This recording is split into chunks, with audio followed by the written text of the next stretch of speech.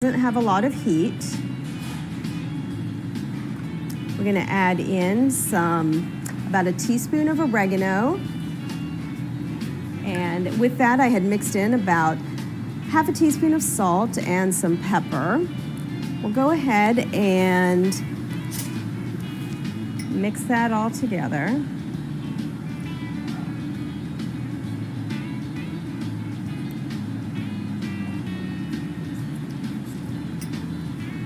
To this mixture, I'm going to add some lemon juice.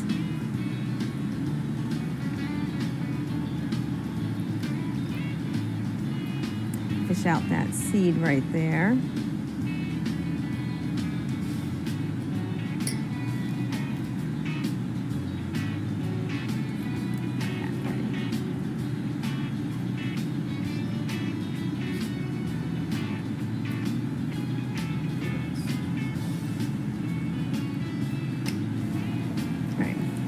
So to this paste, we are also adding the lemon juice to equal the juice of 1 lemon.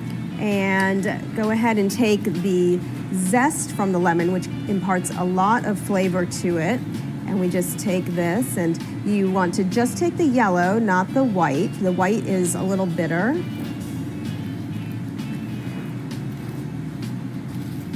Go, and that looks pretty good. We'll just scrape that lemon zest into our rub and gather all this up, add it in.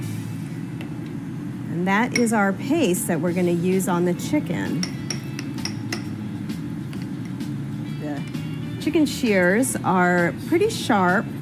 They can be found at most stores, and I find that they're very easy. You can just take the scissors or shears and cut them. It just opens the bird up like that.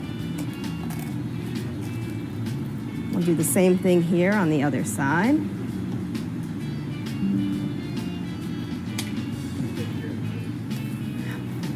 All right, and then you can, if you save the bones, you can put them in your freezer and make a chicken broth out of these later, or if you don't save them, you can discard it. Next, I take this bird and I just take my fingers and rub it right under the skin here. I tend to put my rubs and my spices under the skin so that when the chicken bakes, you can decide to either eat the skin or not eat the skin. Skin sometimes has a little more fat, and even if you discard the skin on this one, you'll still have a lot of flavor right in the chicken and the meat. Go ahead and grab our rub we made earlier and just take kind of a handful of that rub, and we'll rub it right under the skin, trying to get all the parts and the meat of the chicken. Turn the chicken over and get the back side.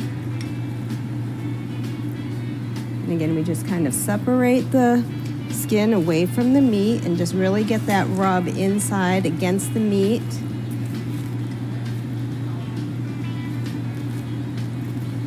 Same thing on this last part here.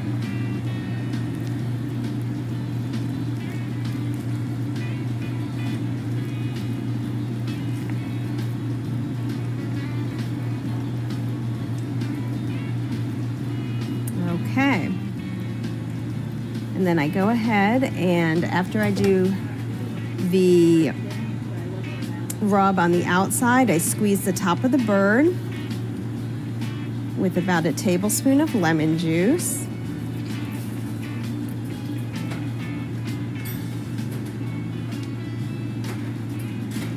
And then add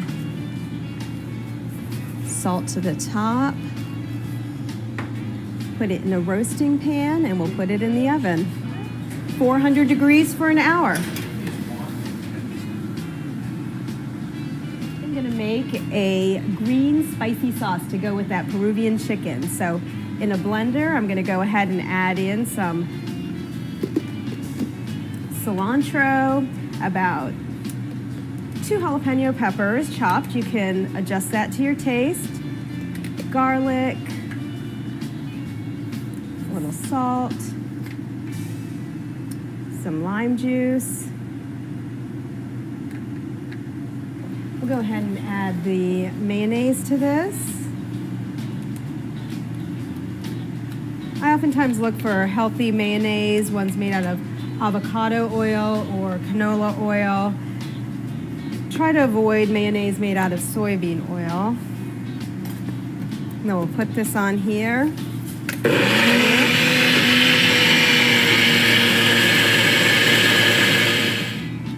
Here we go. Looks delicious.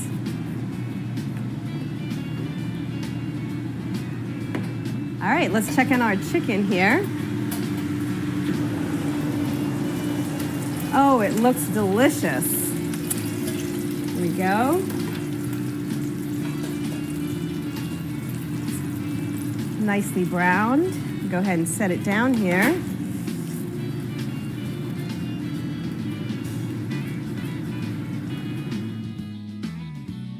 One of the things we added was citrus to a lot of the portions of the meal. Citrus is a great way to add flavor without adding salt or sugar. This is a good example of a appropriately portioned plate. There is protein, usually about the size of a deck of cards. There is a whole grain, which should keep about the size of your fist or smaller. There is a side of soup. The soup has a lot of beta-carotenes, vitamins. The more color there is to your vegetables, the more nutrients there are.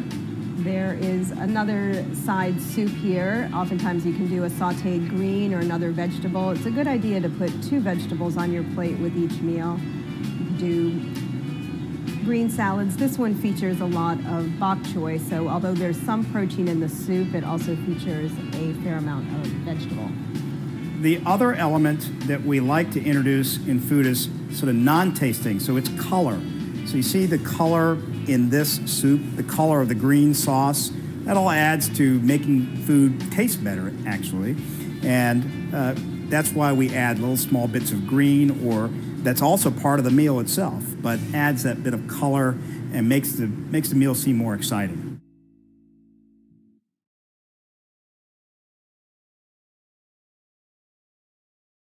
You are now entering Winchester, Frederick County. Close to home, but nothing like it. We're all out of hustle and bustle, but there's plenty of small town charm and characters to go around. You can't get here by following directions, only your gut. Let our old town teach you a few new tricks. Take a hike on the beaten path.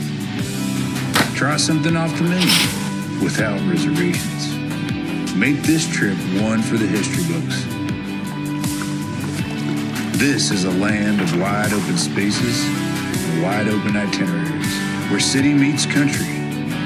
All are welcome, all are family. All you have to do is visit.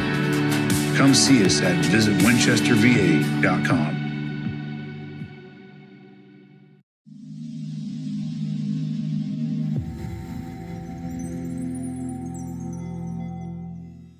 First of all, let me say thank you for each and every one of you that come out to celebrate with us today. This was a long time coming, and we finally got her open. So we are officially open for business today, December 2nd, 2021. And we're about to cut the ribbon and go to work. So again, I want to thank each and every one of you. And well, before we cut the ribbon, let me do some introductions. How about that? So, I guess first of all, let me introduce Justin Salon. He is the chairman of the board, the owner of the corporate franchise, I guess that's the appropriate term, and then his executive vice president, Jim Harrington. Jim is where this all started with me. Started looking at this particular facility December of 2020. I think Jim and I had a conversation in June timeframe of 2021, and here we are today. So, Jim, thank you very much. Congratulations. Thank you. Thank you. Thank you Congratulations. very much. I appreciate it. So, with that, I've also want to introduce my service manager, Jim Blakely, one of my lead techs, Mike. Scott, thanks for being here with us today. And obviously, I have to.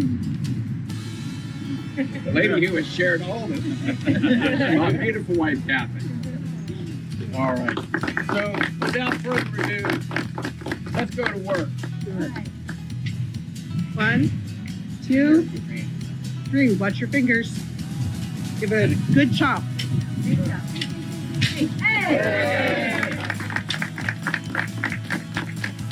Happy birthday, son. It is. Happy birthday! Happy birthday to you. Happy birthday to Tim. Happy birthday to you. Thank you. Thank you. That will make me sad.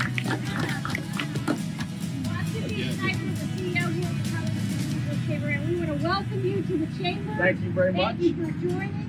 We really appreciate your support of the community and our organization. And I can tell with the tenacity and the perseverance that it's taken to get this far, you're going to be great. So Thank you very much. congratulations on a great start. Thank you very much. I appreciate it. Thank you. Now check my oil.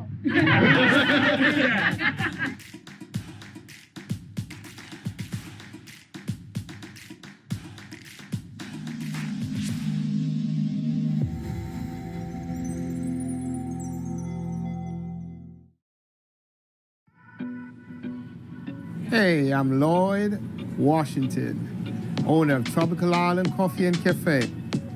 Hi, I'm Angel Christian, the manager of Tropical Island Coffee and Cafe.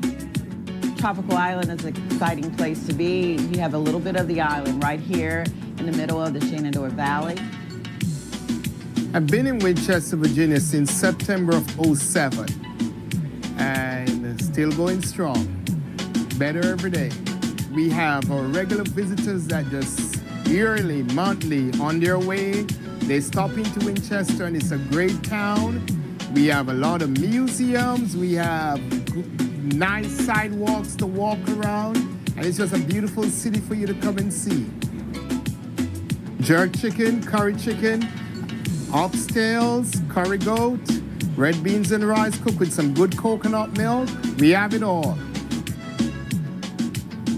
And while you come into our beautiful city, make sure that you stop and see us at the corner of Piccadilly and Braddock Street at 39 West Piccadilly Street, where you get a taste of the island. Come and get jerk.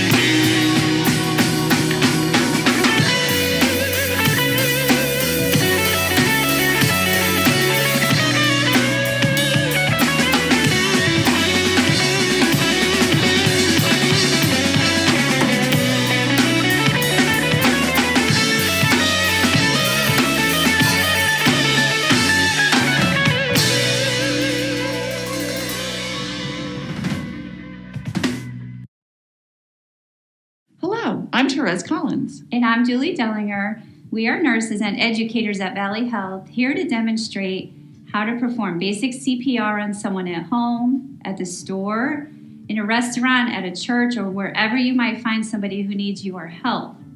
We will also show you how to use an AED, an automatic external defibrillator. Each year in the United States, hundreds of thousands of people die or become permanently disabled from sudden cardiac arrest. With early intervention, with your help, the victim may survive and return to their normal function. We're going to show you how to quickly assess the person, how to get help, and what steps to take in order to render aid. When someone needs your help outside of a hospital or clinic, you are performing as a Good Samaritan, and you're needed to act quickly. The first thing we want you to do, if you are going to be practicing with us, is to put your firm pillow on the floor. You can use this to practice compressions on, or you can simply watch us and maybe practice later.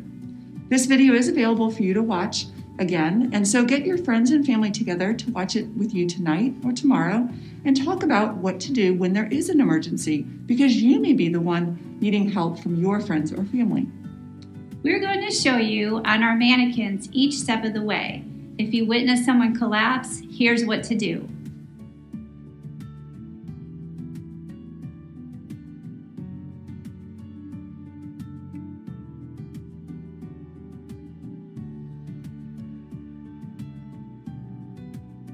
Are you okay? Are you okay?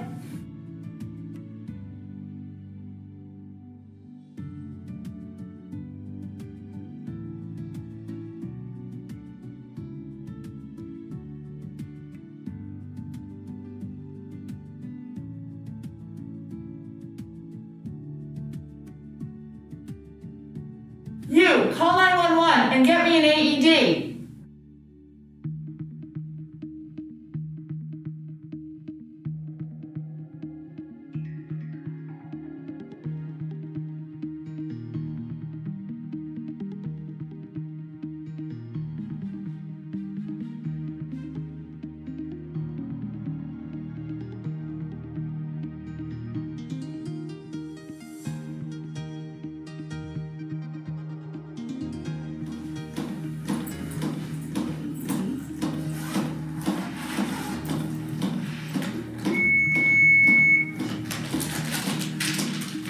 Apply pads to patient's bare chest. Plug in pads connector next to flashing light.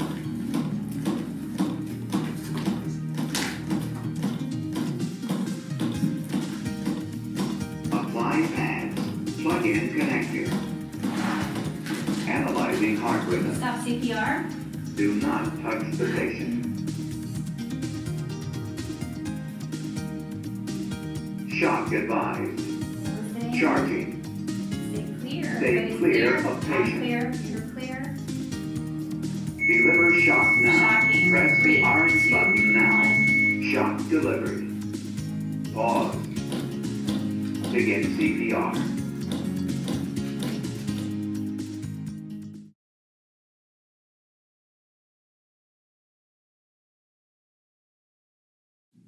Be sure it is safe for you to go near the person.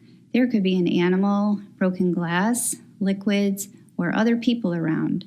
We do not want someone who is panicked make poor decisions when someone needs your help. Once you know it's safe, tap briskly on the person's shoulders to see if they respond. Look to see if they are breathing for about 10 seconds. Sometimes people collapse because of low blood sugar, an abrupt blood pressure change, or they simply fainted. If the person doesn't respond at all, point to someone close by, give them a specific instruction to call 911 or whatever is appropriate for where you are. You, call 911 and tell them I think I need the AED. You also want to ask someone to get an AED. Many stores, churches, malls, businesses, and airports have AEDs available. Get into the habit of looking around when you are out to see where the closest AED is located. If you are alone, you can call 911 on your cell phone and put it on speaker mode. Then lay it next to you. Tell the dispatcher there's an unresponsive person on the ground and they can help direct you to start CPR if needed. Once you have asked for help, kneel over the victim, clasp your hands one on top of the other like this, and start pushing on the center of the person's chest over their heart. You want to push hard and push fast, but not too fast. You may be nervous and a lot of adrenaline is being released, but compressing at a steady rate will help you do well. You will get tired, but do the best you can. Help is on the way.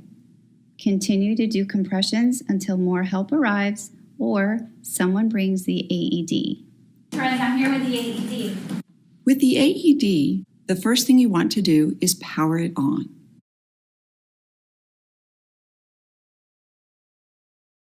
Then you want to follow the prompts according to that particular AED. Most will have you apply the pads to the patient's bare chest.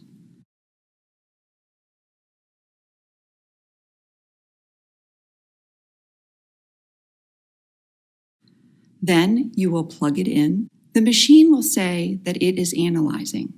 It's important that you also declare that we're analyzing and everyone should stay clear of the patient. CPR, Do stop. not touch the patient. It's clear. Sometimes during an emergency, there's a lot of noise and you're the one who can hear what the machine is doing and reinforce the step that needs to happen. Shock advised. Okay, everybody stay Charge. clear. If there is a shock that should be delivered, tell everyone to stay clear of the patient while the machine charges. Make sure that everyone is clear as you do this. Deliver shock now. Shocking in Press 3, the orange 2, button now. 1, shock. Shock delivered. It is important to then immediately resume CPR. Someone different than who was doing CPR while the AED was being applied, because that first person is likely to be too tired at this point. I think my baby's choking. Can you please help me? If someone comes to you and the baby appears to be choking, not moving air, flailing their arms, you need to act quickly but safely. I don't know how to get him. Please help. Okay, baby. Okay, so first thing I'm going to do is I'm going to support the baby's neck and support the whole baby down my thigh and 5 quick, firm thrusts on the back of between the baby's shoulder blades. 1, 2, 3, 4, 5. Gently roll while supporting the head and neck, and then in the middle of the chest, 1, 2, 3, 4, 5. And again, rolling, keeping the baby's head down below the level of the body. So if you are successful, 1, 2, 3, 4, 5, that food or whatever is in the baby's throat will fall out while you have them face down. 1, 2, 3, 4, 5. 1, 2, 3, 4, 5. And there, hopefully, the baby is doing better.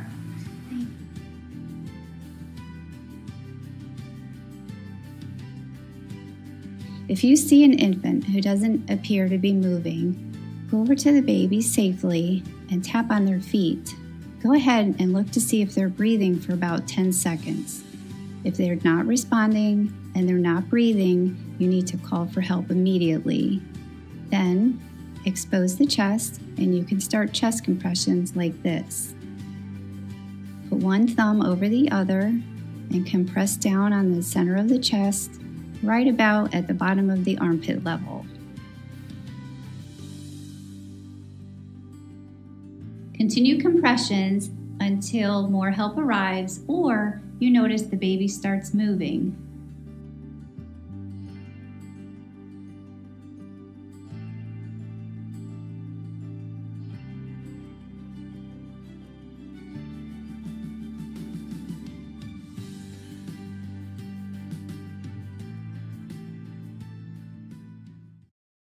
My name is Jeremy Shen, and I have the privilege of being the marketing director at YHB CPAs Consultants. We are a public accounting and wealth management firm. YHB has been part of the chamber for, I believe, at least over 60 years. One of the things that we love about the chamber is just the opportunity to connect, providing opportunities for our staff to get out and meet new people. We use a lot for training for our younger staff to learn how to communicate. I love what they do for our businesses in the area, so not just ours, but other ones, for nonprofits that they work with. They just do a lot to give back, and so the least I can do is show up, bring people with me, and be a part of a good team member as part of the TVRC. Specifically, two events that come to mind when I think of that have really impacted me or helped me is one is the Greater Good Awards. A lot of businesses come together and honor people that are doing great things in the community. I believe I'm still young enough to be part of the Young Professionals group here, and when I was first came to Winchester and started at YHB, the Young Professionals group was a great place to connect, meet people my age, peers, and really are the next generation of leaders here in Winchester. My connections through chamber membership have really become friendships that feel like business partners who all want each other to succeed and to do well, and to make why we call this place home. I'm Jeremy Shen, and that's why the Top of Virginia Regional Chamber is my chamber choice.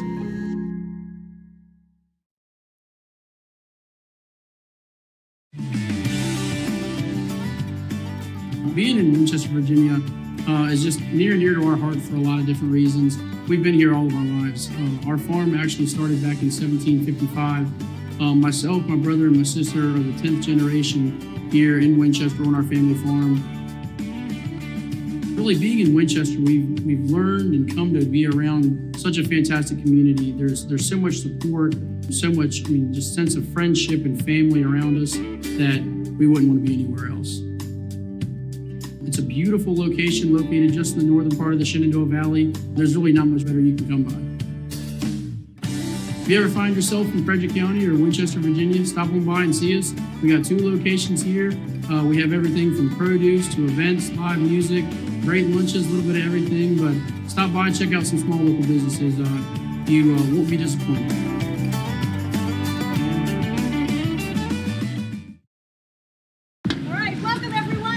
Schneider with the Top of Virginia Regional Chamber, and we're here today at the corner of Cameron and Boscawen Street in downtown Winchester, Virginia, celebrating the opening of F&M Bank's newest location. With me today is Mike Wilkerson, some of his staff, board of directors, also Les Beach with Winchester City Council to kick off and celebrate the opening. Mike, tell us a little more about what you do here. Well, we offer community banking at its best with modern technology. So it's, as I describe it, it's a classic Mustang with all the modern thrills. But what we do more than anything is we offer banking with extraordinarily talented people. What's in there, a thing is banking for people. That's what we do. Noticing that inside, you have quite a rich group of people with knowledge and experience. This is the culmination of the first 18 months of F&M making a commitment to Winchester, both in locations and people, but also in the philanthropic work that we do in the community, both through deeds and dollars. You'll see some of that a little bit later today. But it's an extraordinary company, it's an extraordinary community in Winchester, and it's just a perfect match. I also noticed you're really helpful with some of our nonprofits who are supporting some of the needs in our community, and really appreciate that. We'll make sure we add the video, the poster of all the great nonprofits you all are working with and supporting. So let's celebrate, Mike. See if you can cut that ribbon on the first try.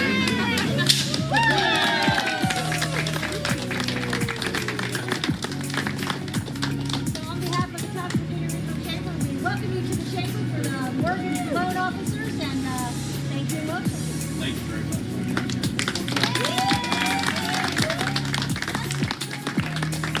Mike, I'd like to welcome F&M Bank in Winchester. This bank's been around since 1908.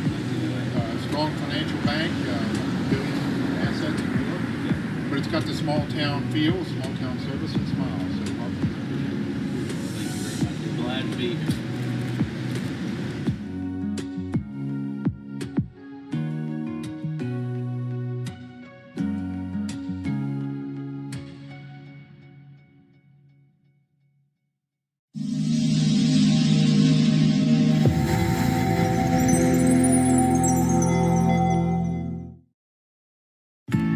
I'm Holly Redding. And I'm Bonnie Landy, and we are the co-owners of Winchester Brew Works. Well, we met in Harrisonburg, Virginia, which is only about an hour away, and we really loved homebrewing and cooking together and baking together and that kind of thing. Being in a small town like Winchester, you get to know a lot of your regular customers really well, and we're able to meet a lot of people in the community. We are such a small brewery that we are able to play around with flavors a lot. We only brew about 100 gallons at a time, which gives us a lot more flexibility than some of the larger breweries around. We have a really large tasting room, so we're able to offer events that smaller venues can't offer. Yeah, the downtown area is a wonderful place to visit in Winchester. Really the whole city of Winchester and the local area. So come down and see us when you're in Winchester. We're at 320 North Cameron Street. We love to share a pint or a flight with you. We're open 7 days a week, so come see us.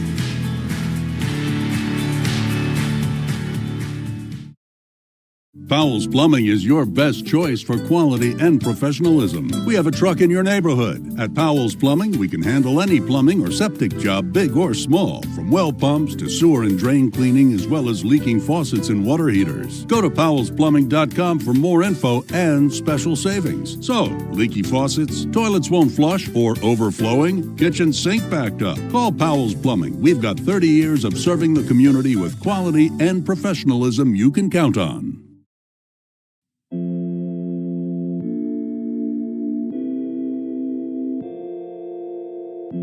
Okay, so after high school and college, I helped a few contractors in the area doing some painting and remodeling work, and then I ended up getting a job over in Upperville. I worked for Mr. and Mrs. Paul Mellon for about 14 years, and it was just a great job. It was a great opportunity. And then Mr. Mellon had passed away in 1999. So at that point, I was figuring out what I was going to do. I then formed my own company, my own small home business, repair company, home improvement company. I did that for about a year, and then my sister-in-law, my wife's sister, who was an officer with the department, she encouraged me to come and apply. And at the time, I was thinking, a police officer? I don't know if I can be a police officer or not, but I'll give it a shot. So came in, took the test, went through the process, and I joined the department in December of 2001. Worked the evening shift for a number of years, and then got promoted to a sergeant. Was then transferred to day shift for 5 or 6 years or so. Then went through another promotion process. Got promoted to a lieutenant, was back on second shift for a while. Also did a little bit of time in CID, which was interesting. I was about a year back there doing some stuff and really enjoyed that part of it. Then about 3 or so years ago, I was offered the opportunity to actually come down to this area, the Old Town area, and oversee the mall, help with the businesses down here, do a lot of community policing. That intrigued me a lot because I grew up in this area. I was born in Winchester, probably one of the few officers that was actually born and raised in the area. So I knew most of the people here in the city, and down here, I knew and still know a lot of the business owners. So I knew I would have a pretty good connection with everybody. And I enjoy being out and talking to everybody and trying to help everybody with whatever they have going on. From the simplest things to maybe the most difficult things, I'm pretty flexible, and I enjoy that part of it. Of all the areas and the things that I've, been able to experience, probably the one thing that I really, really enjoyed the most was being one of the first and the founding members of the Honor Guard, which was developed, I think, back in 2014 by Major Kelly Rice. And when I was approached and asked to be a part of it, I really felt honored, and I still do. It's one of the more important parts of the department. It's always critical, and it's very, very important to give back the honor and the respect to the people who've wore the uniform and, who have paid the ultimate price, laying down their life for the city and for the department. So that part of it is probably the one thing that I'll always hold as probably the highest thing that I did while I was a part of the police department.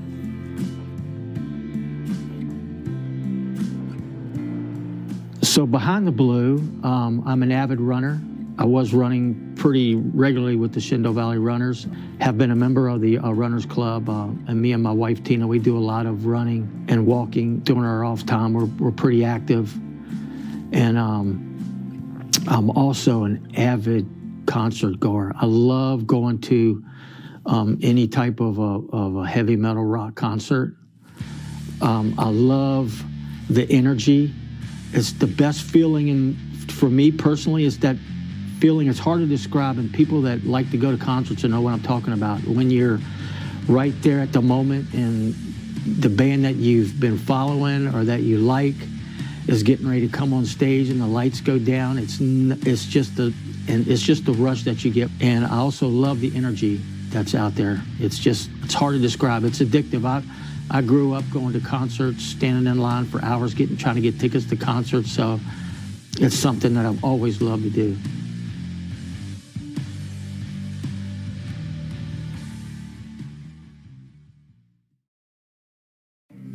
My name's Loretta Brede, and I'm the owner of Brede Vineyards.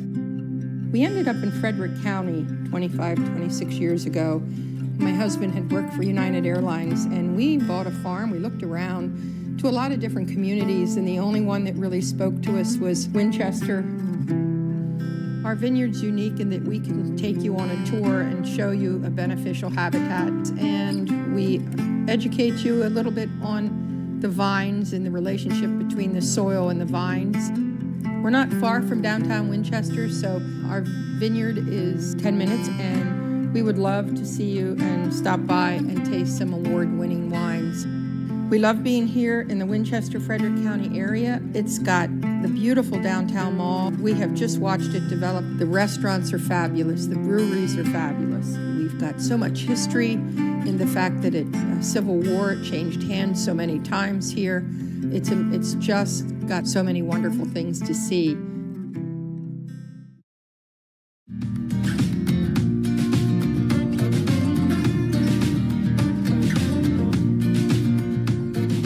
Situated in the northern Shenandoah Valley, the top of Virginia is a picturesque region with a historic past and strong future to offer those who call the region home. There are a variety of housing options and peace of mind thanks to an award-winning hospital serving the community. Area employers include a mix of public sector agencies, internationally known companies, and locally owned businesses. Choose from 3 area school districts and a number of fine private schools. Shenandoah University and Laurel Ridge Community College are close to home, or attend one of the several colleges and universities nearby.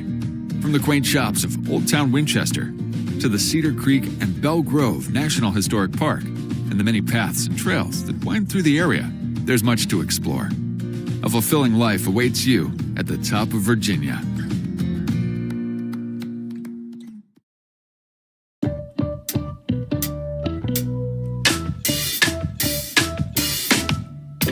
Must have spent 45,000 up in Tiffany's. Oh no.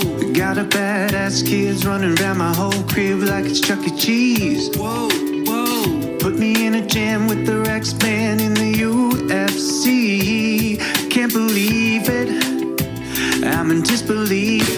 This chick got me paying her rent, paying for trips, diamonds on her neck, diamonds on her wrist, and here I am all alone. I'm so cold, she got me out here, looking out the window, smoking out the window, thinking how could she do this to me? How could she do this to me? Oh, I thought that girl belonged to only me, but I was wrong. She belongs to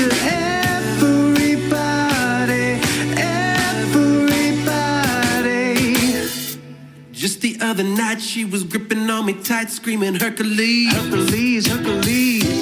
Got me in a club looking for a new love, won't you help me please? So baby, why you doing this? Why why you doing this to me, girl? Not to be dramatic, but I wanna die. This chick got me paying rent, paying for trips, diamonds on her neck, diamonds on her wrist, and here I am all alone. I'm so cold, you got me out here smoking out the window. The benzo, singing, how could she do this to me? How could she do this to me? Oh, I thought that girl belonged to only me, but I was wrong, 'cause she belongs to everybody, everybody.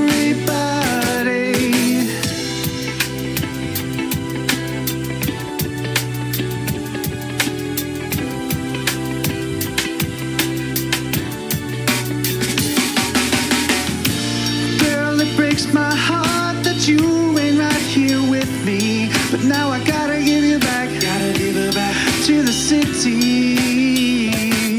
I'm smoking out the window,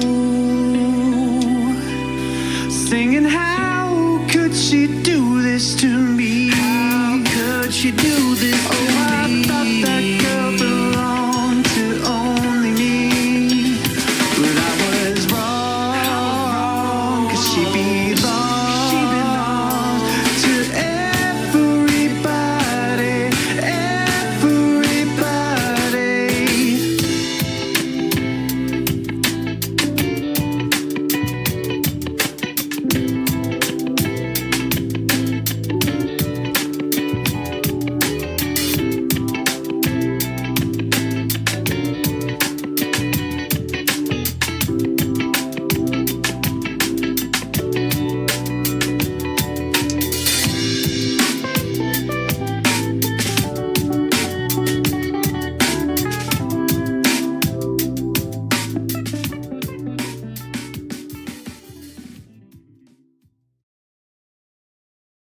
Okay, good morning, everybody. Is that better? Okay. If you can't hear, just ask you guys to fill in the front here. I'm John Piper, Chief of Police for the City of Winchester, and I want to thank everybody for being here today for this very special event. Before we get started, I would like to take a few moments to acknowledge some VIPs that we have in attendance today. Tara Edwards and her stepfather, Stacy Barr. Hunter's mother, Ann Barry Wade, AB.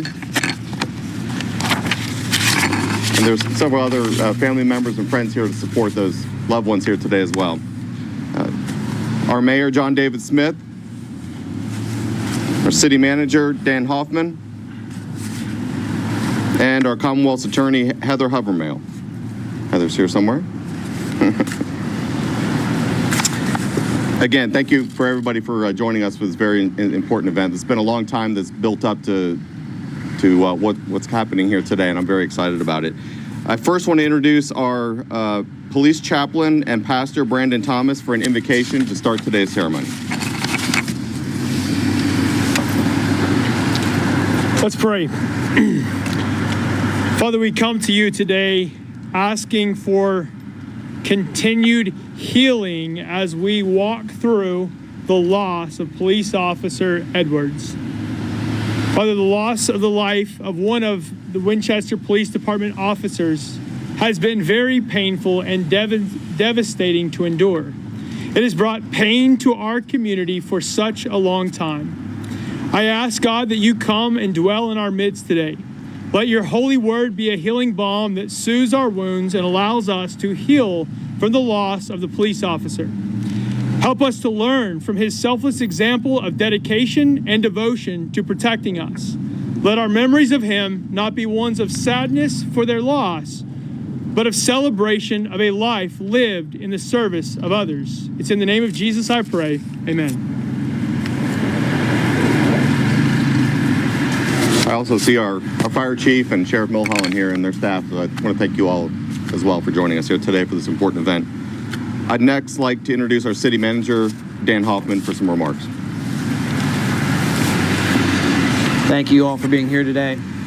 Although I never had the privilege to meet Officer Edwards, anytime you lose a member of your family, it's an incredibly hard thing to process. And in this particular line of work, Officer Edwards' chosen line of work, oftentimes the people you work with are like family.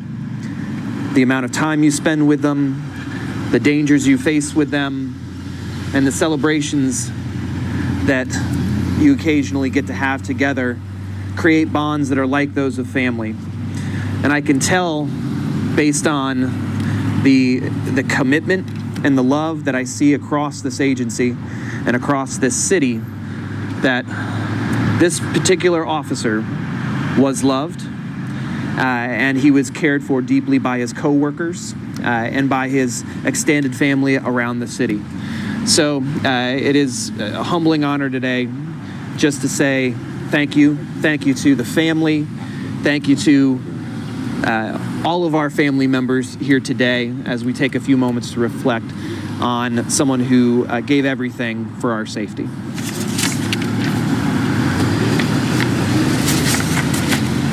Thank you, Mr. Hoffman. It's next my honor to introduce our mayor, John David Smith, for some remarks. Thank you, Chief. Good morning, everyone. This is a time where we recognize one of our own, and it's unfortunate that we have to recognize the great service of our officers when they lost their lives. We should always recognize the service of our officers on a daily basis. Those who serve us and protect our community are of great importance to this city. I want to thank the family for coming out, and this is the least that we can do to show our appreciation for your son and for your husband. This will be a constant reminder to everyone in the city of the efforts of Officer Edwards. Thank you very much.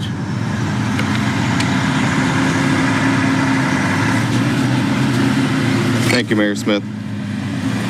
I now want to introduce Ann Barry, A.B. Wade, Hunter's mother, a woman who I tragically got to know under very tragic circumstances, but I've been blown away by her grace and her strength, and she's just a fantastic woman. It's my honor to get to know you. Thank you. And with that, I'm going to hand this off to you to say a couple words. Thank you. Thanks. I'm not even sure I really need this microphone. I've always been told I have a big, loud voice. But so I will start off by saying thank you to Chief Piper as well, to the mayor, to the city council, to the city manager. This has been a long time coming. And I'm so glad that our vision, y'all's vision, is coming to fruition now. So this memorial is actually perfect in a lot of ways. It's subtle. It's not big and grandiose, yet it's strong, which is symbolic of what police officers need to be.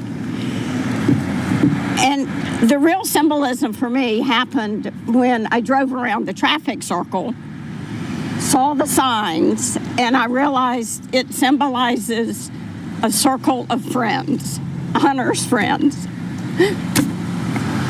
I think I get more upset thinking about how difficult it is for his friends and law enforcement officers to continue to go to work every day knowing the dangers that they're faced with. So the circle to me is really representative of a circle of friends. Hunter rarely talked about arrests that he made at work or bad situations that he encountered. But what he did talk about was the friends. And that, again, continues to symbolize this memorial. Years ago, I was in law enforcement for a short while. So in general, life is a journey. But when you choose a career in law enforcement, that journey is like no other. So I'll wrap this up by saying there's a famous children's book author who said, "Sometimes you'll never know the value of a moment until it becomes a memory." So thank you so much for honoring Hunter's memory with this memorial. Yeah. Awesome. Thanks.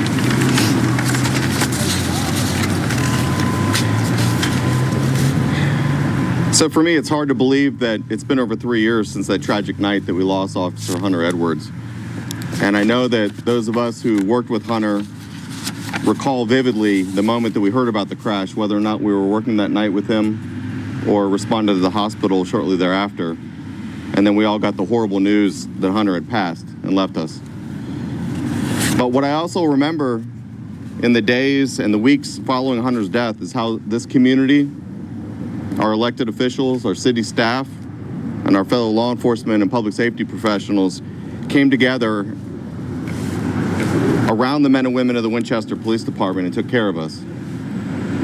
Not only in the immediate aftermath of Hunter's death and the funeral, but by dropping off flowers, meals, notes of condolences, and showing support in the months and now years to come. During Hunter's funeral, we promised his family and each other that we would never forget his legacy. And I know that the men and women of the Winchester Police Department have lived up to that sacred promise by living our lives and policing this community with professionalism and honor in a way that would make Hunter proud of us. Today is also an important event because it demonstrates our standing commitment to never forgetting the memory of Officer Hunter A. Edwards. I want to thank our mayor, members of City Council, and our city manager for supporting this proposal and bringing this project to life that you see today. A lasting memorial and dedication to Hunter that will forever serve as a reminder of the police officer, husband, father, son, grandson, and friend that Hunter was to so many.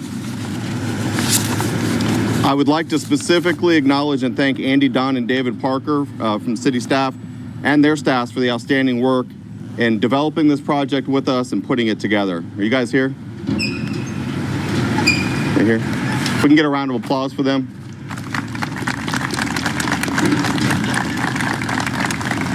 Thank you guys. Truly incredible, beautiful project. You know, each time one of our police officers now and for generations to come passes through this traffic circle and by this beautiful memorial next to us, it's my hope that they'll do so with pride, knowing that Hunter's life and his ultimate sacrifice will be a permanent part of this department and of the city. I'm now going to ask Hunter's family to come up here and help me officially unveil the memorial plaque. And after that, I'm going to ask Pastor Thomas to come back and give a closing benediction, followed by a musical presentation by our bagpipers.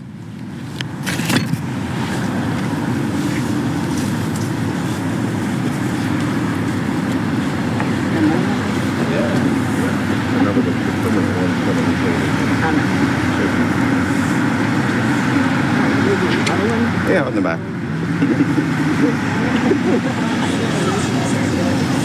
There we go.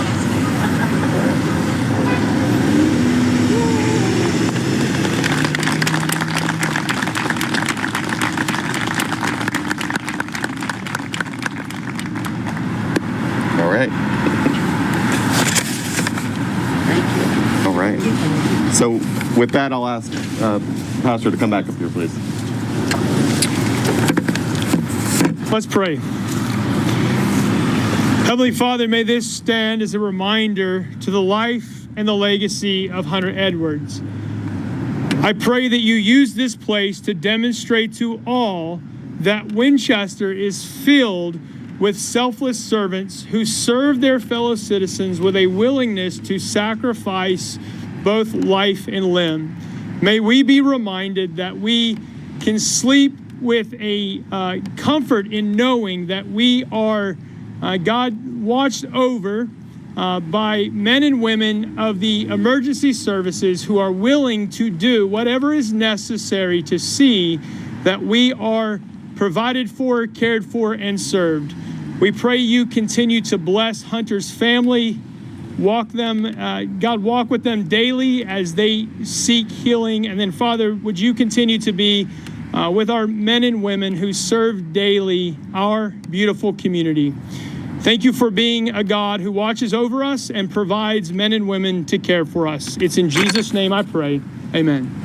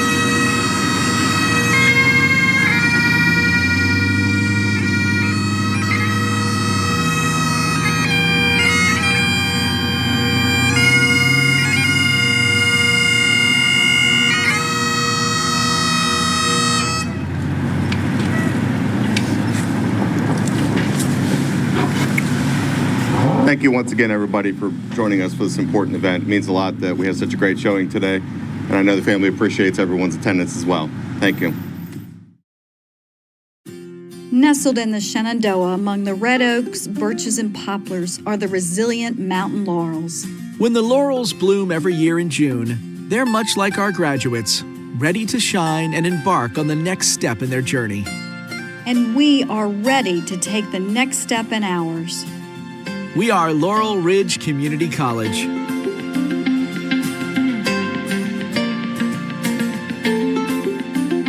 It is our mission to provide a positive, safe, dynamic learning environment where all who walk through our doors feel included. From academic pathways to workforce certifications, our goal is to invite and inspire every student who has a plan to achieve. Our faculty, staff, and instructors are leaders in the field, helping to innovate new ways of teaching and learning.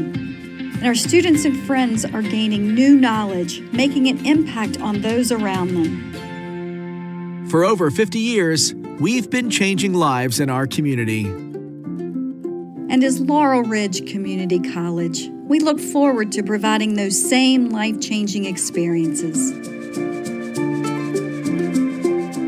You belong here. Grow with us.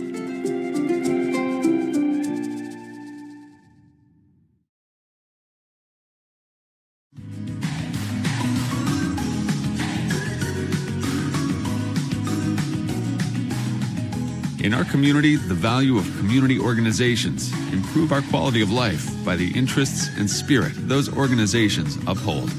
Community organizations provide opportunities for friends and neighbors to give back, get involved, and come together while creating a sense of pride for the city they all share. Contact a community organization today and discover the contribution you can make through your participation and support. Hi, hello everyone. Welcome to another wonderful ribbon cutting. We're in downtown Maryville, Virginia, here at 7 North Church Street, welcoming one of our newest members, Integrity Tax and Bookkeeping. And to tell you all about them is Regina Hubble. I'm Regina Hubble. This is my business partner, Debbie Soiling. We're Integrity Tax and Bookkeeping, and as the name suggests, we do tax preparation for individuals and small businesses, and also provide businesses. We're downtown, right in the heart of Maryville, On top of Spawn Flower Shop, around the corner on Orchard Street is our entrance. So we can work with everyone locally, or if you prefer, we can also work with you virtually. And we're really happy to be part of Perryville and the top work together. Right, to celebrate another top Virginia Regional Chamber ribbon cutting, take it away. Big one, big one, big one. There we go.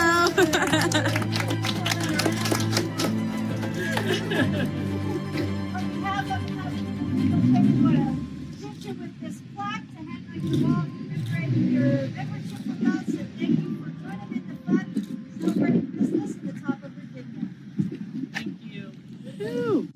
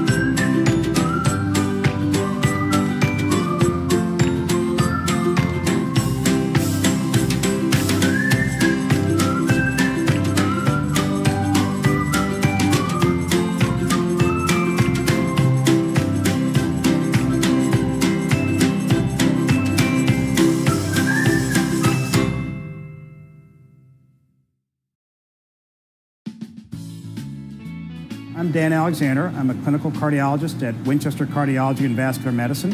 I'm Tricia Nashid, also a cardiologist at Winchester Cardiology and Vascular Medicine. And we're here to share some of the recipes that we make for our own family that we feel are heart healthy and may give you some ideas to cook your own heart healthy meals at home.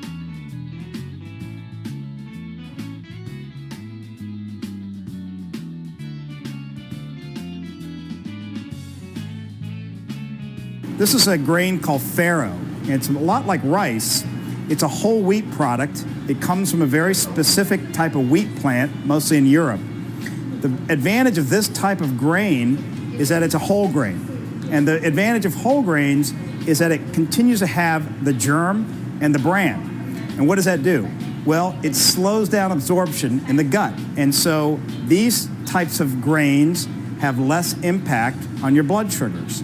And so we like to use these in cooking, and we like to interchange these with other grains that can increase your blood sugars very quickly, like the typical arborio rice that you use for risotto.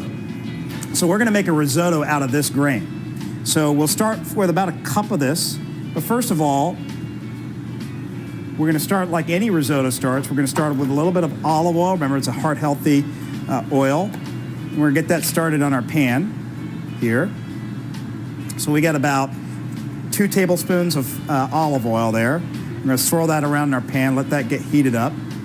Shallots are like onions. If you don't have shallots, you could use plain white onions. We're going to get that started in our pan.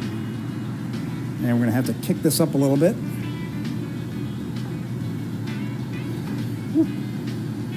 So we're going to get that going in our pan. Shake that around a little bit. We're going to soften up those vegetables. There are 2 options here for this recipe. You can start with cooked farro, which has already been boiled. You don't have to do that, but it's gotten softened up. In our case, we're going to use dried farro, which is very inexpensive, can be found in most grocery stores in your specialty section, and it looks like this. So we're just going to throw that in, and we're going to brown it for a little bit. And that's going to brown up nicely. It's going to give a little toasted flavor to the farro, which I think adds a little bit more to this dish. Get the rest of that olive oil on there. All right. Now, once that's toasted, we're going to add stock. We're going to add warm stock to this, and then we'll start the cooking process.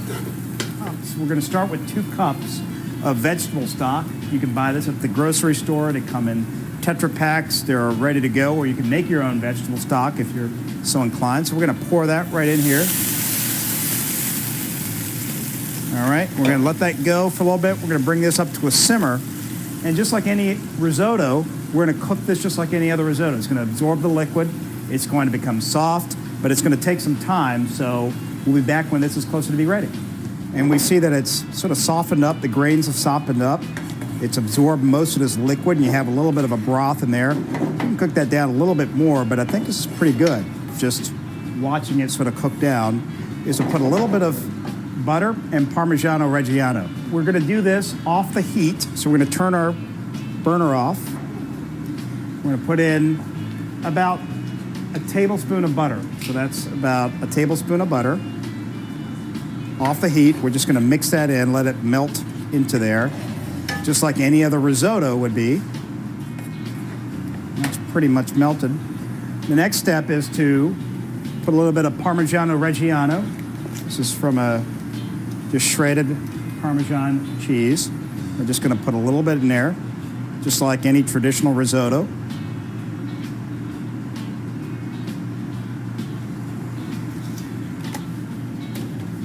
We're going to mix that through. So it makes sort of almost like a little soup.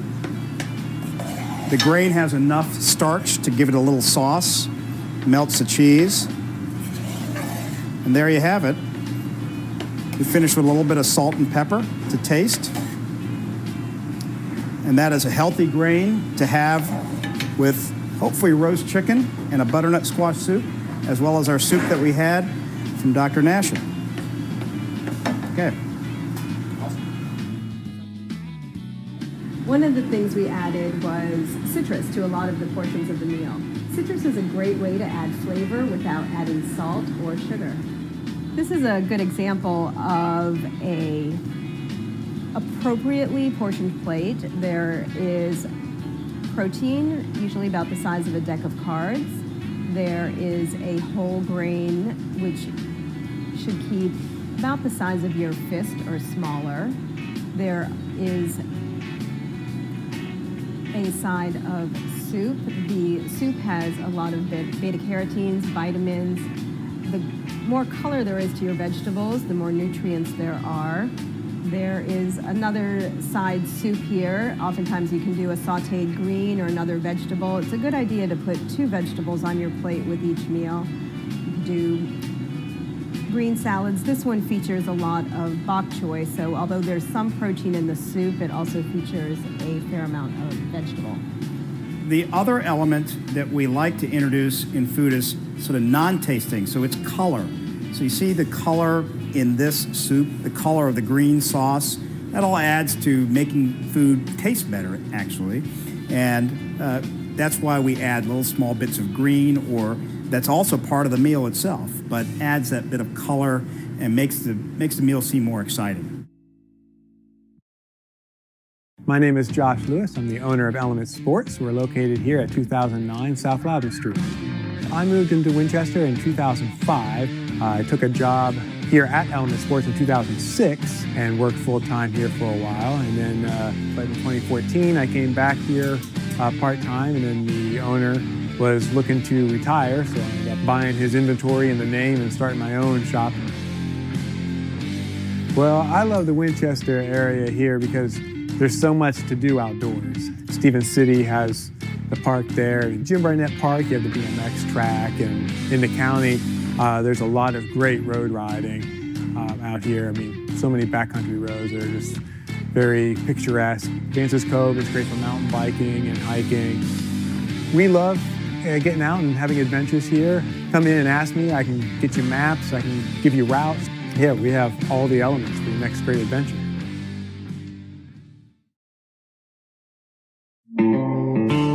You know the name, Sullenberger's Hardware, but did you know they have sporting goods, guns, ammo, archery, hunting blinds, everything for the outdoorsman? Come get some.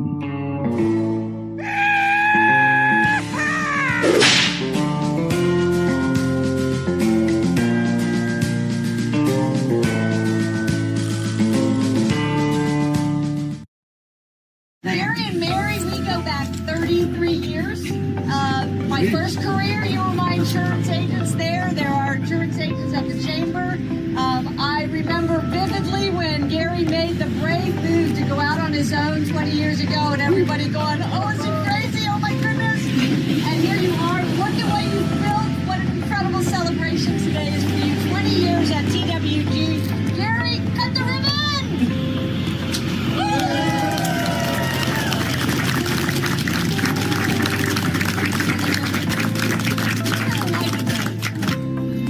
Thrilled that everybody's here, and thank you so much. We've just had so much support from the community, the chamber, and Cindy and her group, and especially our customers and all of our great employees. We're just extremely excited and looking forward to the future. So thank you very much. This is fantastic.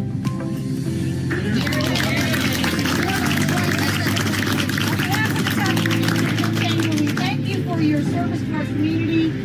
You just, all of you represent such integrity, quiet strength of a leader that is so respectable. Thank you for us. Thank you very much. All right, and Les Beach from the Winchester City Council here to also share a little bit about... Well, just on behalf of the city, I've known these two partners since they started. I was fortunately being the neighbor to one of them.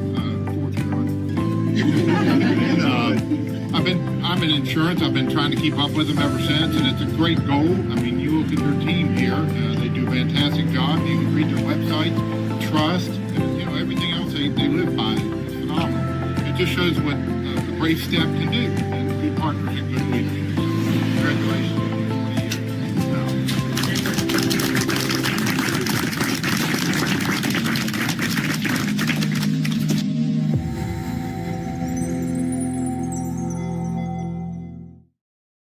I am Christine Patrick. I own the Winchester Book Gallery in Old Town Winchester.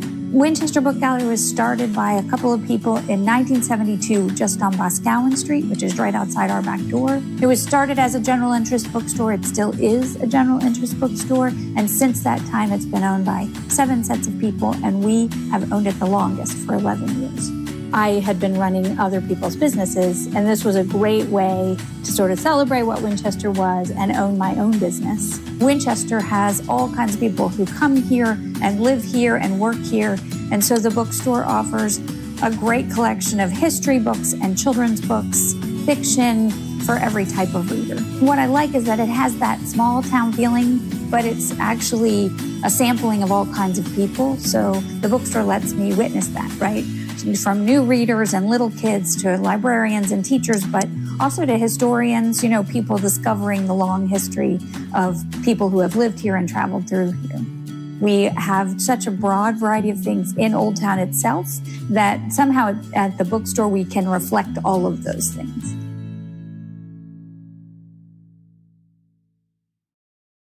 I'm Cynthia Schneider, the CEO and the top of Virginia Regional Chamber, and we welcome you to our community. Looking at your long history, we welcome you to this area, particularly the Winchester. We know that you are going to be great community partners. We see that as one of your missions and your purpose. We've also noticed how you engaged with us right from the onset. So we want to thank you. We want to celebrate with you today as you open your offices here at 112 North Loudon on the Old Town Mall. So, Colin, I think you're the man on the go here, so you'll tell us a little bit more about the history of your company and what you're going to do here in Winchester. Awesome. Thank you very much. Thank you for the introduction today, and thank you for welcoming us today. I was just talking about how amazing this community has been to welcome us in with wide arms to Winchester. We felt that from day one, coming in and an experience along the way. For Warfel, this is year number 111, but also we're starting year number 1 in Winchester. So we've got a long way to go to catch up to that. We're excited to do that with the community.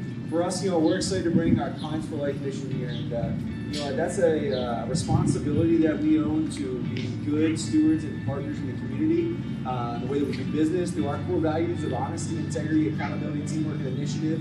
And we feel that marries up very well to the local community. And so I'm excited the whole Warfel team here today. There's a lot of hard work that's went into this moment to get here today. And so I'm so thankful for that. And I have Mrs. Jeannie Shiley from Shenandoah Valley, Westminster, Canterbury, who actually helped us get here. It wasn't necessarily on our path to start, but Shenandoah Valley decided they were going to take a gamble on this northern Warfel Construction, and you know what? We fell in love with the area, and we're so thankful for that gamble, Gina, you took on us, and we're excited to be here, plant roots, and be here for a while. And so thank you for the welcoming along the way, and we're excited for it.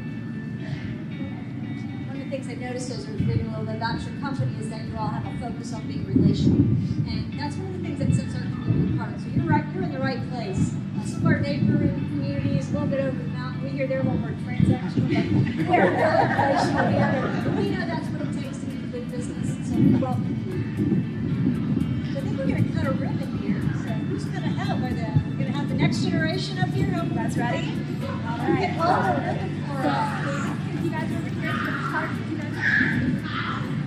See, your parents are really thinking ahead because someday you all are going to have a place to live.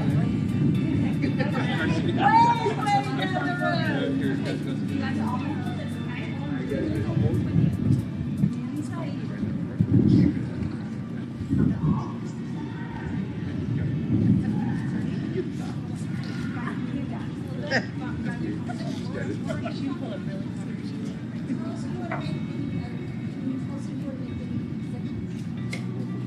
We can do a couple introductions with the families up here. So we have the whole Davis men over here. So Steve Davis, who is going to be overseeing our Virginia operations down here. And it is 4 kids. And we have the Cotter kids, Peter McKenzie here, and then 2 hungry school boys on the end.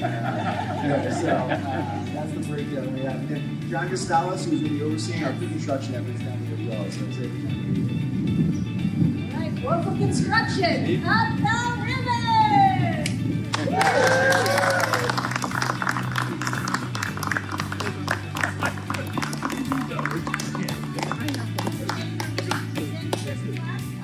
Welcoming you to the membership of the Chamber. We are over 750 members strong, and we're a business organization in the top of the community. Welcome. Awesome. Thank you so much. It's terrific. Thank you. So again, I want to thank everyone for coming out. We've heard these last and everyone here. We wanted to invite everyone next door to really stop. We're going to give some more beers for refreshments. So feel free to go stop by, stay as long as you want. Have the colors that we look forward to speaking with you all. Thank you.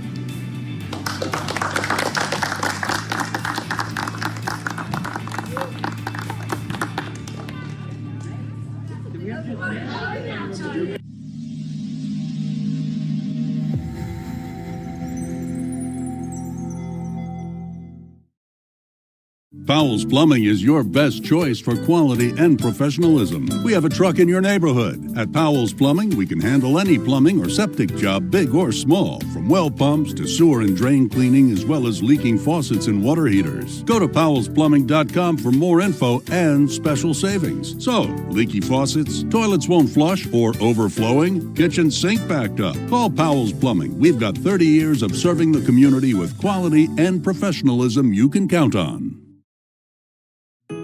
Winchester's a little secret. More and more people are finding out about it now. It's a delightful place to live. And now with Westminster Canterbury, they're coming for that. Westminster Canterbury opened in 1987. We want residents to enjoy their life. We want to give them the highest quality of life possible. We want them to have fun, to enjoy, to share their life experiences, and really just enjoy and contribute back to the community in all the ways that they do. The thing for us was we wanted to be able to move to a retirement community where we could enjoy all the amenities, enjoy everything, and really feel a part of the community. This place offers so much to the residents. Really, there's just not anything that anyone would want or need that isn't right here at your fingertips. It is such a lovely place. You meet people, you instant friends. Everybody has a story. You'll be amazed at the kind of people that you meet here. It's wonderful. It really is. We considered several other locations, and this took the prize. We're just delighted that we made the move when we did, and it's worked out well. I think Westminster has become a family, and you see it every day. And that's what's nice.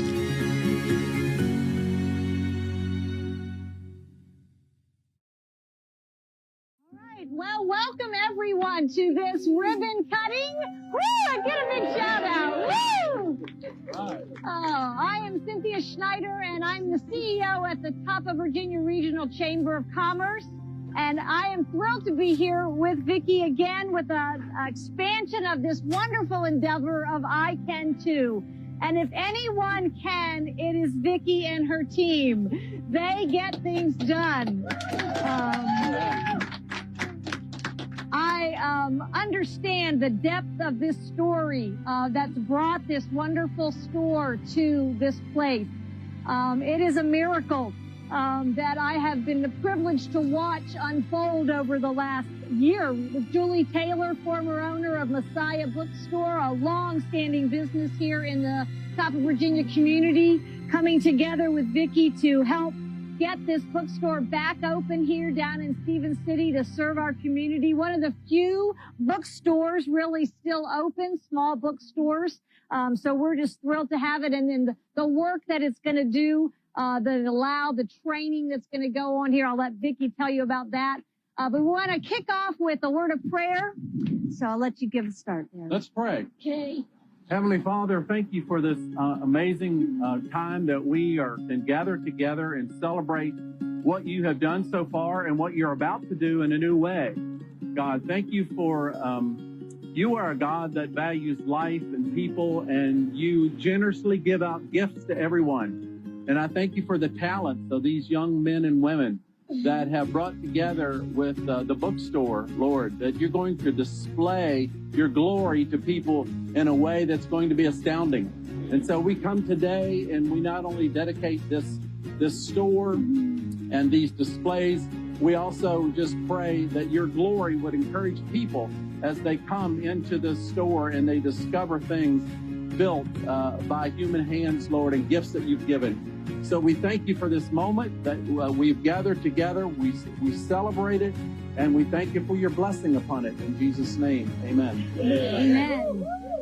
And now to tell you a little bit more about I Can Too, Vicki Robertson, who is the visionary behind it all, the hardest working woman I know.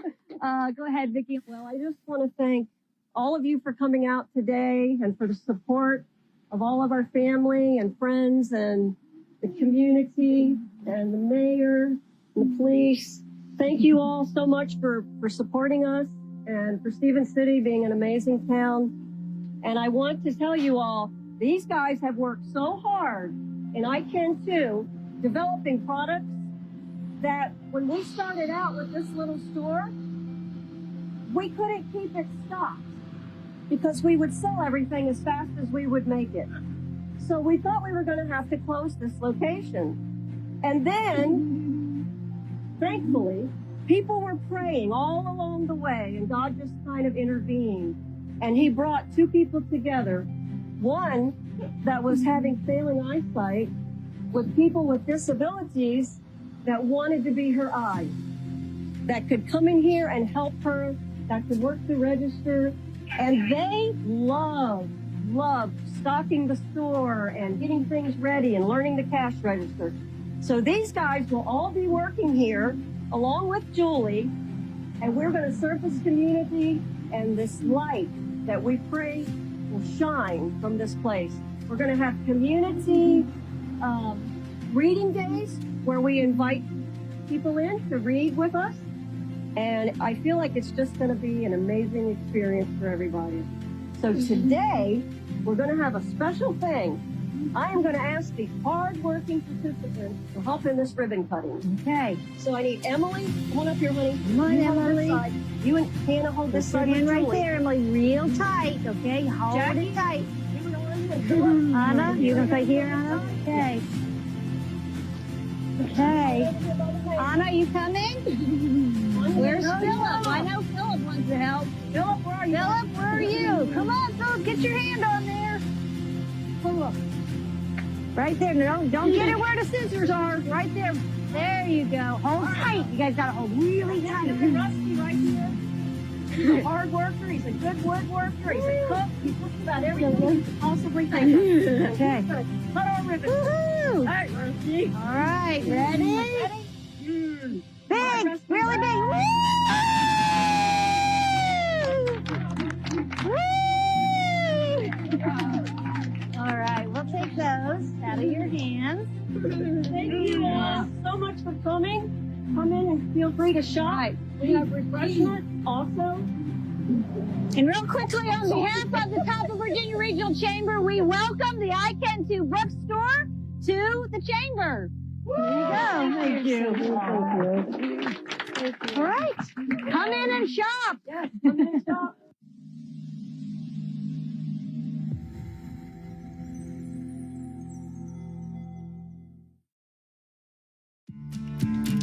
Hi, I'm Eddie Richard. Our business is Richard's Fruit Market. We're family owned and operated since 1878. My mom and dad actually started our farm market back in 1953, the year that they got married. So we have been at the same address for 67 years, basically under the same roof, but still on our same property. Apples, peaches, vegetables. We raise beef cattle, so we have our own steaks, roast, in a freezer for sale, fresh from the farm.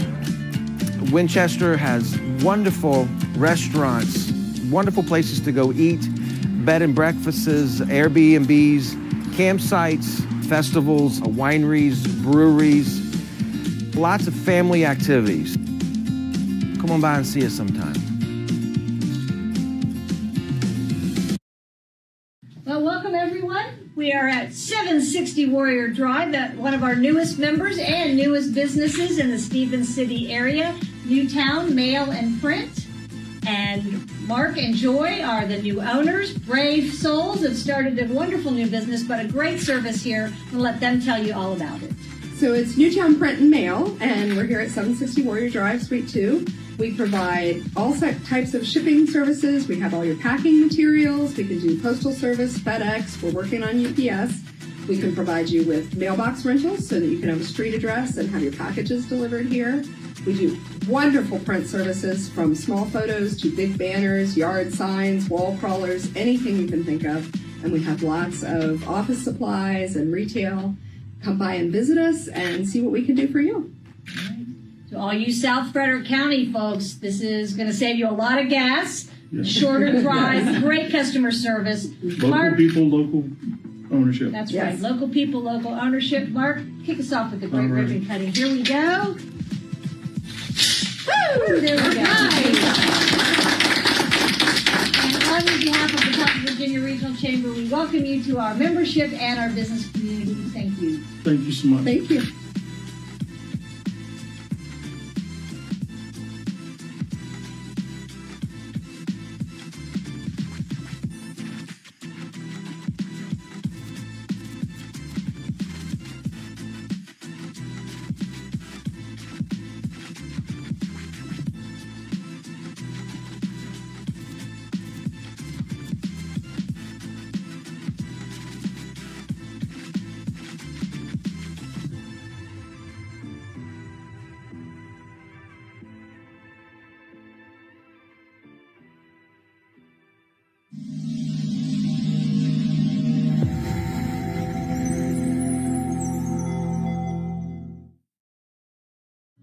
Welcome to First Bank, where there's power in one. One bank that's big enough to deliver technology, yet small enough to remember it's still a people business.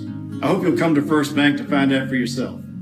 Founded in Strasburg, Virginia in 1907, we remain committed to those who have helped shape our organization, from our employees, customers, shareholders, and communities.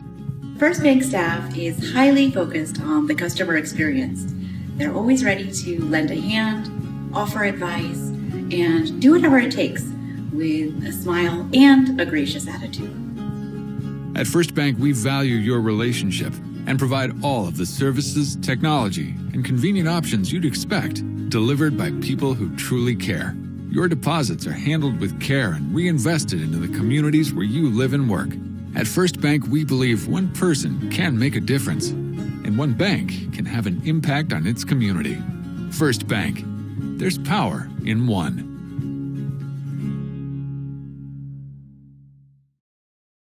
Well, welcome everyone. I'm Cynthia Schneider with the Top of Virginia Regional Chamber, and we're here to celebrate at 1104 Amherst Street, Suite 200, the growth and expansion of ARE AIDS response effort here in Winchester, Virginia.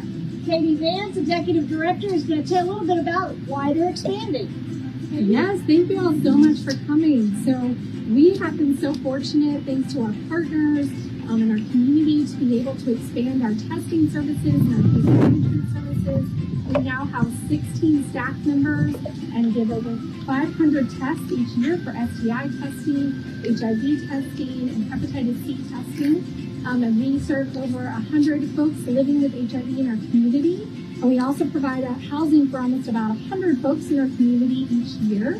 And so we were able to expand to this new location to be able to provide more private and trauma-informed testing spaces for folks. And we're so excited about our new location. So thank you all for coming today.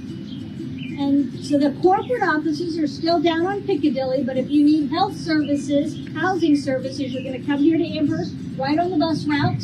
So we're going to celebrate this great expansion by cutting the ribbon. Yes. Lady, cut the ribbon.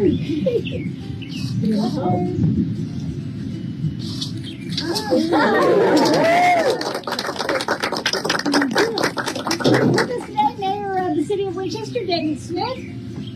Thank you, Cynthia.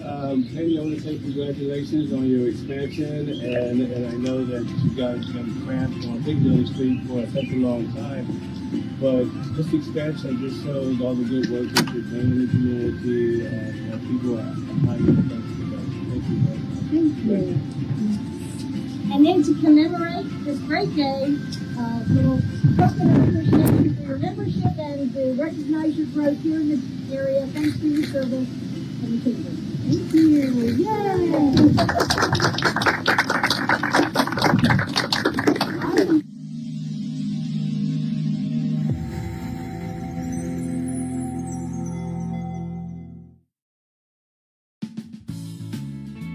I'm Dan Alexander. I'm a clinical cardiologist at Winchester Cardiology and Vascular Medicine.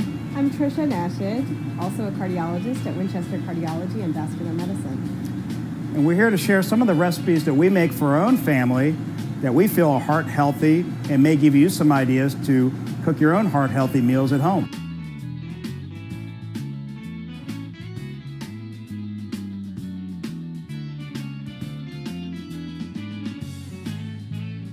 I am going to make a heart-healthy chicken and bok choy soup. So this one is a very low carbohydrate for diabetics and has healthy ingredients like chicken breast and bok choy, which is a form of Asian celery. We're going to start here by adding 4 cups of chicken stock, low sodium, to a stock pot. I'm going to follow that up with about 2 cups of water.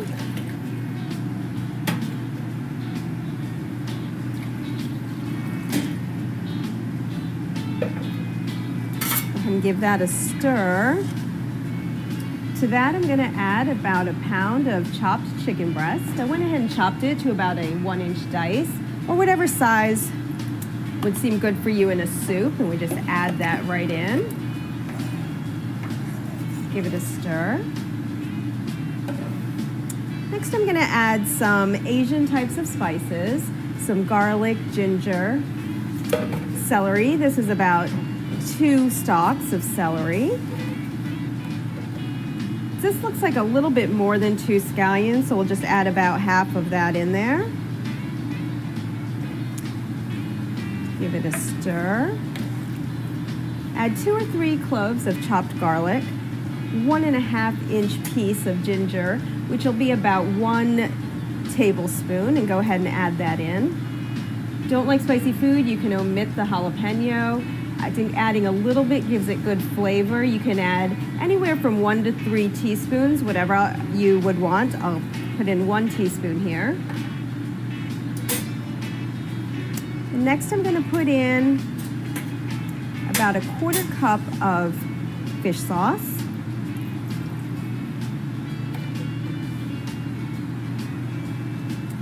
We'll just bring that to a boil until the chicken is cooked through.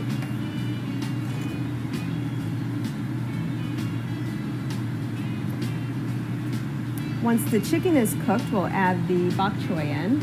So our soup has been cooking for about 10 to 15 minutes. We just want to make sure that that chicken is cooked all the way through, no more pink on the chicken. And so I'm going to reach across here.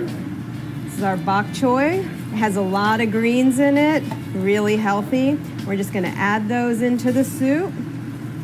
Cook them for just a minute or two until they're wilted.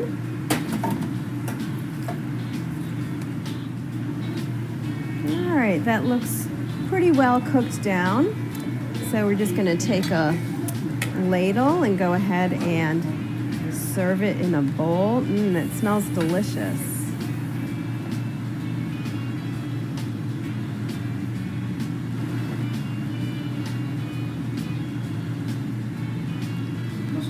I think it's the fish sauce combined with the chicken broth that really brings out that umami type flavor in the dish.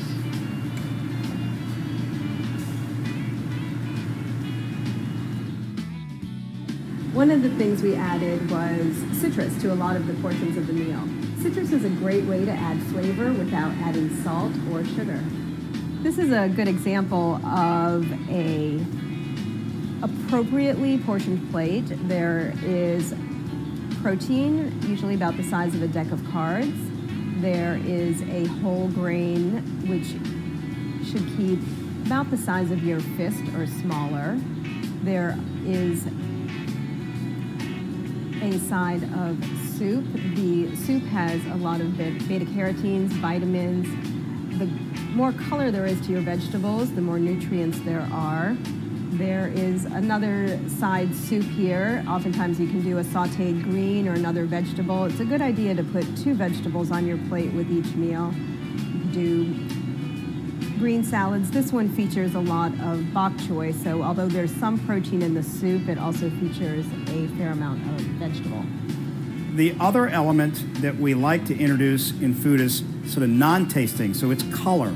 So you see the color in this soup, the color of the green sauce. That all adds to making food taste better, actually. And that's why we add little small bits of green, or that's also part of the meal itself, but adds that bit of color and makes the meal seem more exciting.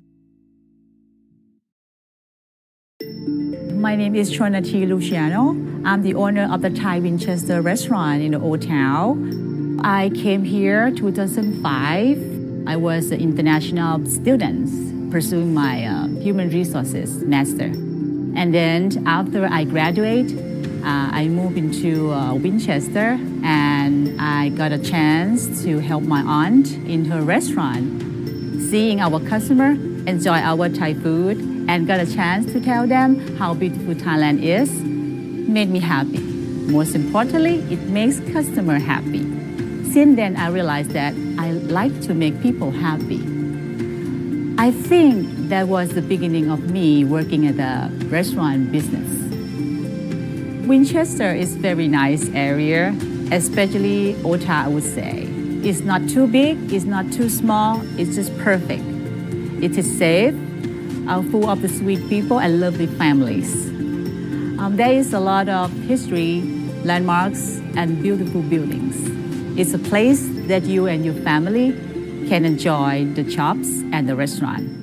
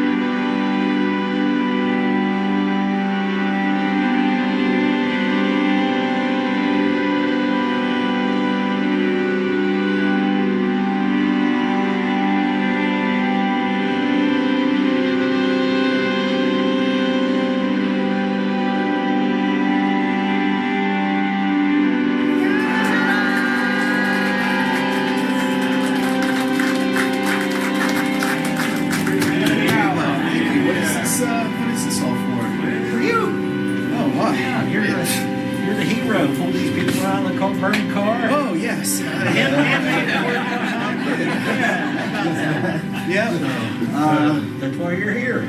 That's why we're here. Okay. Well, thank you everybody for coming. So we got a couple things for you here. Hopefully we're going to recognize you. Yeah, so if I'm Sergeant 9, guys. On the 31st of January, we actually received a phone call from Sam to our emergency communication center involving a pretty tragic wreck that happened on Pleasant Valley, right outside the Foot and Ankle Center. And we just wanted to thank you for making that phone call and doing what you did that day to ensure the safety of those citizens and that everybody did go home, successfully those days, man. So is everybody okay? I haven't heard anything. Everybody's good. Everybody, they had a trip to the medical center, but for all intents and purposes, everybody's going home because of the actions that you did that day, man. And we just want to say we appreciate it from the police department, the fire department, and the citizens that we serve. Thank you.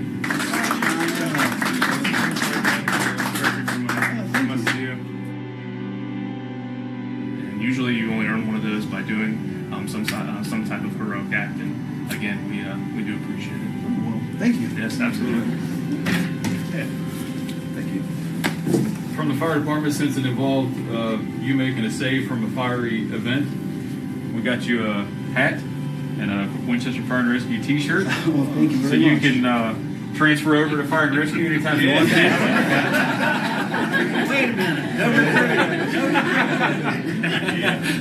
Seems like you already got the skill and the mentality.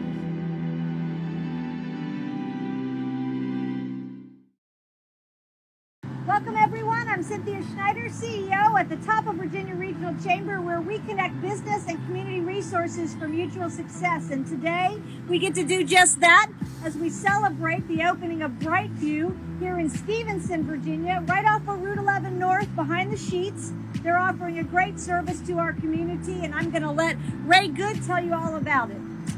Brightview is a comprehensive outpatient addiction treatment facility here in Winchester, and we really follow the biopsychosocial model. Dr. Ryan is one of our founders, and I was watching a presentation that he gave last night, really highlighting the reason that he started Brightview. And it really is that this disease, addiction, and substance use disorder is a community disease. It affects every part of the community, and the best way to treat that is evidence-based therapy and case management, as well as having a medical provider, all of which we provide on site. And one of the things he also highlighted is really eliminating barriers for patients. So that is same-day treatment. Patients can not only be seen today if they're here by 3, between 8:30 and 3, Monday through Friday, but they also can be treated that day. Secondarily, insurance, all insurances are accepted, and no insurance. We'll help them get signed up if they don't currently have insurance. And Lance, I don't know if there's additional things that you would add about our program. Yeah, I think other thing is we do have a 24/7 call center. So if anyone that needs treatment can call 24/7 and be able to get booked for the next day for appointments. And I think big things to just re-highlight that Ray said, we will help anyone that needs addiction treatment. We don't want cost to be a barrier for saving somebody's life. So even if they don't have insurance, feel free to send them in and we will work with them. All right, so Xavier, who's the head of operations here at Brightview, is going to cut the ribbon and start the celebration. Woo! Woo!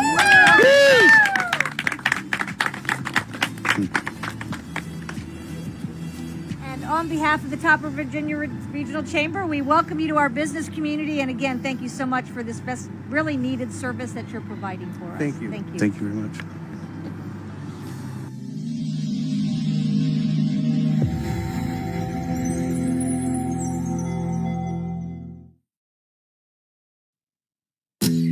Welcome to Frederick County Public Schools' virtual art show. We hope you enjoy these creations by art students from each of Frederick County's elementary, middle, and high schools. Third grade artist Emilia Nyarko skillfully rendered this composition of a scarecrow.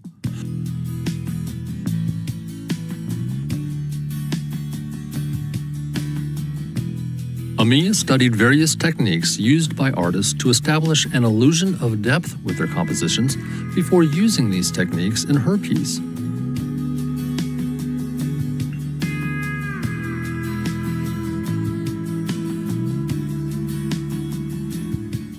Amia is a student at Armel Elementary School.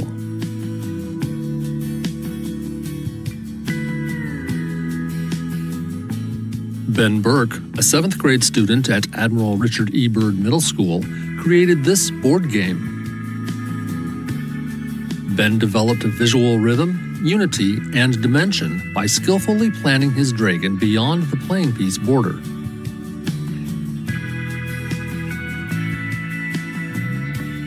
The medieval theme was chosen from Ben's own personal interests. Each image was carefully drawn with varied values of color or gray added with colored pencil or graphite. Art 3 student Lauren Henderson completed this abstract still life drawing using red ink and a variety of ink techniques.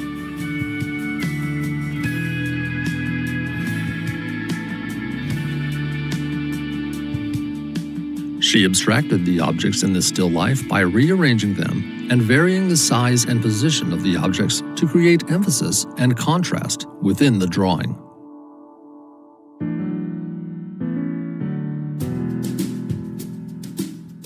Lauren is a student at James Wood High School.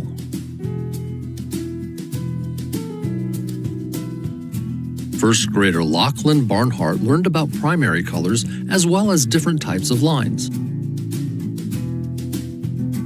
Lachlan created an original playground using organic and geometric shapes, as many unique lines as possible, and the 3 primary colors.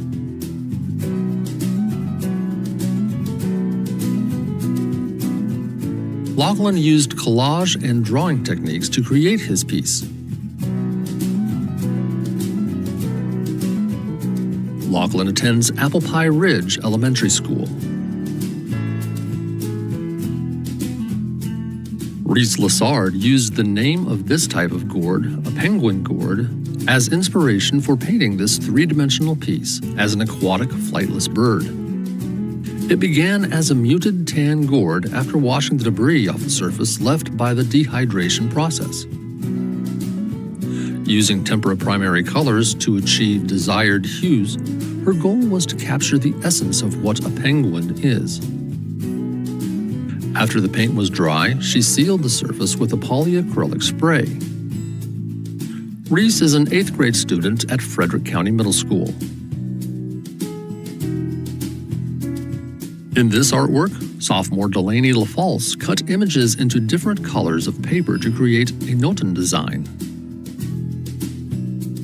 The word noten is Japanese for light, dark, and is used to express balance in a composition. Delaney's artwork creates a detailed, balanced design that is pleasing to the eye.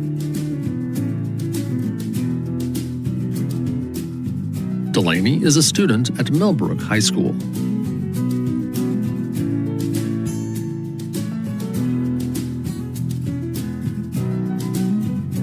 Riley Nail, a 2nd grade student at Bass Hoover Elementary School, created this cute squirrel with a pink bow.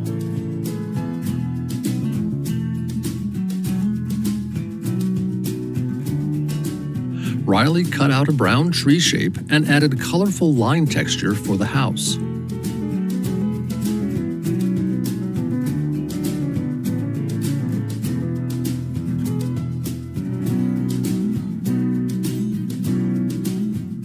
She also added a swirly tail and an acorn. 8th grade James Wood Middle School student Lily Nail created this amazing abstract sculpture by layering and designing cardboard pieces. The goal of the project was to use the elements of art they had been learning all year into one final piece. The student exemplified that with lots of contrast, values, and colors. The mask is inspired by Pablo Picasso and his technique of drawing abstract faces. Junior Rayam Almansub created this drawing using organic shapes.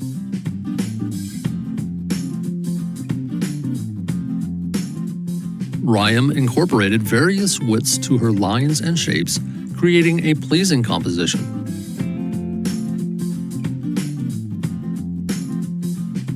Rayam finished her project by adding color utilizing watercolor paints.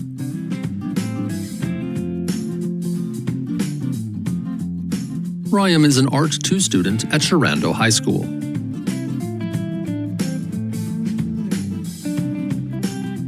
Second grader Emma Agosta created a mixed media landscape focused on the use of directional lines and secondary colors. With liquid watercolor, oil pastels, and collage paper, she created the traditional landscape and included a beach and sandcastle. Oil pastels were used to create a resist, or marked areas to create clouds, fall leaves, and sand. The kite is made of scrapbook paper and use of directional lines to create the classic diamond kite shape. Emma is a student at Evendale Elementary School. Dobie, a McKenna Latin, is a mental repoussé piece with marker highlights.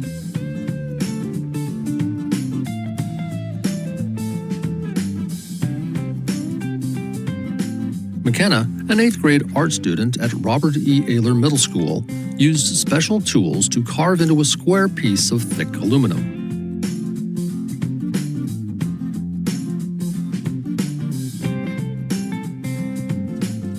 She then used marker to emphasize certain areas of her work.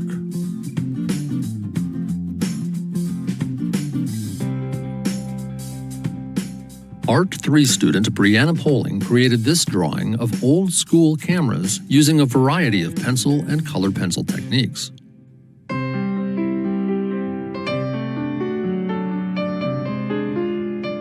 She arranged the cameras in a creative format and added color pencil and a representation of old camera film to add contrast to the background.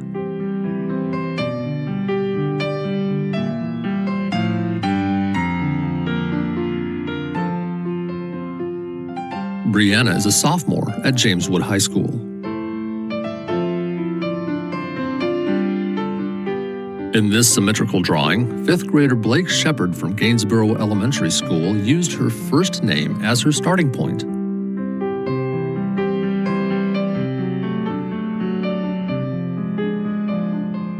She then used the principle of balance to create a mirror image of her name.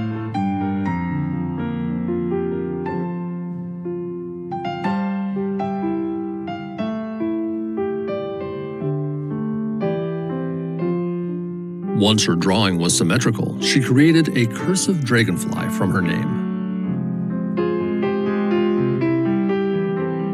Riley Woolley is a 6th grade artist who attends Admiral Richard E. Byrd Middle School.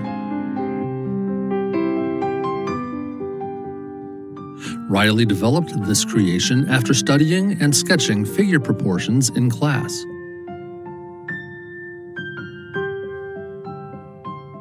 She put this composition together with a few of her drawings as inspiration.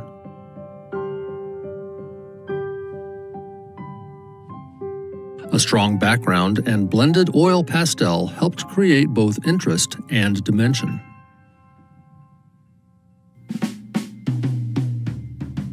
Sophomore Alia DeSimone sculpted this snowy creature in Art 2 class at Millbrook High School.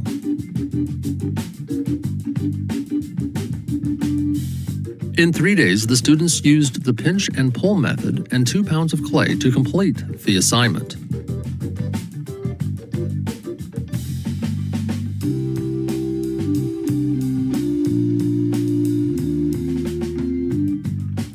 Alia chose acrylic paint over glaze because she wanted to be able to mix the colors like a painting.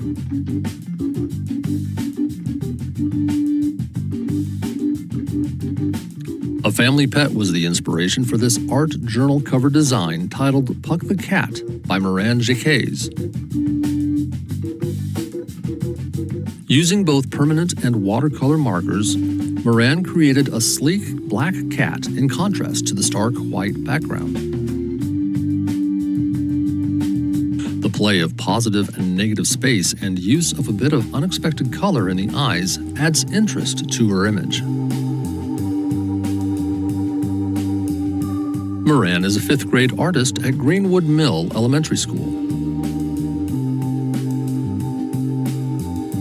Summer Amilpa's composition focuses on atmospheric perspective and pattern.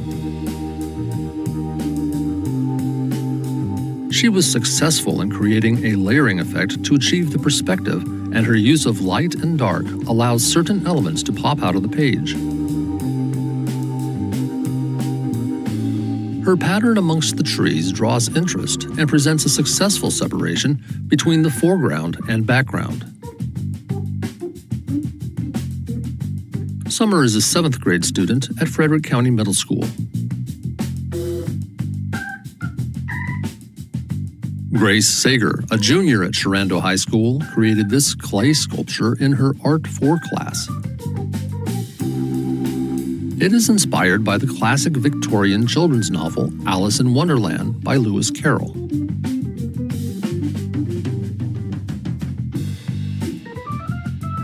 Alice's side of the looking glass portrays Wonderland in a captivating psychedelic style, while the opposite side shows her magnified eye looking through the glass in black and white to contrast the bright colors of Wonderland.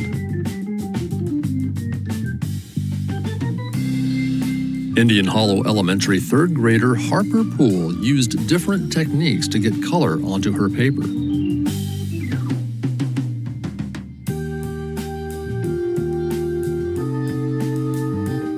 For the background, she used water on tissue paper to allow the dye of the tissue paper to transfer to the background paper.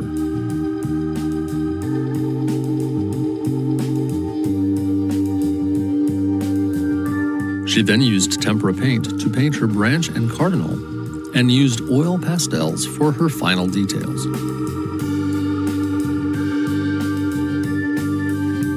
Using various watercolor techniques, James Wood Middle School student Katrin Shoup painted this haunting owl. Working from a reference image, she first drew it lightly in pencil, then used a gradated wash to create the value chants in the background. Using the wet-on-wet method, she painted feathers, eventually completing the many textures on this bird. Katrin is in 7th grade gifted art. Allison Jones, senior at James Wood High School, captures all the vibrant colors in her gouache painting of Goldie the goldfish.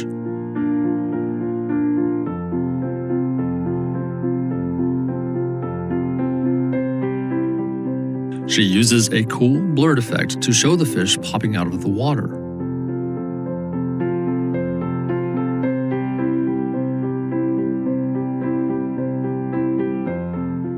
Allison's color palette and technique come together to create a gorgeous tropical painting.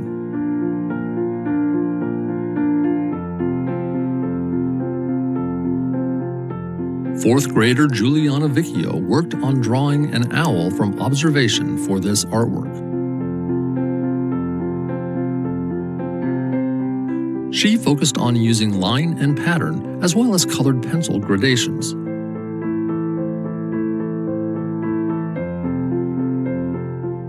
The use of metallic marker creates a nice contrast with the colored pencil.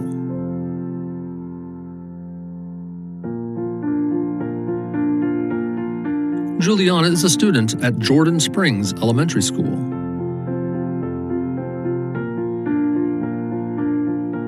Mushroom Grove by Natalie Hubile is a colored pencil on black paper. Natalie, an 8th grade art student at Robert E. Ayler Middle School, layered several different colors to get this otherworldly effect.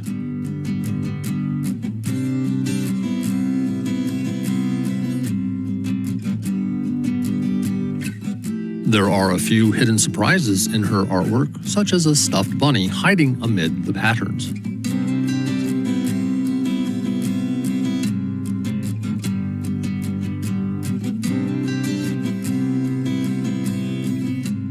This mystical dragon incense burner was created by junior Janya Taylor at Millbrook High School. The Art 3 class used the method of subtraction to create sculpture vessel combinations.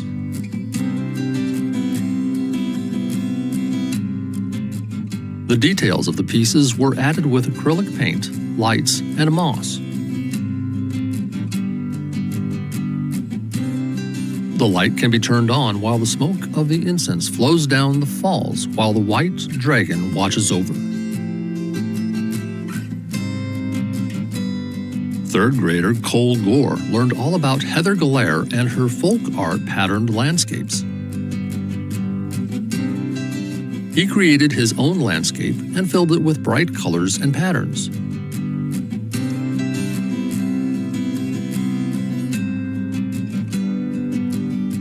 His goal was to make an abstract town that would be anything but ordinary in terms of shapes, colors, and characters.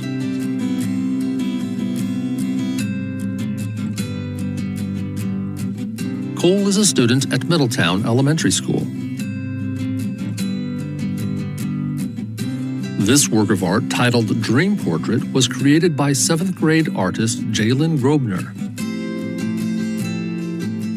Observation skills and knowledge of portrait proportions were used to start her image. After studying past and contemporary works, including Surrealism and Expressionism, Jalen added touches of color to complete this strong image.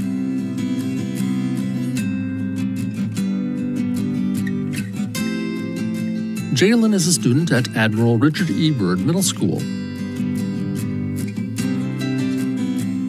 Yasmin Drons, a junior in the Art 3 class at Sharando High School, created this watercolor and pen drawing of the Blenheim Palace.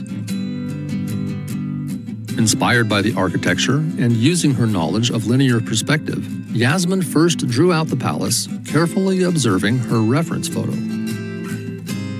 She then experimented with layering watercolor, emphasizing watermarks and textures throughout the work. Using a white gel pen and a variety of micron pens, she finished the work by accenting the structure and details of the architecture.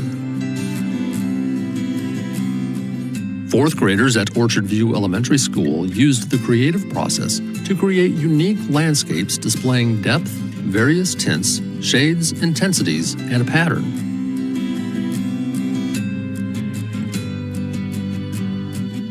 Addie Garman decided to also explore the use of perspective and leading lines to create a mysterious figure towering over trees in the distance. After sketching out her idea, she mixed tempera paints and used colored pencils to add detail.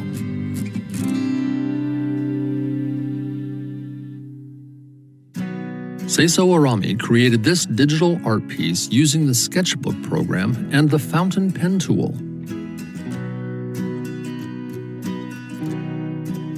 His inspiration for this piece was taken from a specific Pokemon character from the Unova region. His use of movement in his lines and bold choice of colors, along with the layering, makes this a very dynamic composition. Seiso is a 7th grade student at Frederick County Middle School. Alyssa Rodriguez, junior at Jameswood High School, has precise patience in her pen and ink drawing.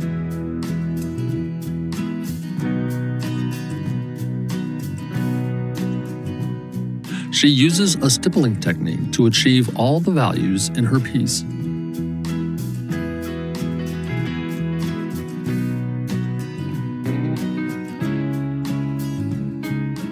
Alyssa captures the likeness of her subject perfectly and shows advanced level drawing skills in her pen and ink masterpiece.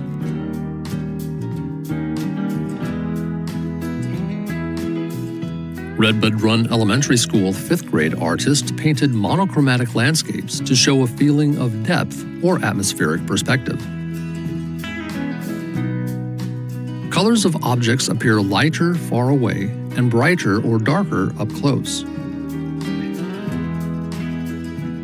To achieve this effect, each student mixed a single color or hue with white, black, and gray to make tints, shades, and tones. This example was painted by Kennedy McCullough. Jameswood Middle School student Natalie Chow sculpted this unique designer mug. She was inspired by the character Diona from the game Genshin Impact. The mug was built using the slab technique, and the facial details are a variety of additive and subtractive styles. Natalie glazed it in many colors to accurately represent the character. Natalie is in 7th grade gifted art. Sophomore Angie Ramirez Bautista found images from magazines and pieced them together to create this collaged artwork. Inspired by the Surrealism art movement of the 1930s, Angie used techniques like scale change, dislocation, and juxtaposition to position an image of a person sleeping between different landscapes. By layering the images, she was able to create a dreamlike composition that catches the viewer's eye. Angie attends Millbrook High School.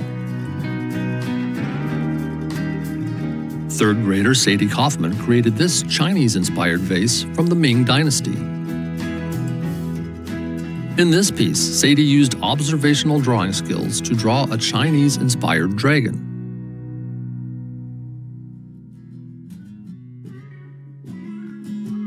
The vase was finalized with the trademark blue that was used by the artist of the time, along with tissue paper cherry blossoms.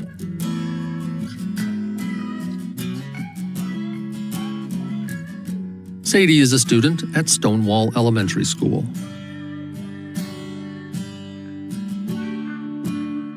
Superhero Debut by Tegan Cruz is a mixed media project where students had to create a superhero version of themselves.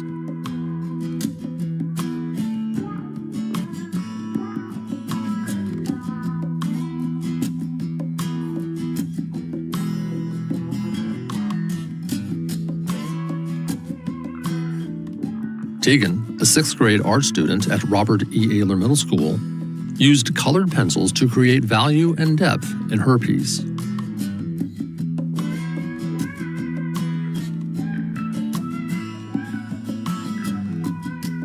Sarah Carter, a senior at Sharando High School in the AP Studio Art class, created this work titled Fragile in response to a portrait exploring identity.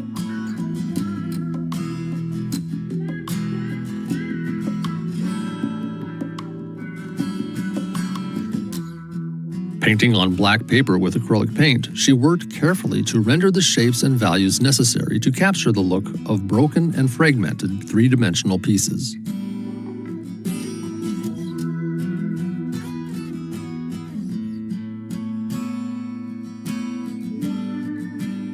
Frederick County Public Schools celebrates the arts throughout the year with a variety of art shows, concerts, and dramatic performances. Please join us in supporting our students in all their artistic endeavors.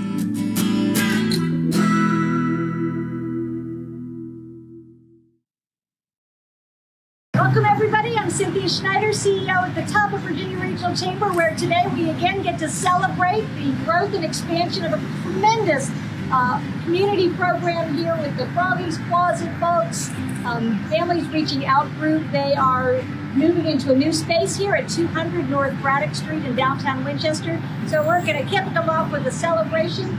Got a board member here. John, would you please cut the ribbon? Indeed.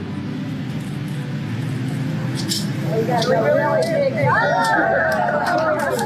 a little help from your friends. Everyone sit. Right. And then Tina, if you will share a little bit about your mission and purpose here. Okay, our mission statement is families caring enough to provide the basics and beyond that all children deserve. And what we do here is we help foster children, children at risk, and children in need with clothing, books, toys, diapers, anything they need, we have it. And it's all because of our amazing community that we're able to do what we do. Thank you so much for what you're doing. In commemoration of this special day, and thank you again for all that you do for the community. We appreciate you. Thank you. Les. What I'd like to say as a city council that this is a wonderful day for Foggy's opening up their brand new site. It's a beautiful site, much needed space from down South Loudon Street. I remember when our son was the president of Interact at Hanley, he went to Foggy's a lot to do different projects, and he enjoyed it. That was one of his favorite things, going down and helping Foggy. So this is exciting and a much needed organization for the city and all our kids in our community. So thank you.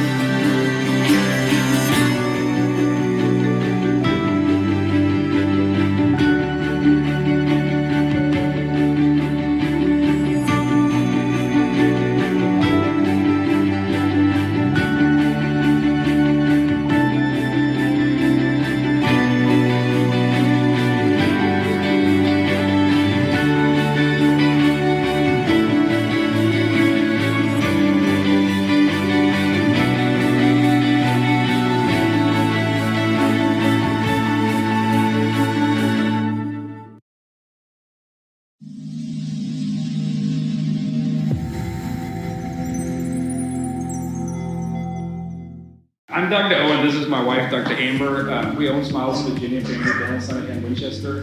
If you're looking for a new dentist, we'd love to have you as a patient. We've won Best Dentist in Town the last 3 years running from the Winchester Star Readers, and we're a very proud member of the Chamber of Commerce in town.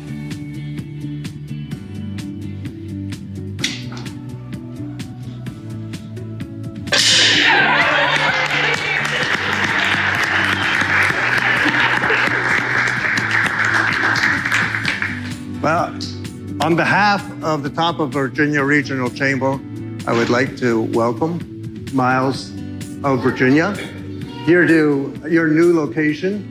Founded in 1931 from the Amherst Street, moving here now to Cedar Creek Grade. Welcome. Thank you.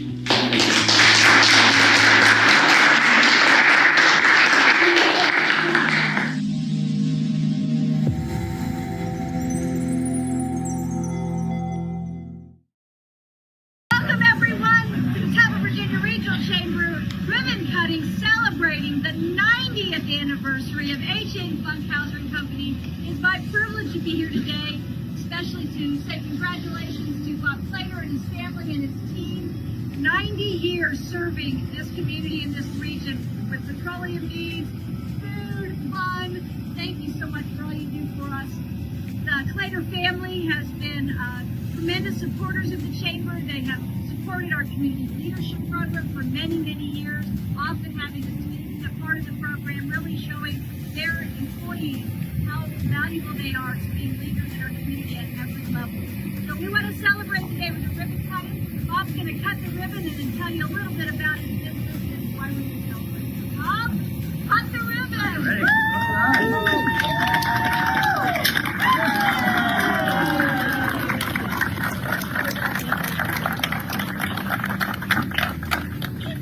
I'd like to thank each one of you all for being here very, very much. You can't make it 90 years without having a lot of good partners and a lot of good customers. And we've been so thankful that the community has really embraced us for all of these years. All of these team members, when Hugh Funkhauser started, there was 1 employee. When I came here, there were 6 employees. So we've been blessed with a lot of good folks helping us out along the way. And all of these people behind me today have made it possible for us to still be here 90 years. So thank you very much. We appreciate your being here. We appreciate all these folks' hard work. We appreciate the support of the community and the Chamber of Commerce too. So thank you all very, very much.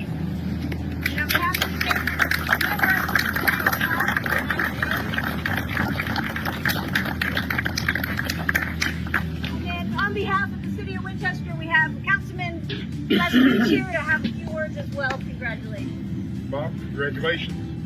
90 years celebration is fantastic. I know I've talked to you, you're a good friend of mine. Growing this company, just what you said, from 6 employees up to what it is now, is a compliment to you and your family running it. I know you got petroleum products, the lubricant products, the Candy Bar brand, but you've been a big asset to not just Winchester City, but the whole community. So congratulations, and we appreciate it very much. Thank you.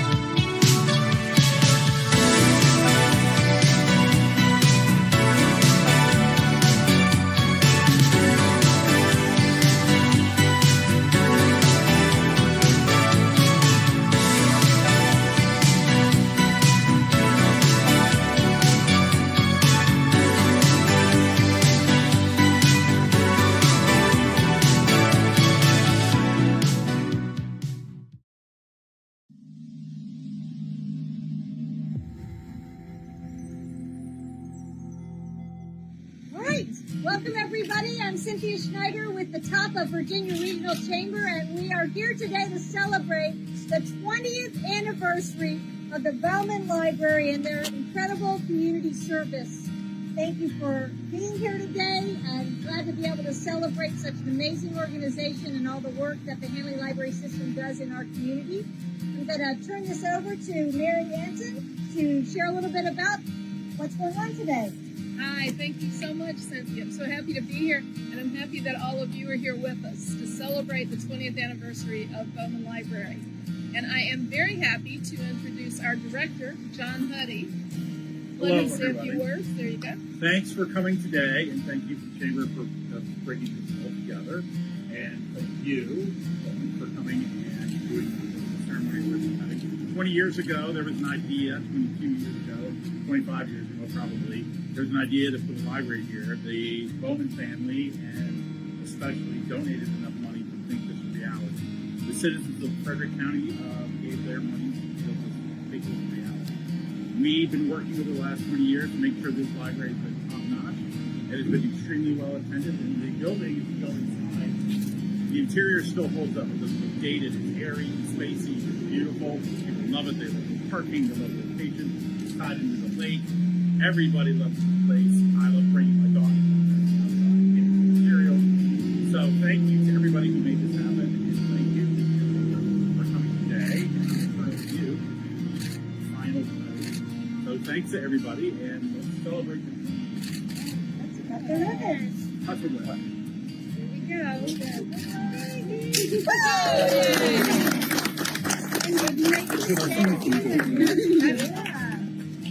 I have a little gift from Mary. I apologize that it's folded, but this is for our library. Thank you.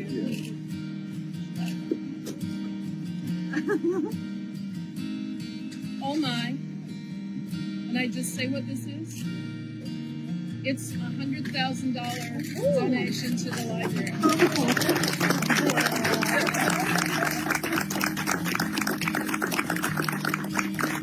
So it didn't make me cry. Wow. Yeah. Part is what we all collect ourselves. What a generous gift. Oh my goodness. Yes. And this is Elise from the Berkeley. I have no doubt that our community will put this hard to work. Thank you so very much for your generosity and everyone for coming today to make this a wonderful celebration and for you putting the cherry on top of everything else here. Oh my goodness, yes. Thank you. And Liz Steingold from the board and Dave Steckmeyer, who's liaison from the Board of Supervisors. On behalf of the people of the Shining District and Frederick County, especially the families that you see throughout this ceremony. Just want to thank the staff and the volunteers for the incredible difference that you folks have made in the lives of all of us. Best wishes to you that you continue to be successful in strengthening the ability of people to read and to learn about our world. Thank you so much. Mary and John, Deb, on behalf of the Top of Virginia Regional Chamber, we would like to present this plaque to you as a token of appreciation and celebration of this great event. Thank you all for being here, and again, what an amazing community, such great community support. I think, Dave, what you said, so many wonderful volunteers, the Friends of the Henley Library that pour so much into building this organization, keeping it running, and providing us an opportunity to learn and grow throughout our lives and make this such a rich community. Thanks for celebrating with us today. Thank you. Thank you all.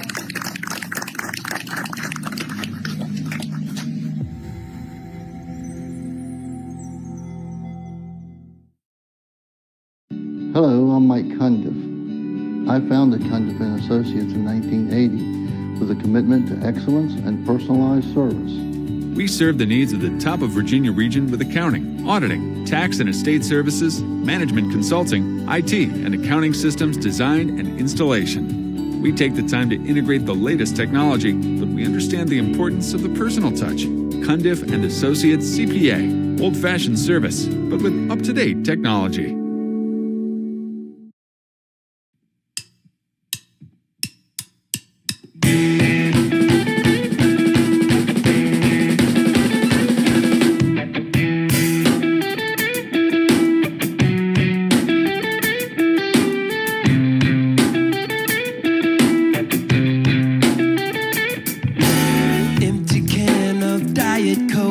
Cigarette that's not half smoked, leaning on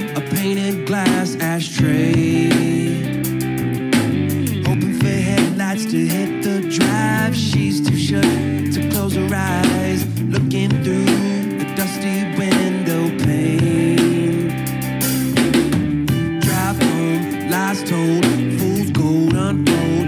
Truth be told, he knows he shouldn't have taken the road he's driving down. Phone lights up, call from home, turn it over, look back at the road, thinking he should pick a lane, pick a lane.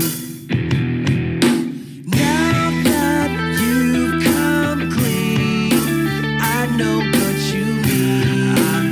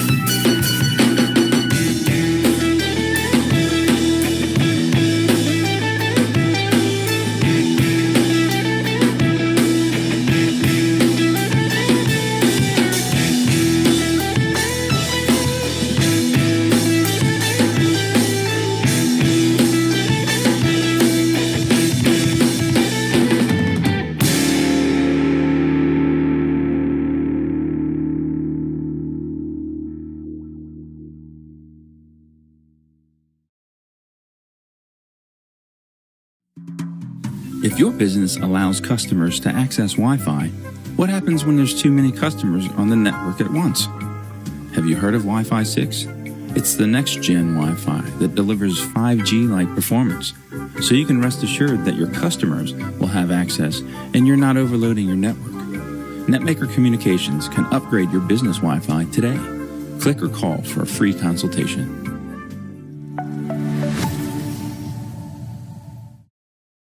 Thank you all for being here. Thank you very, very much to Victoria Kidd, owner of the Hideaway, our beloved cafe, for allowing us to do this here. It seems like a wonderful place, an appropriate place for it. So it's been a while since we had the I Can't Breathe March in recognition of the tragic death of George Floyd. And thankfully, we haven't had that here. We have our wonderful law enforcement. We're so grateful. So grateful to have the law enforcement officers. We have the organizations, our chief, our sheriff, and that we can all work together on issues like this and make the community, keep our community as safe as it can possibly be for everybody.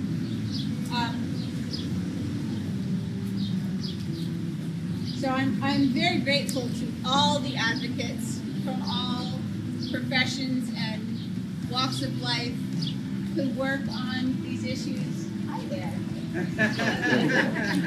I've been stung 5 times in the last 2 weeks and bitten by a snake. And yet she doesn't flinch. Great. It's life on a farm.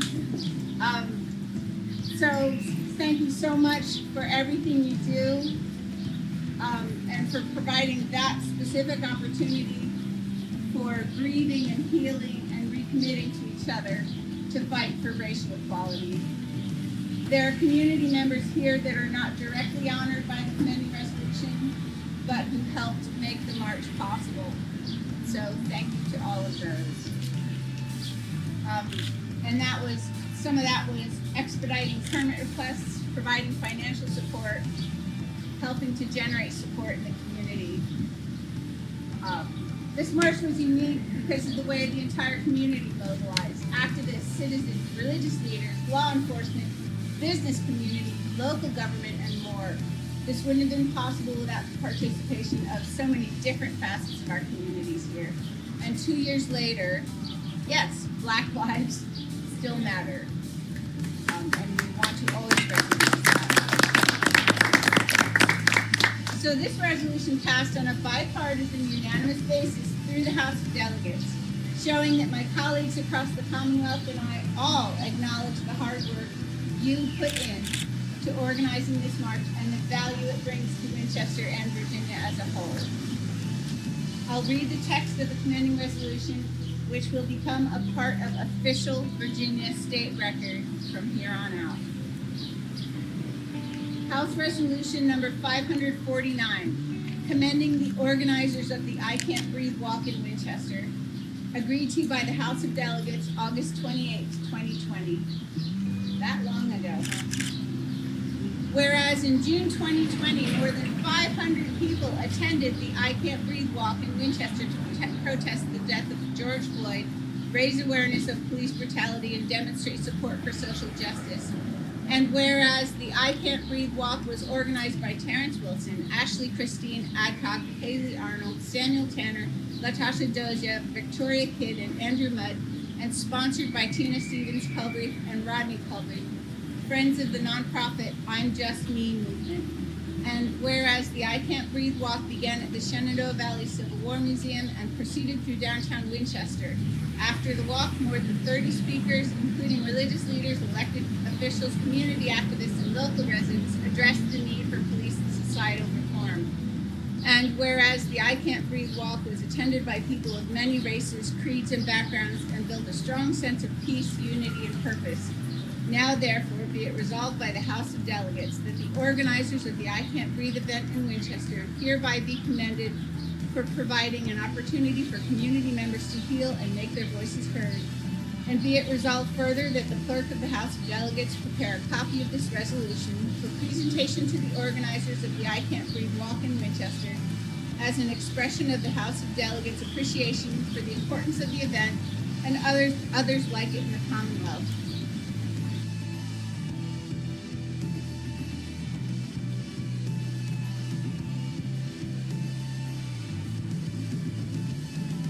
So I'm representing Tina today, so she had a whole list of things that she wanted me to say. But first of all, thank you to everyone in the city that came out to be part of this and support this march. We also want to thank our city mayor, David Smith, our Winchester Police Chief Piper, along with all the men and women law enforcement that came to participate in this march. Also, thanks to all the businesses that stayed open during the march. The businesses that stayed open and those that didn't but provided cases of water at their doors. Thank you to the Virginia Regional Chamber for your support and your leadership. You were instrumental in ensuring that the businesses here in town felt secure, felt safe, felt that and trusted that this march was going to be a successful march without any casualties. Thank you as well to the clergy, Pastor Mack of Mount Carmel, Reverend Wilson with St. Paul Church. Who else? There's so many thanks to be given. But thanks also to the young people that were present, that were speakers. This all started because of Terrence and his desire to want to see this happen. And this was expedited pretty quickly. When we said expedited, that's an understatement. So things that take about 6 months to happen happened in 2 days. And a lot of that was because of Kevin with the Battlefield Foundation. If he would have said no to that permit, this wouldn't have happened. So we thank you for providing that permit in such an expedited manner. 2 days, right? I think what normally takes 6 months.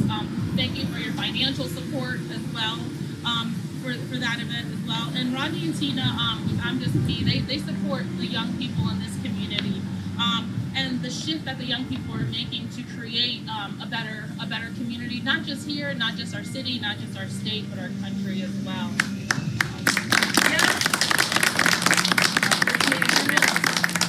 And so at last, I just want to say that as you can see, it really took a community coming together, a community putting in all their effort to make this a successful march, a march where people could be heard, a march where people could let their hurt out. It's okay to be sad, and it was okay to hurt, and it was okay to scream, and it was okay to be upset, but also do it in a peaceful and classy manner that we did it here in the city of Winchester. And just one important piece that, we were just all very instrumental in mourning the death of George Floyd. And I also just want to say a huge thank you to Larry Gates. I know he is very excited right now, up in heaven, looking at us right now. Watch out.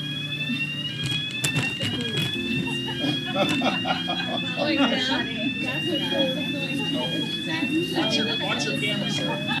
Yeah. That's okay.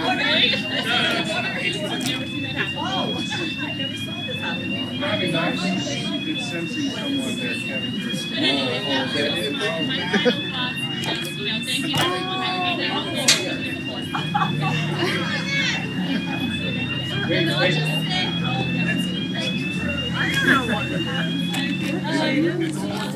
say, I'll just say that, yes, Tina wishes she could be here today, but she sent me and she sent Natalie, and Sheree is also on our board, I'm Just Me movement, and I have to say it was probably Tina's energy that absolutely busted through all the red tape that might take a while. So thank you to all the organizations that helped this expediting thing, and this is really exciting. So everybody, I want you to know that the mission of the I'm Just Me movement is on the back of our card, strengthening youth, families, and communities through mentorship, education and training, positive development, and community collaboration. And that community collaboration is all about inclusion and diversity. And we're talking about everybody's voice. And when we say I'm just me, it's we want to hear from you. How are you just you, and how are you just you? And most of all, I'm just me because you are all my friends, you are all my cohorts, and we're all in this together to lift our voices about inclusion and diversity. So if you don't know about I'm Just Me, we have a great website. Sheree is in charge of our new logo. We have a new, very personalized logo. My old cards have the old logo, but we're into a new logo now. And we also have another group coming. It's called Triumph Over Trauma. And we're going to be one of 23 organizations around Virginia that are looking to build a trauma-informed community. And that just means that we're all aware of the role that trauma has played in our lives and other people's lives. And we realize that there's baggage over time. So that we want to be going in and working with especially children who have been impacted by trauma so that they can build their resilience and learn about having lives where they do feel like they have a voice. So that you'll hear more about that in Triumph Over Trauma. And the I'm Just Me movement is also the sponsor of that group that will be one of 23 around Virginia. So please, if you don't know about I'm Just Me, we're a really important force in this community, and we're all about community collaboration. On the spot. Not necessarily. Because you're Anybody great can at do that. it, Natasha. You're great at that. Thank you everyone for coming. Thank you to all the organizers. We're kind of MIA here in the city since the march, but I'm very grateful for all the collaborators and community organizations and businesses that help pull off this march in a safe manner and, like you said, in a classy manner, and definitely in the spirit of Larry Gates, who would have marched right along with us and keeps marching with us as we continue to shift and change our community to the best of our abilities for our young people and to have as much inclusion and diversity in our city council, and our school boards, and our churches, and in our businesses as well. So thank you.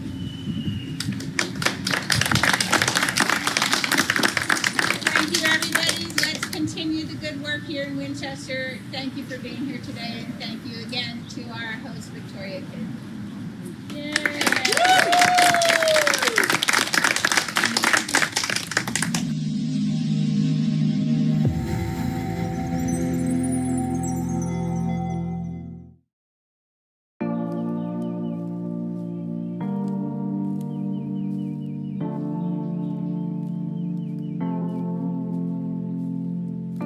I'm Officer Angela Warfield. I've been a stay-at-home mom for the past 7 years, and I finally decided to pursue the career I've always wanted to do. I got the call that I was hired in May of 2021 and started the academy in July. Suddenly, I went from watching Cocomelon to studying criminal law. I was excited to start the academy, but didn't know what to expect. Honestly, before the range, I hadn't had much experience with guns.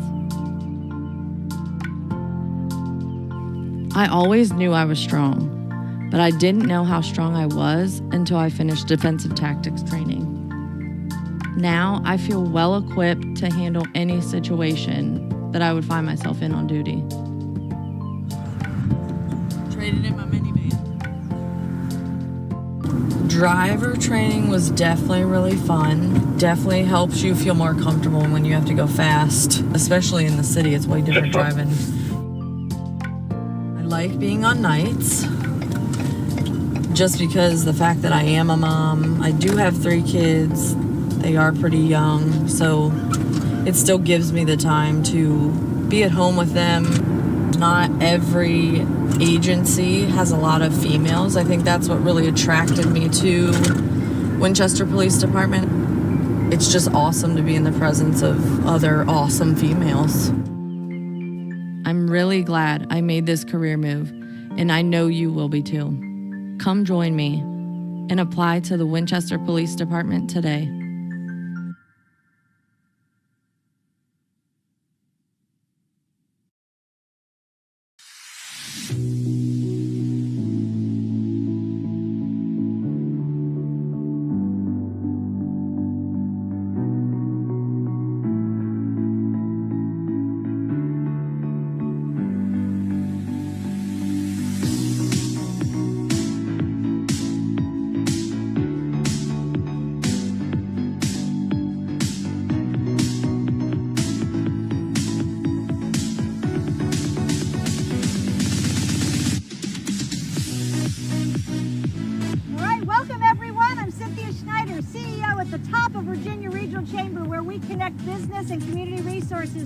operational success. And today, we're out here off of Airport Road celebrating Shenandoah Elevator. And I've got Colin Clark with me, the owner of the company. He's going to tell you a little bit about what they do and why you need them. This will probably be our first truest elevator speech. Colin, tell us a little bit about Shenandoah Elevator. Well, we're a locally owned family business. We've been around for quite a while. We specialize in commercial elevators, but we do everything from elevators to stair lifts to scooters and lift chairs. So we have a wide range of stuff available for whatever you need for your mobility needs. And we have a great set of guys that work with us. We have very quality work, and its customer service is next to none. Done. So, Colin, let's celebrate. Cut the ribbon. Oh, look at you. Well done. And on behalf of the Chamber, we want to just celebrate with you and the greatness of building your business here in the Winchester region. Thank you. Thank you.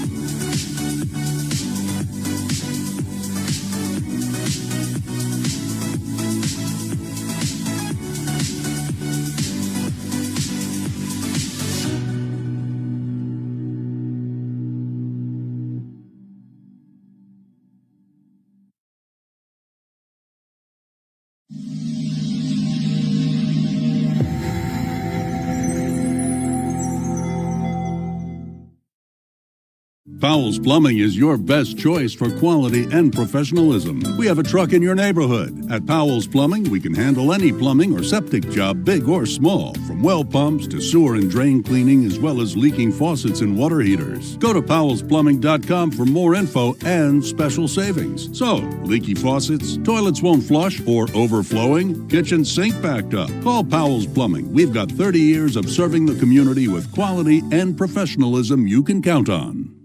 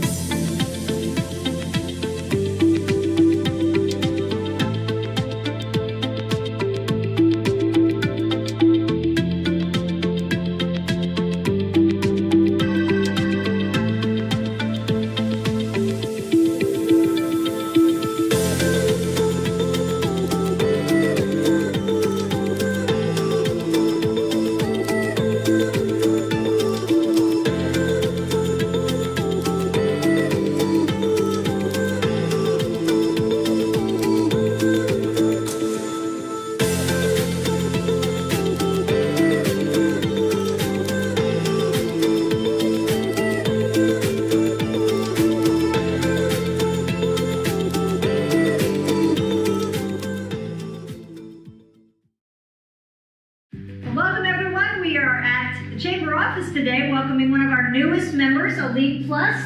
Howard's going to tell you all about him, but he's one of our new entrepreneurs, came up with a great idea and was awarded first place at a recent pitch night. And he's going to tell you about some of the great things he's doing, but we're going to first kick off with the ribbon cutting for Elite Plus LLC. Albert, cut the ribbon! All right. Woo! There we go. All right. So Albert's the brawn of the business, and Hannah's the brains that told me. So Hannah's going to tell you a little bit about what they do as well as Albert. Tell them about what you do. Such a unique idea. We've been operating for 7 months. We wash out semi-trailers so they can go pick up at shippers with clean, sanitized trailers. Winchester is a huge thoroughfare for trucks. We have a large industrial section here, plus we're off 81. It is a main route for the big trucks to go up and down. We have a lot of shippers and receivers here that need the trailers clean and sanitized so they can reload it with their food, clothes, and anything else without it getting cross-contaminated. And we definitely would like to thank you all, and we definitely want to thank the Chamber and all the members for giving us the opportunity to be here today. We're super excited to service the community, and we hope you guys give us a call. Look us up at Elite Plus. So welcome to the Chamber of Commerce. We're so happy to have you and excited for your new venture. If you need your truck cleaned out, you know who to call. Elite Plus. Thank you very much. You're welcome.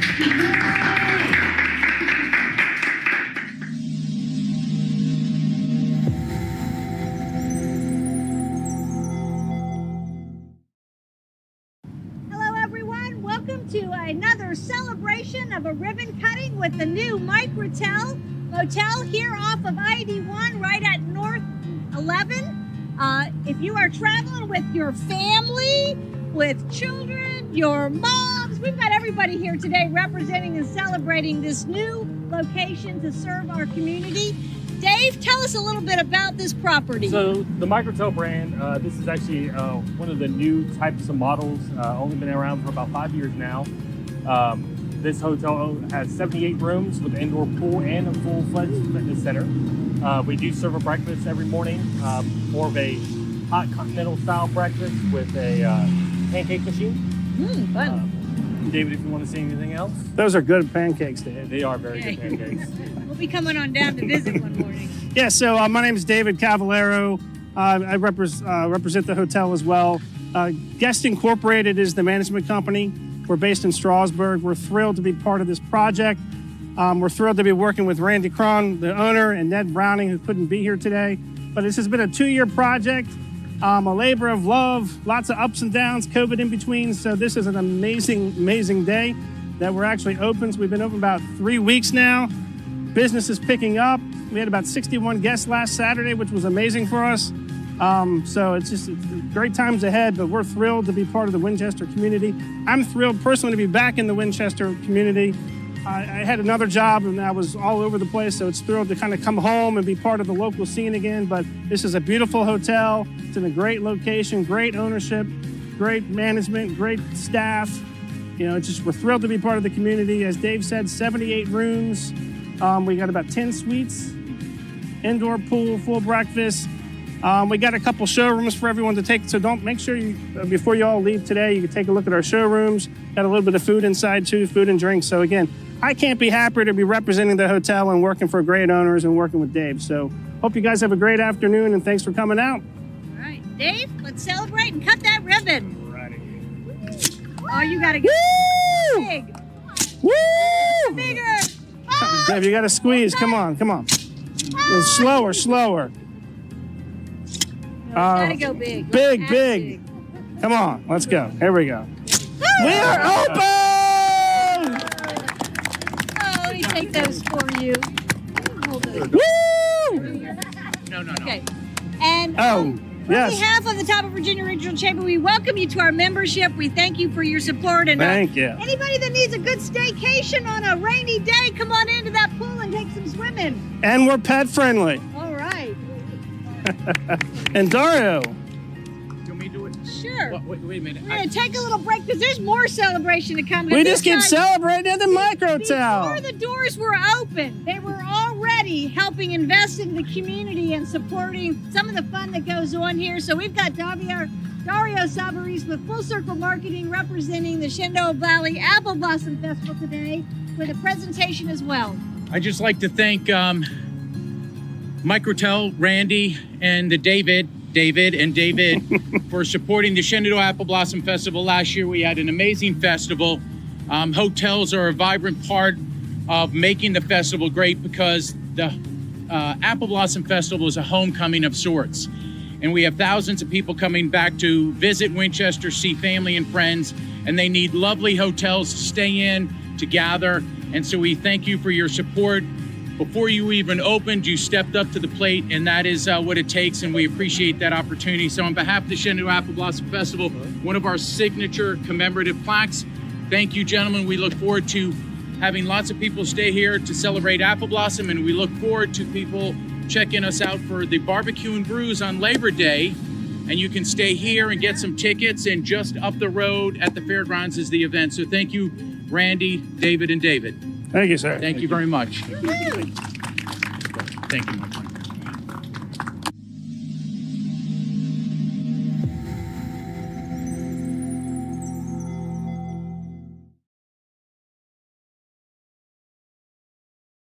Well, thanks everybody for coming. I'm T.M. Dickinson. I'm from Winchester, Virginia. I grew up here. My parents moved here when I was 1. I graduated from Hanley High School. I used to go to Schoenberger's on the mall. That was my grandfather's favorite place to go because he came from Buena Vista, because you could go in and you could buy one screw or one kind of nut and get out of there. He loved that place. And I played baseball for Pepper's dad when I was probably 8 years old.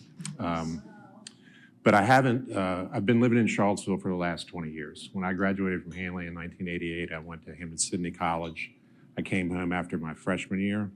My brother's 5.5 years younger, and my dad said, "TM, I love you. You're my oldest son, but you can't come home anymore because it's a great big world out there, and you're not setting a very good example for your younger brother." So I took off, went to California that summer, and I haven't lived in Winchester since.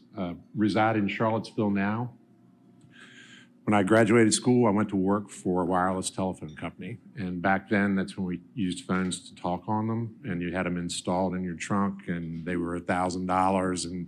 And I did that for 12 years. I traveled all over the United States. In fact, in the first 11 years, I moved 7 times. We were living in Little Rock. Got a call. They said, "TM, we want you to move back to Virginia to run the Virginia, West Virginia, and Kentucky markets for Alltel. You can live in Virginia Beach or you can live in Charlottesville." And I said, before they even finished saying Charlottesville, I was like, "I'll live there." That was close enough. And so I started working there for a couple of years, got the call to move back to Little Rock, which was 1,000 miles away from my parents here, and they were we were having children. And my boy's mom said something to me that really resonated. And she said, "TM, you're from somewhere, you know, and I'm from somewhere." She's from Charleston, South Carolina. She goes, "I want the boys to be from somewhere." So I left a career working for a very large company that expected you to move pretty frequently, and went to work with a small startup company, well, not a startup company, small business in Stanton, Virginia called Specialty Blades. They've been around about 20 years. They were doing $14 million a year. I was there 16 years. We grew it to 105 and sold it to private equity in 2018. In 2018, I expected that what I was going to do is just wait for the next flip, you know, hopefully be 53, ring the bell a little bit and stay on. But something happened. I don't know, I'm looking around, it's happened to somebody. I turned 50. I was an empty nester and I was single. And I started to really evaluate what I wanted to do in my second act professionally. And so in the middle of COVID, I left the blade company and went and started my own practice as a fractional vice president of sales. I was betting on a couple of things. I wanted to work with businesses that were below 50 million because I loved that when I was with Specialty Blades. You could be nimble, you can make a lot of changes. I figured that sales issues and predominantly sales management issues were a bit industry agnostic. And I also didn't want to live on an airplane. I was talking to Bobby, I would travel 150,000 miles a year. Despite having manufacturing in Stanton, Virginia, and 4 other US-based locations, none of my customers were close by. And I made the decision at the time to kind of do that. So I started Catalyst Sales Performance really to work with small business owners, because one of the things that I'm seeing is a lot of founders will start their business and they get pulled into areas of it that they don't particularly like or they're not particularly good at. And especially if it's a technological company, sales and sales management is one of those things. You know, they say all the time that sales is a bit of an art, Sales management is more of a science. You know, it's about following a process. It's about making sure that you've got measures in place and you're looking at predictive measures rather than things that are retroactive. I've worked in 5 engagements. I've worked with the sign company we talked about, my friend TJ Ronayne at Gropin. I did some work with him. I've worked with an architectural components company called Gassman and Wyatt that does custom millworking, and they also sell Marvin windows and fixtures and things like that. I worked with another blade company in York, Pennsylvania, which also has a sawmill component. And then I've worked with 2 design and construction landscape companies, one in Lynchburg and then another one also in Lancaster, Pennsylvania. So, but today what I want to do is just a quick background about me. I thought that what I would just provide a little content. This won't take very long. If you have questions or you'd like to make comments, I'd really appreciate it. I may call out, say, hey, do you have this issue? But I definitely want to be sensitive to your time. I know that we've all got things that we need to do. So, a lot has changed in the last 2 years. You know, we've got situations where we've got artificial intelligence that overhears what we say, or I think what I think sometimes because it shows up on my phone now about where I want to go. The days of being face-to-face have changed. There's a lot more virtual interactions that happen with Zoom. And, you know, so there's been some changes. I don't think that a lot of the things that happened that we had to adopt with COVID are going to go back. We were talking a little bit about supply chain issues, and particularly as it relates to chemicals. The saw business, I will tell you, we make bandsaw blades that are used for these huge lumber mills in the Pacific Northwest. The lead time on the material just to make those blades is now 60 weeks. It used to be 12. So you can imagine, you know, we're all dealing with this disruption. A friend of mine that's also in the industrial coating business that does paints for water towers and sewer pipes, he was saying, you know, just getting the chemicals he needs to make his product. He's taking orders. He's getting orders, and his biggest issue is not getting orders, it's just being able to fulfill them. And his business has grown, he's 3rd generation, it's grown 30%. And a lot of it is because people cannot find the supplies that are coming in. Anybody having staffing issues? That's right. It's probably the biggest call yet. Yeah, it's crazy. It is one of these things where we have thrown, and it does, and we need to figure out what it is. It's, you know, $22 an hour for unskilled labor in Lancaster, Pennsylvania seems like a pretty good gig. For a long time, we couldn't get anybody to find it. So we had to get creative about where we go to find the people. And in particular, finding people that are the right cultural fit for us. Somebody that has a hardworking background. You moved out here to the Clearbrook area because of the workforce and the labor force that you can get. So there's lots of challenges that are happening there. Sales practice changes. We'll talk a little bit about the Zoom meetings and things like those types of items. You know, got issues where clients don't want to see you. In the blade business, I was the last person in Medtronic because I was in there for a meeting, and then it came across the wire that they were going to shut down for 2 weeks. And now they have not gone back. My friend runs supply chain for Medtronic and up in Massachusetts. He's moved to Maine. He's still going to do the same job, but he doesn't want to see the suppliers. If they want to see him, they schedule time on Calendly. They hop on a Zoom call. That's the way they're doing things right now. And obviously a lot of growth challenges. Some of it is I've got more orders than I can fulfill based on supply chain. Some cases I've gone through the Great Resignation and I don't have people that want to work. So I, as a small business owner, am working an extraordinary amount of hours and really not paying attention to the more important roles that we have in life, which are outside of work. I'm a firm believer in that. So value-based selling is the new norm. So I'm 52. I got my first sales job. They sent me to Raleigh, and I went through sales training where they talk to you about you've got to create the need. You've got to go and you've got to create the need for the customer to buy this $1,200 phone that goes in the back of their car so they can stay connected. Things are really different now, you know. Now it's about finding pain points. And then the other thing that's really interesting is about 90% of the purchasing decision is made before they ever contact you. They're looking at your LinkedIn, they're looking at your reviews on Google, they're looking at your website, and in order to prompt them, they know exactly what they want. So what we've got to do as organizations is really understand what their main issue is, and then how can we provide a solution to that.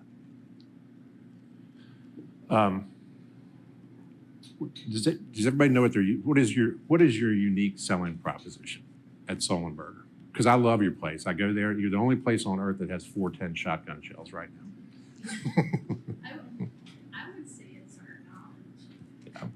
Our customers expect us to know how to do whatever they're trying to do. Right.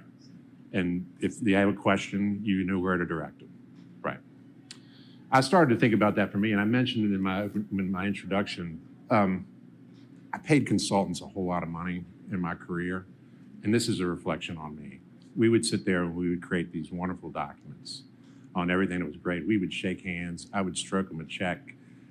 I would take that binder and stick it right on the shelf, right? And then when things had improved 90 days later, I was like, I can't believe we paid that consultant all that money. So I started to think about a different approach. I like longer engagements. I like ones where I'm going to work with the client for a year, make recommendations collectively on what we're going to do the heavy lifting. Because the reason I'm there is because the owner might not be great at sales or sales management. They're better in other parts of their business, and that's where they need to be functioning. I take care of that. I also have some skin in the game. I bet on the success. So 50% of my fee is fixed, 50% is based upon us hitting hitting deliverables that pays out my variable component. And those are kind of my differentiators, I would say, a little bit. I mean, I have lots of experience. Consultants are a dime a dozen. But and then I hire my replacement is really the biggest thing. You know, making sure that I identify that we've got the right people for the right positions, that they get the job, they want it, and they have the capability to do it. So that's my unique selling proposition. I would encourage you all, if you haven't done that work, is think about what separates you as an insurance agent in your business, or as in the hardware business, or in selling the chemicals. Some fascinating stuff we were talking about that Eric Green does on removing rubber from airports. I mean, runways, who would have thought? But you got to have it, you know? Our mates love peanut butter like that. Yeah. So think and make sure you're informing your customers about what's different about signs, you know, where they can go to other places and get it. I mean, why should they come to you? You know, and you don't want it to be price, really. You know, you want it to be service related, or you want to differentiate yourself among the competition. So that's trend one. That's been going on for a while.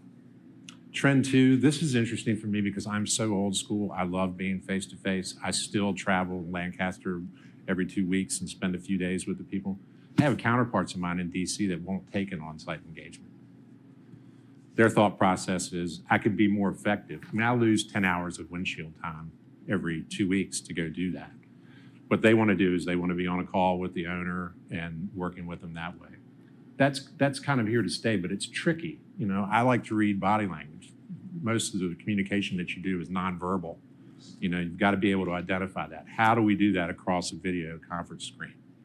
You know, how do we make sure we're capturing attention that way? So we mentioned a lot of prospects don't want to or don't need to meet in person. Training for employees, reading body language, I mentioned. How to give a great presentation. This is not an example of that.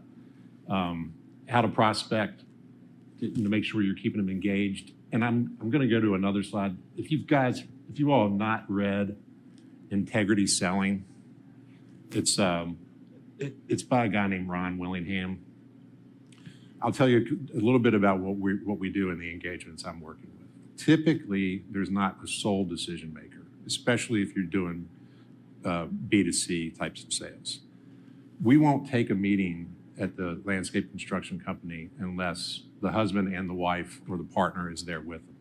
And the reason being is they're never the same person, right? They're usually somebody that is a talker, that wants to just tell you about everything they want to do, and their counterbalance is somebody that's a controller. That's like, I've got $100,000 to spend and that's it.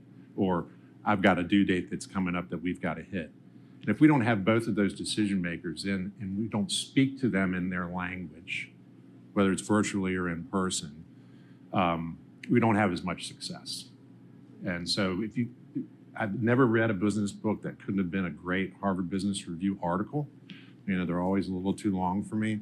But this is one of the things that I took away. It's looking at behavioral types and it's from integrity selling. I encourage you guys to take a look at that and to get your sales team to really buy into it, because I'm finding that this is very, very true.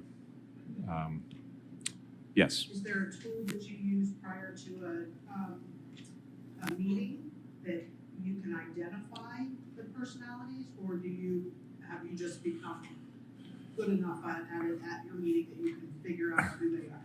When I start a new employee, they have a cheat sheet in the back, but it's really based on the conversation and the body language, and you'll get to see it. Or you have, when you vet them over the phone before you have the face-to-face, you can pick up on some cues that might be happening over the phone. Or you can even pick up cues that are in the emails that are written. They can be a little more misconstrued, but typically verbally you can identify who these folks are.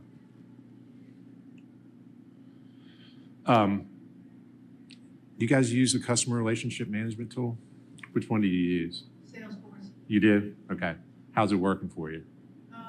It works really well as far as keeping the customer data Right.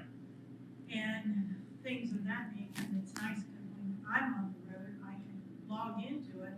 If a meeting gets canceled at a location, I can pick 10 other locations in that region and go see them. Right. You know, so I like Salesforce. Is it tied in with your ERP system, or is it separate? Okay, that's the key, right? Especially if you're in manufacturing, having it tied in with your ERP system. At the Blade Company, we didn't, and it was a bit like having a Formula One race car that fired on one cylinder. You know, it's got super capability. It can be overkill for a lot of small businesses. HubSpot, in some cases, you got to watch it. It's free until it's not. There's a few other ones that work pretty well. But I'm going to hop out of here and just kind of show you the CRM that I'm using, if I can get it to pop up.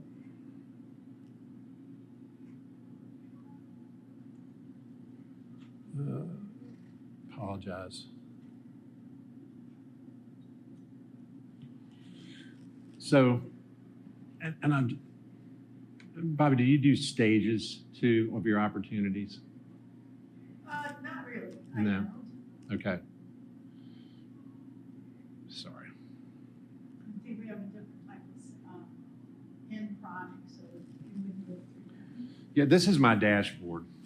And you could load in prospects. We'll talk about some, you can use this, we'll talk about some more AI tools that you can use to identify potential clients.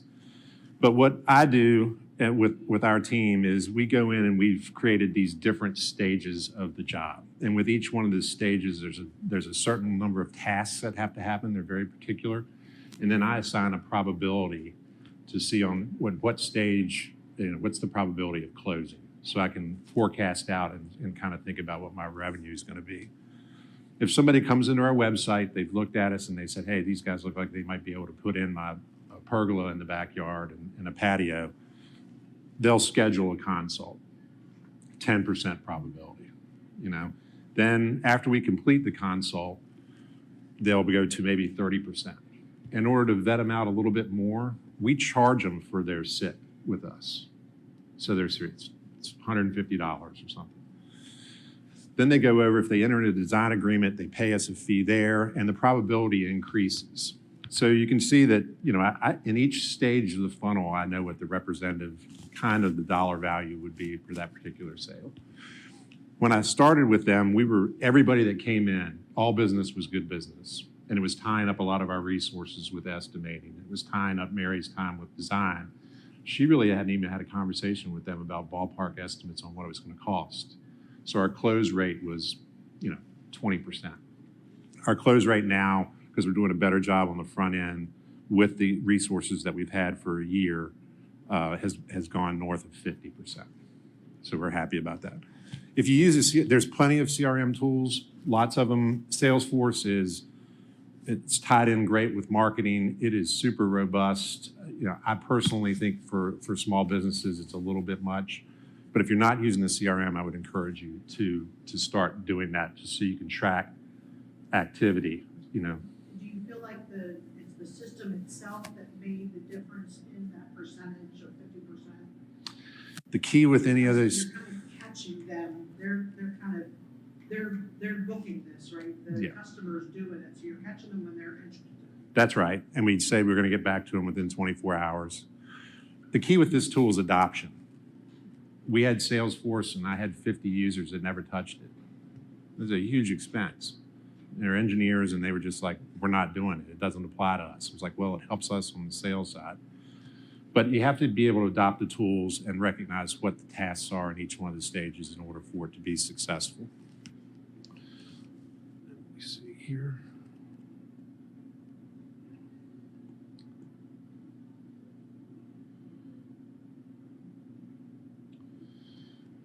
Oh, I'm sorry. I wanted to make one comment. But when we were talking about virtual, the adoption of technology, on this Christmas of 2020, my friends Sarah and Mike were over. Sarah has done pharmaceutical testing in the United States for 30 years. She sets up trials. And I was asking her about, warp speed. Do we think, because I'd worked with serial entrepreneurs that were having to go through FDA approval, and I watched a lot of great projects just die on the vine because they ran out of money in the approval process. So I asked her, I said, do you think that this is going to be a one-off or is this going to change the culture? She says she's going to change the culture, which is not for the reason that she thinks. It's forced the adoption of technology that's existed for a decade. I think the same is true in sales. You can be more efficient. It's going to be a different way to sell, but it's one that's here, and we need to get better and more comfortable, especially with seasoned salespeople like me that prefer the face-to-face and the handshake. Got to figure out better ways to do that. Let me see here.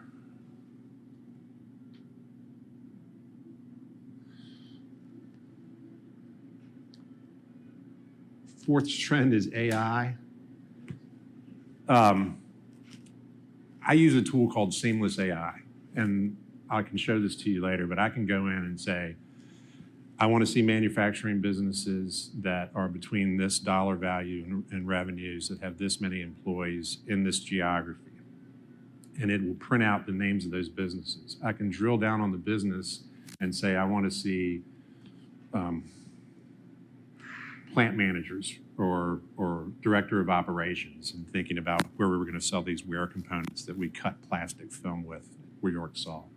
It gives me a prospect list. These things are all vetted. I typically end up getting not only their work address, I probably end up getting their social media presence as well as maybe in some cases also their personal web address.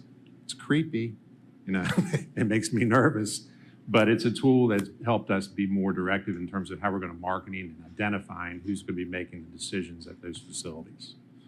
I think when I talked to you at the open house, you said about 50% of your business is it's more than that now, it's residential. Yeah, 50% It's 50 commercial and then 50, yeah. If you wanted to make a push into the other 50%, and let's just say in a different geography, let's say that you wanted to do something that out in Clark or maybe out in Loudoun County, make a push there to supply contractors or whatever. You could use a tool like Seamless AI to evaluate it. It's an algorithm. It goes out and it scrubs the internet, and it kind of pieces it together. That you work for signs, then it would go, if they determine that, they would go to see if you have any other presences that exist online, maybe personal, maybe professional, and it would do that for everybody within your organization. Same with Fabritech. I was asking you about the toolings. We spent a fortune making tooling that would hold metal that got presented into a grinding terminal that would put edges on stuff. It's, these things, every new customer had their own tooling. Who's doing that type of work? I can tell you Cadence is doing that work in Stanton, and I'll be glad to give you an introduction to them if you want to. But there's plenty of other people that exist up and down the valley that are doing that work, that need, laser drilling or laser welding or Swiss turning, those types of things. And using that tool to identify it it's been pretty helpful for us. The other one, this is crazy. I have a friend of mine that does what I do in Cincinnati, and he uses a virtual assistant. You know, one of the things I think about is what do I really like to do in my business and what I don't like to do. The marketing piece is tough for me.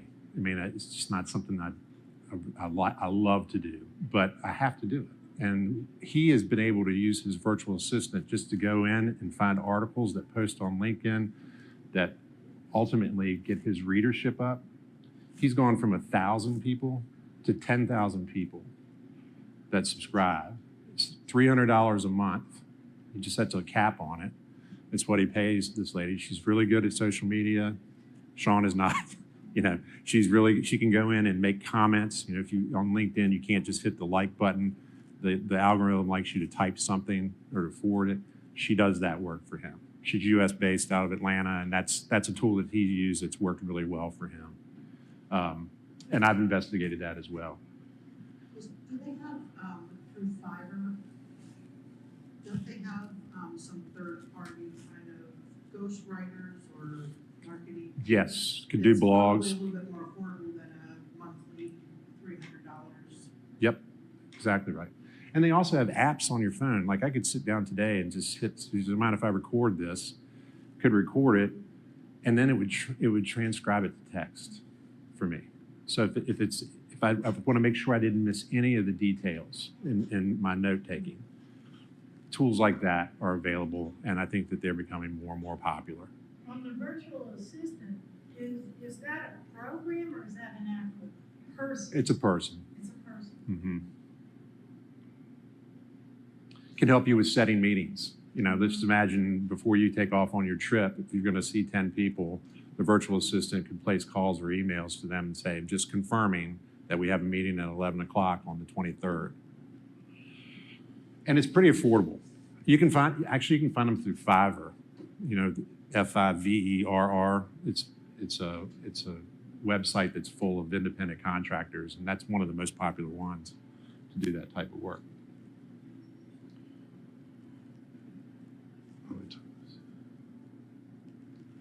And we kind of covered this. Doing simple tasks, help you with note taking, can help you look at predictive analytics to find the right people. So like the seamless AI is when I make sure. So Tom is out traveling.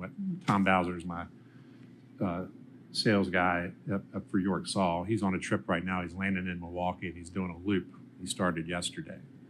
So we know we're going to go see some existing customers, but we also want to identify who are the businesses that are like Crohn's or like this. And we use that tool to identify him. And before he goes out on his road show, he'll reach out to those people to target them. The other thing that we use it for is for marketing. We make these things called paper tube saws. You're going to learn a lot of useless information here. You know, like wrapping paper or any sort of craft paper that you might wrap packages in that you ship, it all has a hollow tube, right? Those are really regional businesses because they can't ship that paper very long because the tubes will get crushed. So there's lots of these people that exist from region to region. The biggest one is a group called Sunoco. They're in Hartsville, South Carolina. Hartsville has one stoplight. It's a $45 billion company. And so they have 80 plants in the United States. We're in the Jackson, Tennessee facility. We want to find out who these other people are and who has the same title as the person we're working with in Jackson, Tennessee, and get them a mailer out that says we're approved supplier of paper tube saws for Sunoco. So those are the types of things that you can do. You can be very, very targeted. The days of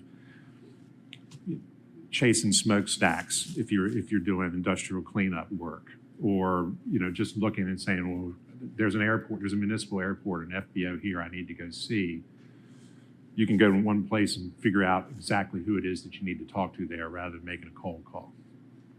It's a different kind of cold call, but it's not one that puts you in the car and out there with them. Hiring quality sales talent. We've talked about this being a gap.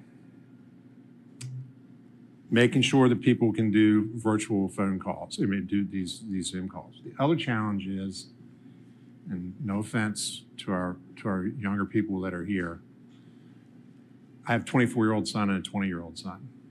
Their friends don't know how to talk to people. right? You know, they're much more comfortable in being able to communicate my thought, this stands, there's not going to be any back and forth via text or via email, than they are in having a 5-minute phone conversation. We may find some middle ground there, but I need to figure out how to adopt technology that's going to better suit younger clients for me, and they've got to do a better job of figuring out what works for them talking to other clients. Again, going back to the behavioral model. So that is a real challenge. Having a good recruiter is a good thing. Having a good connector in your community. Hope McCutcheon is in Charlottesville, Virginia. If you just, you know, I'm connected with her. She knows everybody. I mean, she's not a recruiter, so to say, but what she likes to do is to put people together.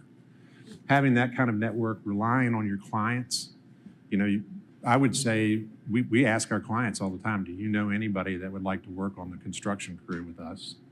And I thought, well, these are people that are spending a couple $100,000 a year, or not a year, a couple $100,000 on a project. They couldn't possibly know somebody that's going to work for $18 doing an install. I was wrong.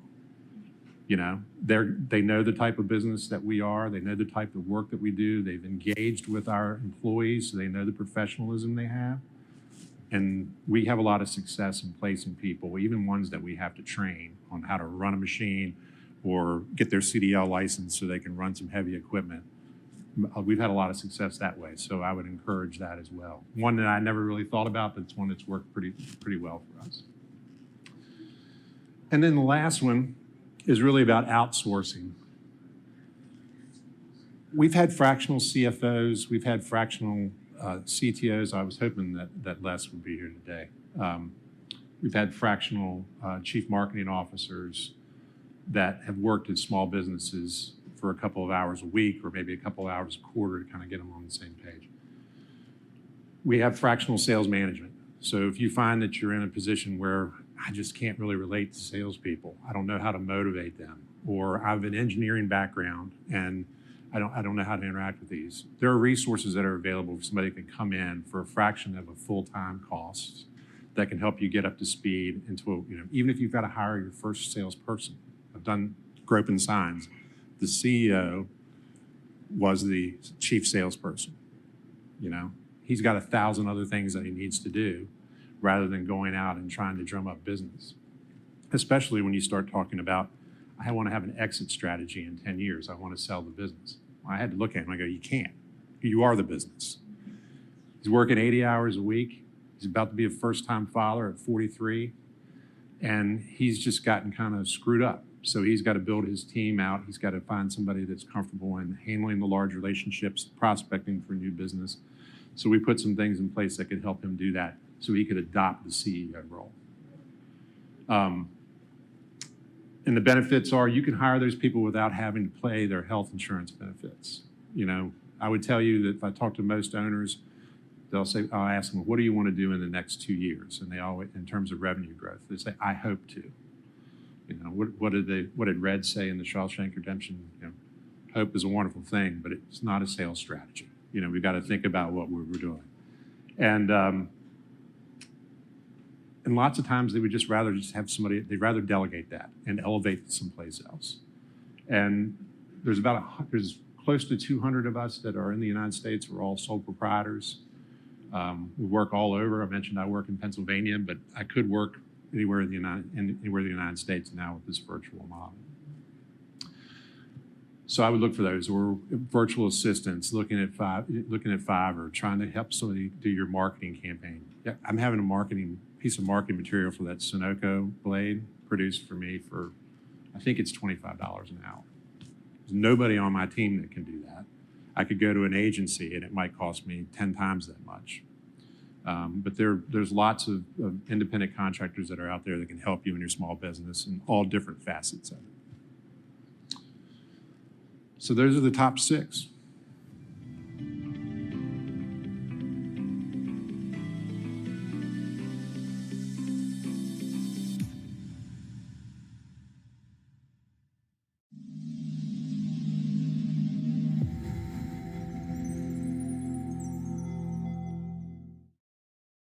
Hello, I'm David McLaughlin. I'm the owner of this old place, the Nancy Shepherd House Inn. I moved to Winchester in 1985 from Washington, D.C. My mother and I decided to invest in this place, so we bought it in 1987 when it came up for sale. We didn't really know exactly what we wanted to do with it, but we knew the building was worth fixing. My mother died in 1996, so then the building came to me.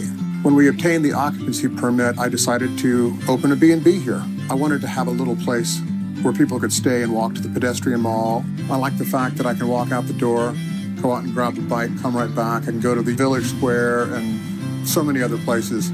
I love the essence of old. When I go into an old building, I like it when it feels old. You have to like old places to like this place.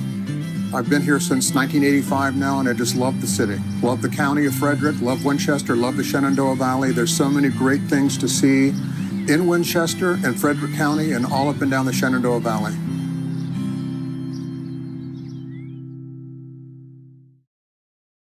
Well, I encourage you. It's a great course. I'm a little biased. We have one coming up in September. Several folks in this room actually attended it, and we're lucky enough to have a graduate that's going to kind of talk about the course. David told me I'm trusting, so I have no idea what he's going to say, so I'm going to introduce him as one of the brightest individuals I've ever met in my life. He's a star student, and he's got great business, and I highly encourage you to get to know him. So with that, Dave, you want to come up and say your comments?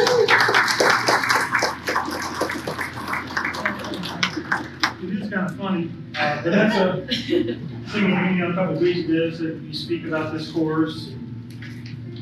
Well, sure, no problem. Carrie says, hey, I appreciate you doing it. And never once did they ask what I was going to say. Hey,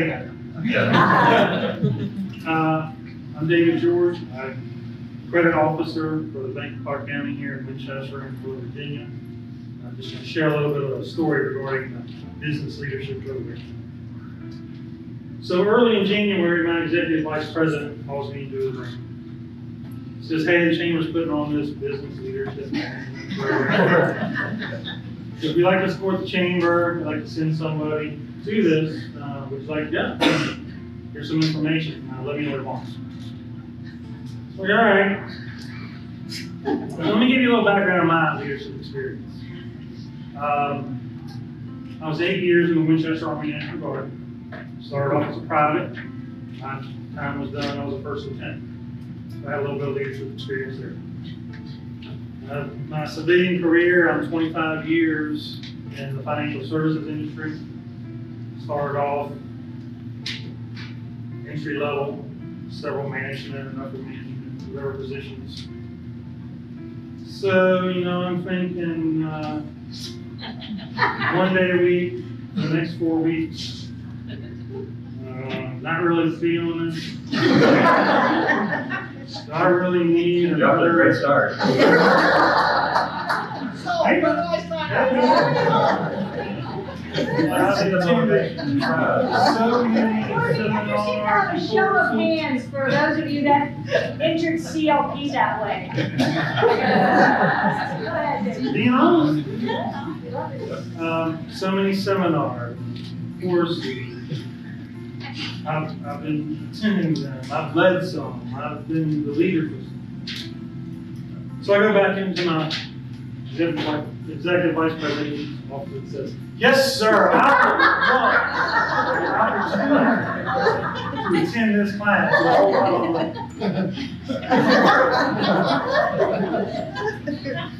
So fast forward through this whole program. I am here to tell you I was wrong. Way wrong. Not even in the same vicinity of being right. This program was unreal. Like nothing I had ever experienced before. Darkus is here, Vanessa, Cynthia, they were all graduates as well. New concepts, thought processes, new ideas. It is upper level stuff. But it was phenomenal.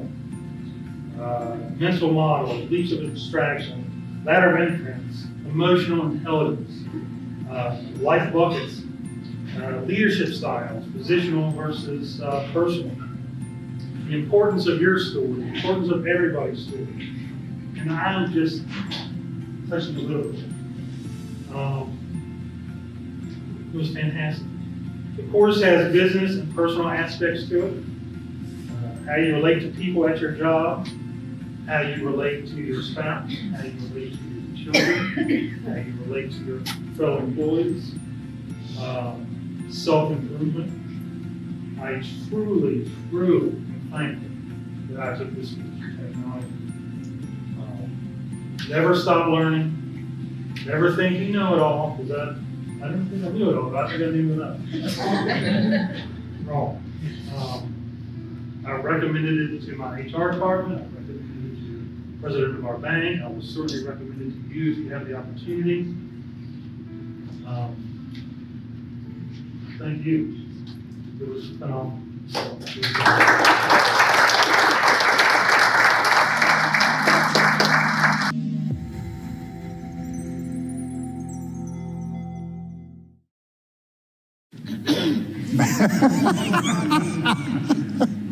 Good morning, everyone. I'm Cynthia Schneider with the Top of Virginia Regional Chamber, and we are here today with the team from the Small Business Freedom Alliance, a new member of the Chamber celebrating their membership and thanking them for all they are doing to help support small business in our region. Here to tell you more about what they're doing for our community is Josh Phelps, Winchester Metals, and the president of the Small Business Freedom Alliance.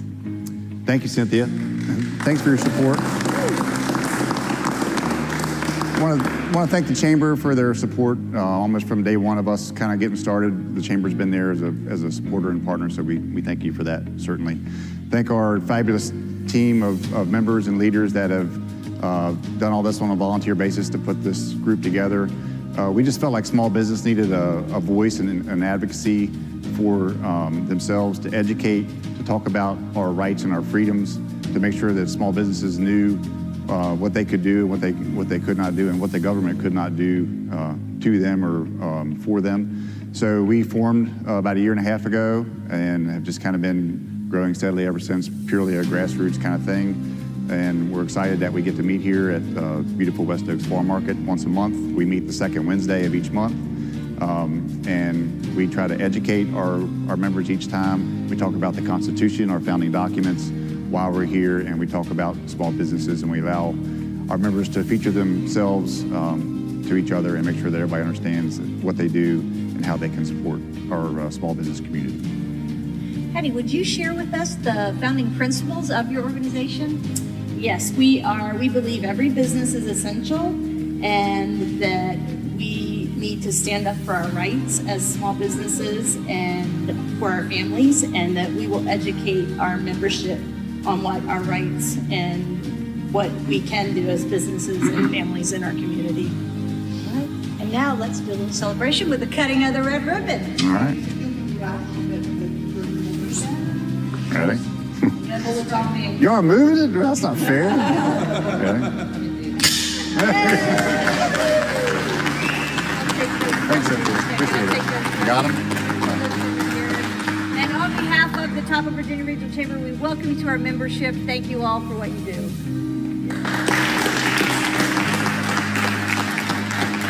Thank you. Appreciate it.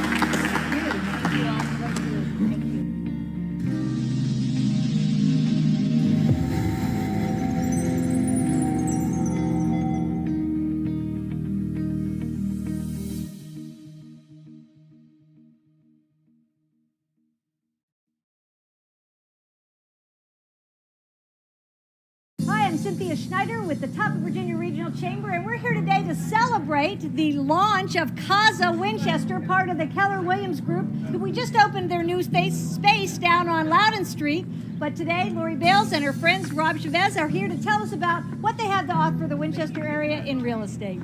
Listen, we are super excited to be part of the community and help the community buy, sell, and invest smarter. That's part of our mission, and to give back to everybody that is part of the Winchester community. So I'm blessed to be in business with Lori Bales here, and I'm just honored to be part of the community. And so thank you for welcoming us. Thank you. I appreciate it. We're going to go to Richard Bell, who's here to welcome you from the Winchester City Council.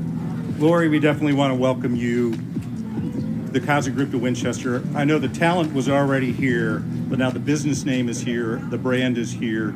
We expect great things from you for sure. Thank you. I know your style, I know your ability, and you will make great work of and make our community better.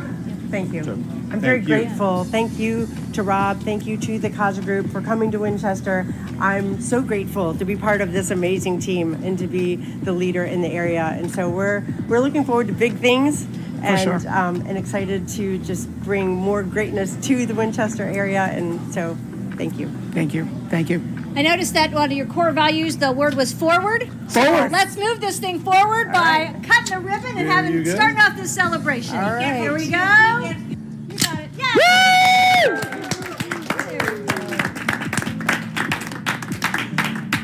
Awesome. On behalf of the Top of Virginia Regional Chamber, we welcome you to our membership. Hope you can display this proudly in your office. Welcome. Thank you. Thank you. All right, there we go. Let's have Wonderful. some fun. Let's have some fun.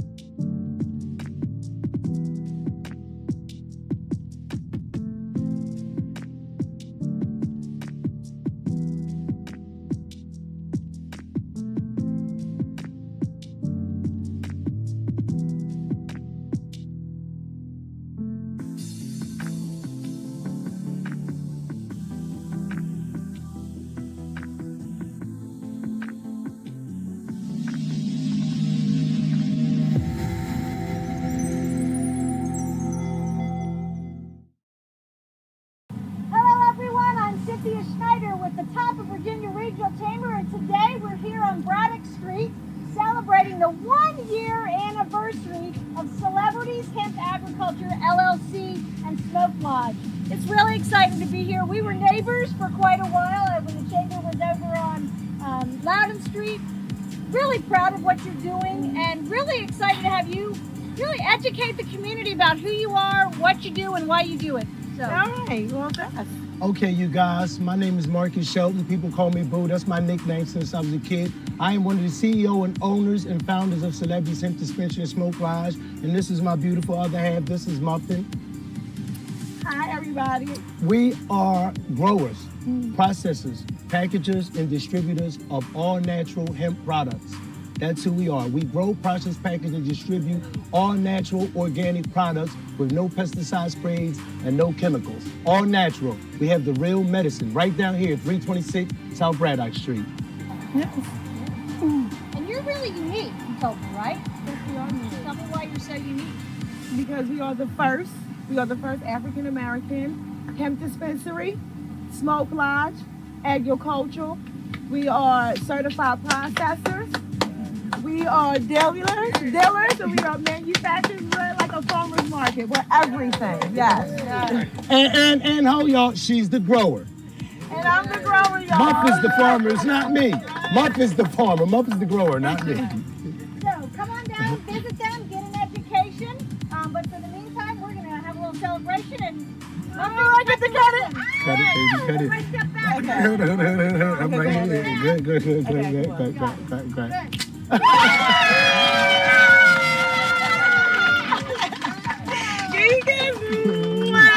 Kisses right here. All right, a lot of love going on here. Yes. So, on behalf of the Top of Virginia Regional Chamber and marking your celebration of your 1-year anniversary, not every business makes it in their first year, so we're really proud of you. Yes. Welcome you to our membership. Thank you for your support. No, thank you. Thank you, Cynthia. Thank you, babe. Celebrate. Yes.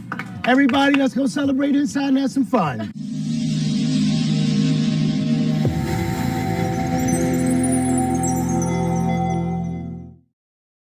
Today for Blue Ridge Hospice Thrift Store. Really appreciate you coming out. Fantastic event, great group that's here. We've got Cheryl Freed and we have Cheryl Ringer that are going to be here. We have Anthony Croson, who's the VP of Operations of this. And my name is John Fox. I'm on the board of directors with Top of Virginia Regional Chamber. We really are excited to have you guys here. Always a great value add to the community and just really, really happy to have you guys hear what you do, the fantastic things. I know you've had guys that are ready to get inside, so let's get everybody in there. I'd like to present you with a plaque, and if you want to go ahead and do your ribbon cutting, we're ready for you guys. If we say a couple words. Absolutely. I just want to thank the community. 100% of the funds that we raise through our thrift stores go directly to unfunded and charity care for our organization. We absolutely could not operate in the way that we do without the community support that we have. And so I appreciate Cheryl and Mike and Anthony and everybody involved in opening this particular store. I want you to shop today. I'm going to be. And we just thank you for your support. It means so much to Blue Ridge Hospice and so much to all of our communities. Thank you. And I know you guys want to shop and we're in the sun, but I want to just do a couple quick thank yous. Thank you to Mike and Anthony and Tracy for all they've done for opening the store, for our maintenance department, for our delivery drivers, and for all the folks who came out to help us. We couldn't do it without them, but most importantly, we couldn't do it without all the community, all the staff that we have that works at each and every thrift stop. We are so blessed to have you in the community to help us, support us, both donors and shoppers. So let's get shopping.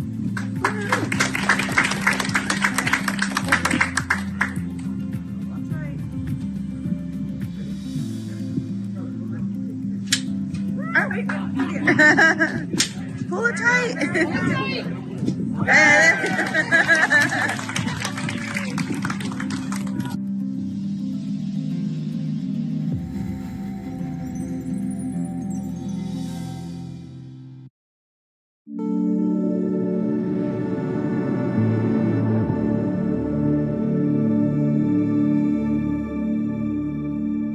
We're going to get started. Got lots happening today.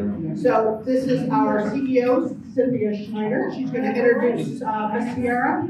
Hope you enjoyed your lunch. If you want dessert and coffee, get that before Sierra starts talking. Well, welcome to all of you. I am thrilled to be here today with you. It's always good to refresh our goals about this time of the year when we need to start thinking about next year. So it's a really good time. I applaud all of you for being here today. And Sierra is a master at helping us see the purpose in our lives and how to live out that purpose. Sierra was our roommate at the Chamber of Commerce last year. We loved being together.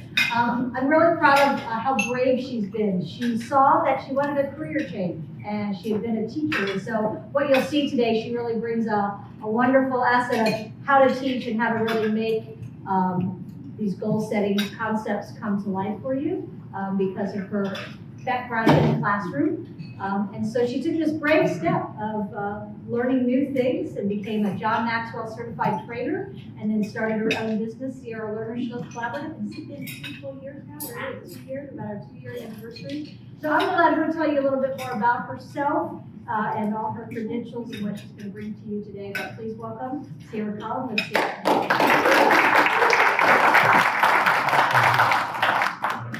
All right. Hello, everyone. Thank you for being here. Thank you for taking time out of your day to be here. There are so many different things that you could be doing right now, and you chose to be in this room, and that's a big deal. So thank you. There was a little bit of argument in here about whether this ends at 1 or 1:30. Danita thinks she said 1 o'clock. I would prefer it go the rest of the day. I have plenty to fill the time. So with that being said, if I speak a little past 1 o'clock, if you're able to stay, I would love for you to stay. If you're not, I will send you additional resources, but I want to make the most of all the time we have together today.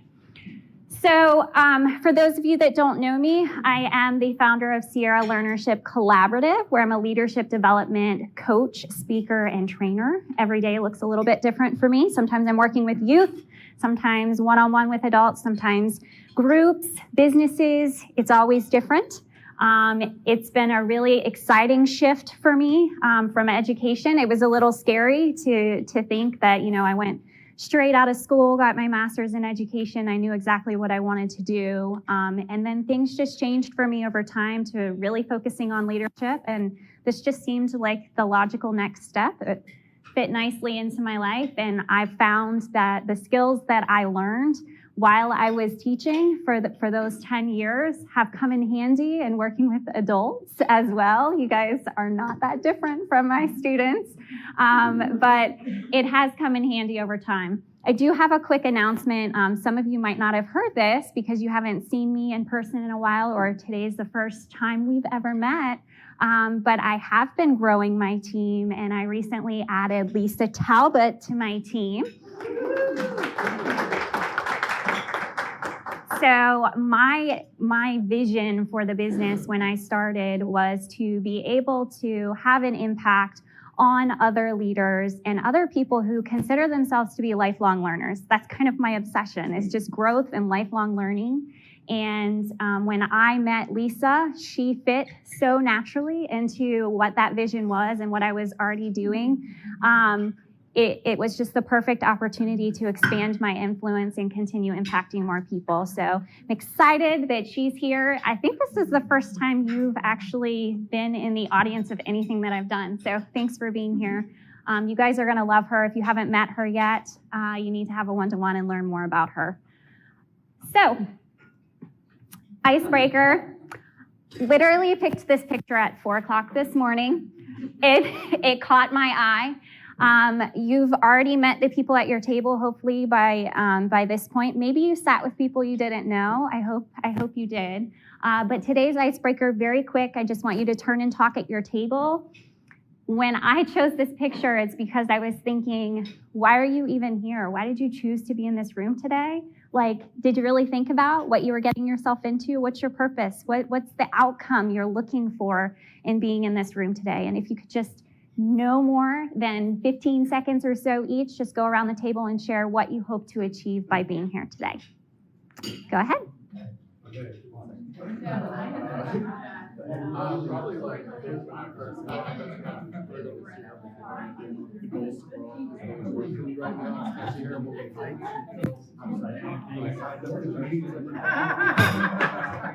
It's easier because he's a chicken. I love chickens.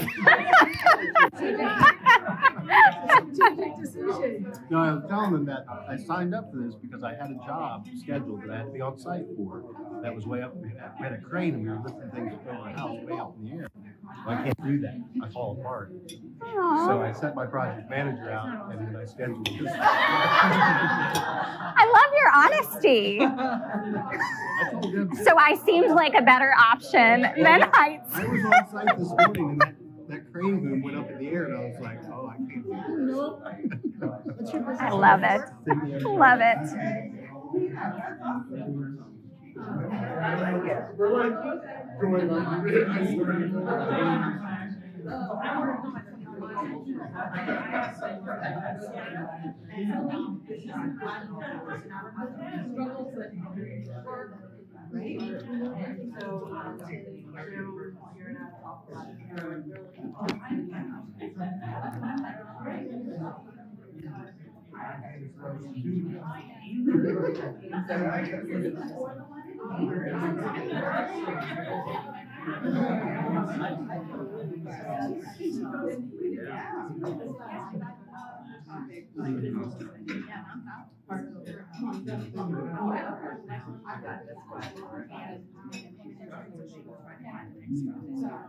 All right, trying to bring it to a close. Last 10, 15 seconds.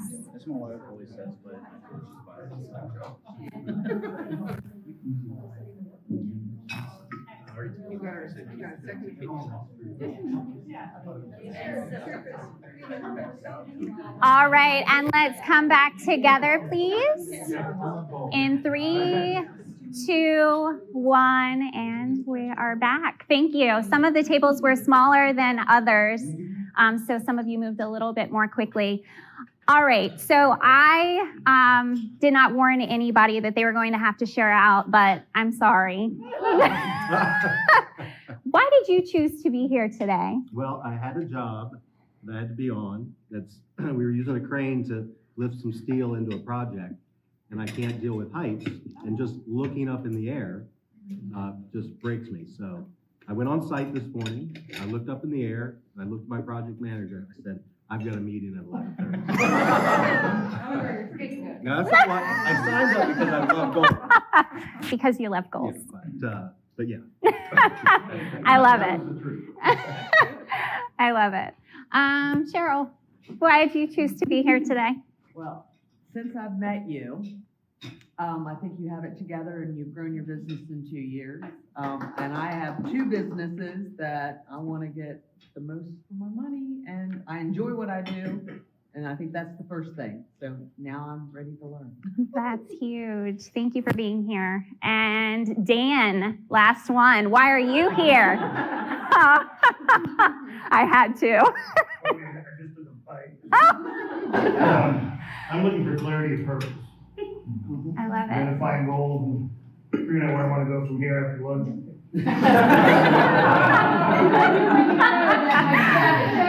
They weren't told to be here. They did choose to be here. That's awesome.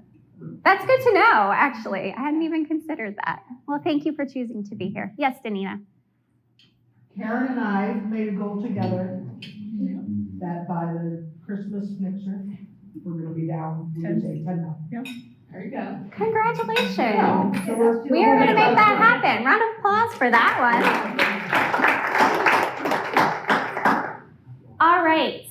So today's agenda, goals and growth, intentionality, Michael Callahan's favorite, backwards planning for smarter growth, and ending on accountability. I told you it's a packed time together, so I'm going to move quickly. So when you think of the word goals, there's some sort of emotional response that you get. I spoke to someone a little bit earlier who absolutely loves setting goals. I could tell she found passion and purpose in setting goals and achieving them, right? And some people might not feel as great about goals. So I had put, by the way, there is a sheet in front of each of you. If you guys want to take notes on it, there's some questions on there. You can guide your thinking as we go. But a question on there for you to think about: what emotion comes with the word goals for you when you hear that? Shout it out at me. What do you guys think? Fear. Fear, okay. Lack of focus. Lack of focus. Comfort. See, you know who I was talking to earlier. She loves goals. Accomplishment. Challenge. Okay. We know you like a challenge. Okay. So oftentimes, by the way, I've always loved goals. It gives me a sense of purpose, and every day I'm always working towards the next thing. Love it, right? But oftentimes when we set goals, if it's a really lofty goal, you may have had an experience in the past where you set a really lofty goal, and then we had this discussion earlier, then there's this almost a sense of shame when you don't reach it. You can be pretty hard on yourself, and you kind of just give up on it. And now wasn't the time, maybe I'll try again later, right? A lot of times we think, how long will this take? How long will it take me to lose 10 pounds, right? And you set a time that you think is appropriate. And unless, ladies, you two sit down and talk about between now and then the strategies that you're going to implement and the steps you're going to take to reach that goal by that date. You okay? Sorry. No. Sometimes we think, how long is this going to take? How long am I going to have to go through this process over and over? How many days am I going to have to get up in the morning at 5 a.m. and work out before I go to work? Maybe that's not enjoyable for you, so you're having to push yourself outside your comfort zone. So you might have the reaction of, how long is this going to take, right? You just want to reach the end. How quickly can I get there, right? On your sheet, I had put a question on there about a goal that you've reached, that you've seen some success in before. What is a goal that you're really proud of that you've achieved in the past? Anybody, shout it out. By the way, I love when you participate, so you're all going to talk at least once. Yes? just breaking out back into work after having children is just like, getting back in there and not like, Yeah. Yeah. I'm sure that's a tough transition. Yeah. Yeah. Yes. Finishing my dissertation after many, many years. But it was worth it, Yeah, right? It was worth it, but it did have its ups and downs. Mm-hmm. But it was, I'm so glad it's over. But we often feel that way, right? When it's done, we're like, whew, checked that box. Now what, right? We move on to the next thing. One more success? Who had a yes? I wanted to build a house when I was young, and it took me a while to get there, but I built 12 so far. Wow. That's amazing. Yes. Yeah? The afraid of heights came from on the roof. Oh. No, I got off the roof. You have new ways to overcome that obstacle. Just found a new way. One-story houses. No, but that's a good point, because my next question was, what obstacles have you faced that have stood in your way of reaching your goals in the past? Oftentimes, I am my own obstacle. It's in my head, right? It's that fear of failure, fear of making a mistake, not having a perfect plan before I start, what people will think of me, right? There are all these fears associated with that goal. So think about those obstacles you typically face. And the reason I entitled this From Goals to Growth is I love goals. I want you to keep setting goals. I want to be very intentional about the way that we set our goals, but I want the focus to be on growth over time, not just chiseling away at something and then asking yourself, okay, what's the next thing? I've done that one. What's next, right? So when we make the shift from goals to growth, we start to think about, how far can I go? How far can I take this? Ladies, it's not about losing the 10 pounds. What is the actual goal there? You want to feel better, right? It's about your health. You want to feel good about yourself when you look in the mirror. So that is the growth part, and you are taking steps to get there so you can feel a certain way. And so that's the shift that I really want to talk about, is what does the continuous growth look like for you? And that's why we really have to do some big picture thinking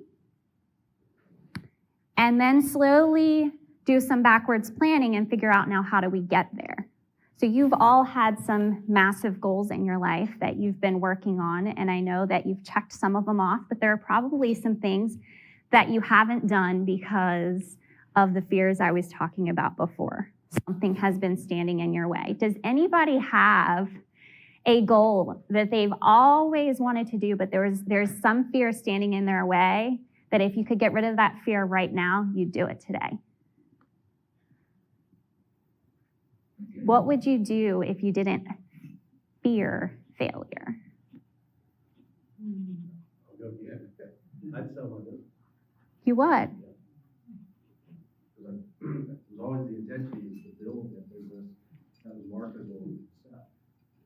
It wasn't to own the business and effort to sell it. You start something new. So yeah, I would sell. So what's stopping you? Buyers. Okay. So, but that's what you have to start asking yourself, though, is what would you do if you knew you couldn't fail? What's stopping you? What is that first step that you can take to head in that direction? I heard that. I heard that. So here's the shift. Making the shift from how long will this take to how far can I go? Just think about the emotion that each of those things evoke for you. For me, how long will this take? There's an end point, right? And I'm just trying to figure out, what can I do to go through the motions to get to the end point? With the other one, what is how far can I go? How does that change for you? What do you feel when you hear that? What do you feel when you hear growth versus goals? John? I guess it depends on the goal you have and being realistic about your needs. So it sounds like you take goals and then you dissect them into accomplishments and this may be overwhelming to people as opposed to getting here. So the strategy is planning it better. I feel as if sometimes the goal puts a limit on how far we'll go, but the idea of growth and constant growth over time, every day, even if it's just a little bit, even if you think about plants and the way that they grow, right? If you sit and stare at them, you're not really going to notice them growing. Walk away for a week, come back and look at your tomato plant, and you know something's been going on, right? So it starts to change that mindset, and you see a lot more of opportunities for growth out there. So I've put together a couple of ideas of things that you can do to make the shift before we talk about how we do this kind of new sort of goal setting. One, we have to embrace change. In order to grow, you have to change. Some of us love change, some of us do not. Again, I think emotion, there's an emotion that comes with the word change. I love change. I try to change something every day. Thank you for doing that. He changes his clothes every day. Adopt a teachable spirit.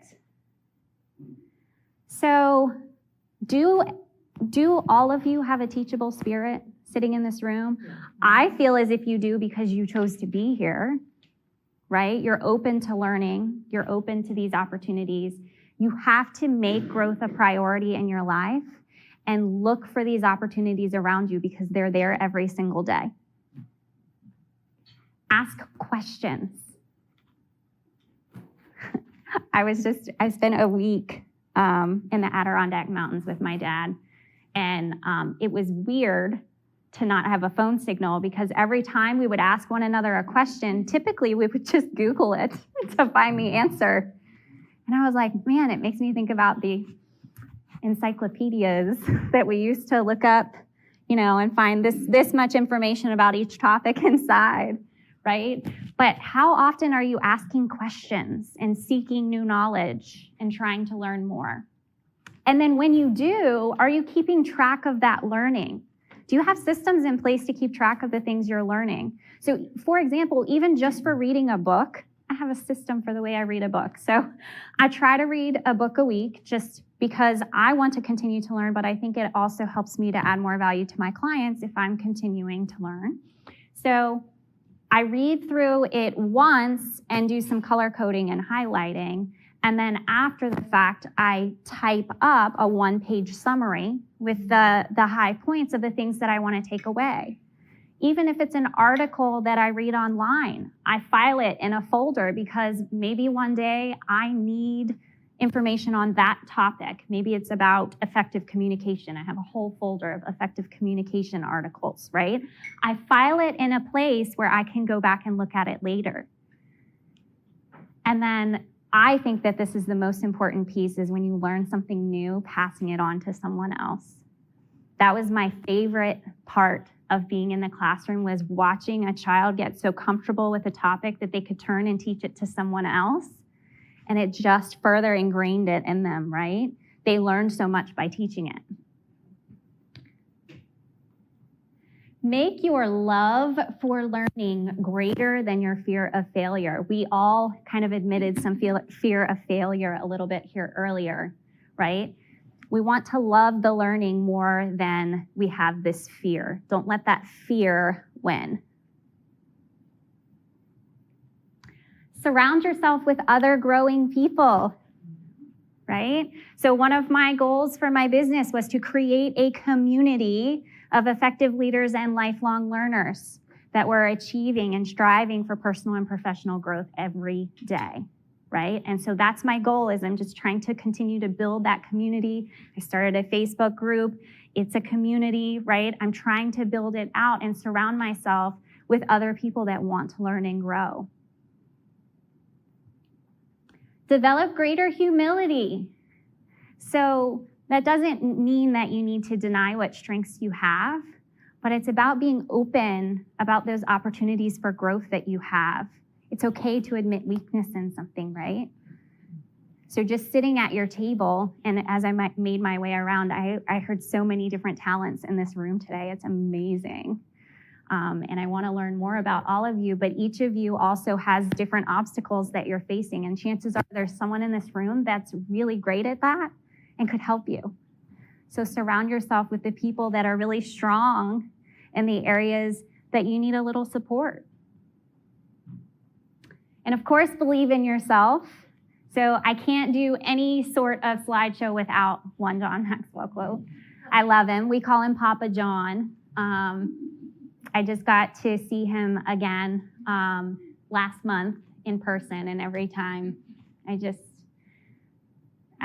don't know. He inspires me so much. But what you think about yourself determines the investment you make in yourself. So stop and think about that for a second. How much do you value yourself? What are you willing to invest in yourself? You literally invested in yourself to be here today. And then finally, embrace layered learning. Can anybody tell me why I put Shrek on this slide? Because onions have layers. Yes, yes. So who doesn't get it? Oh, watch Shrek this weekend. That's your assignment. So onions have layers. Everything great has layers. Okay?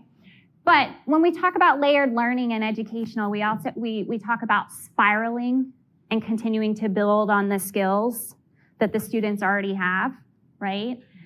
This is building the big picture for yourself, one piece at a time. So continue to build on your learning over time.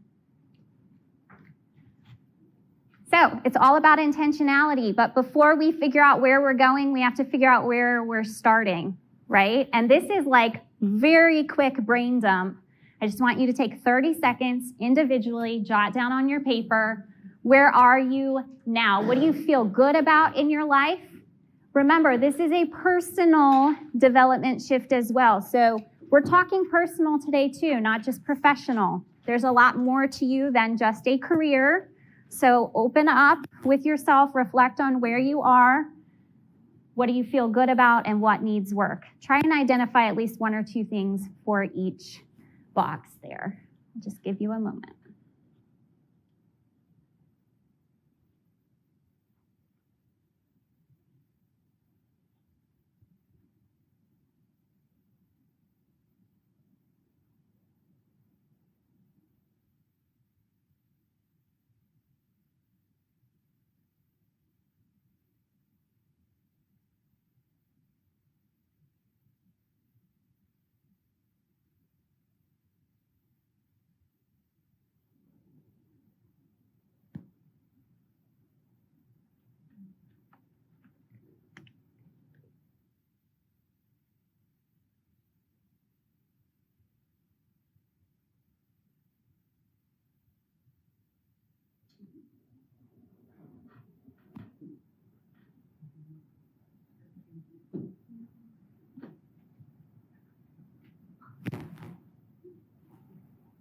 All right, if you've only completed one side, shift over to the other one, start working on that one.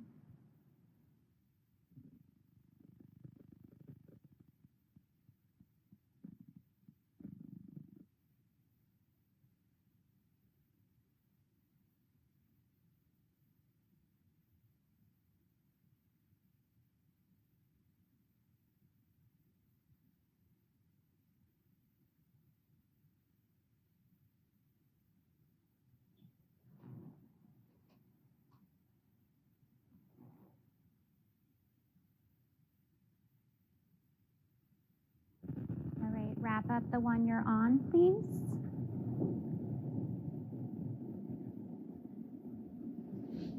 All right, this is just some initial thinking. All right? Always like to start with a quick brain dump to see what's on my mind before we dig a little deeper. So I'm not going to ask that you share out necessarily with everybody at your table group, but is there anyone that feels comfortable sharing something they're feeling really good about in their life right now? What is something we can celebrate? Yes? Health. I've been working on health ever since COVID. baby steps, and I go backwards, but then I go a couple steps forward. Always a work in progress. Yeah, but you keep chiseling away at it, right? I don't want to ever go back to where I was in COVID. So I bet there are other people in this room that wrote health on the other side, right? So she has taken steps to make a change. Find those people that have taken some steps to make a change and see what worked for them. What is something else that's going well for someone right now?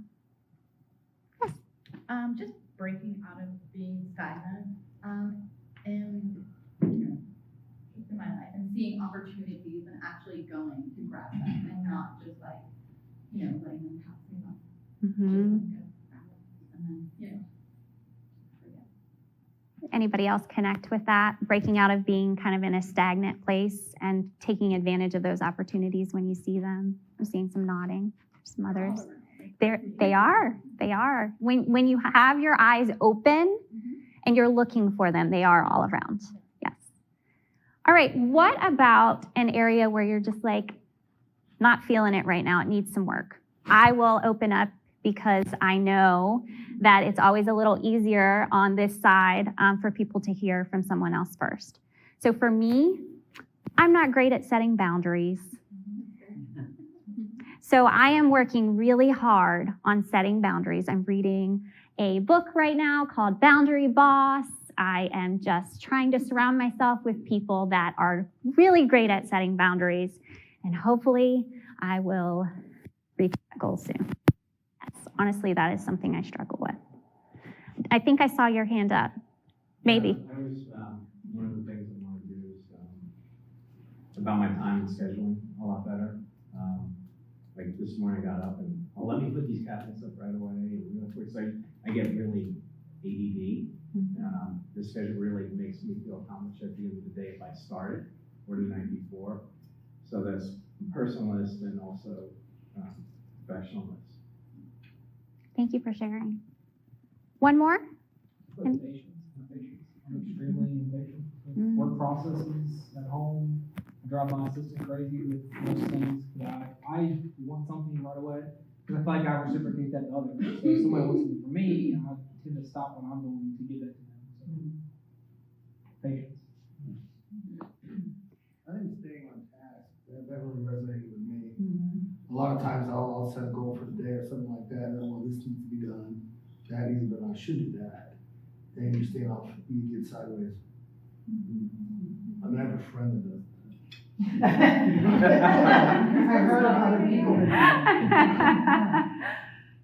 So as you were saying that, Dan, I was just thinking about just having awareness of that and being able to stop yourself in the moment and realize it's happening and do something about it. You have a habit, right? And you have to retrain your brain.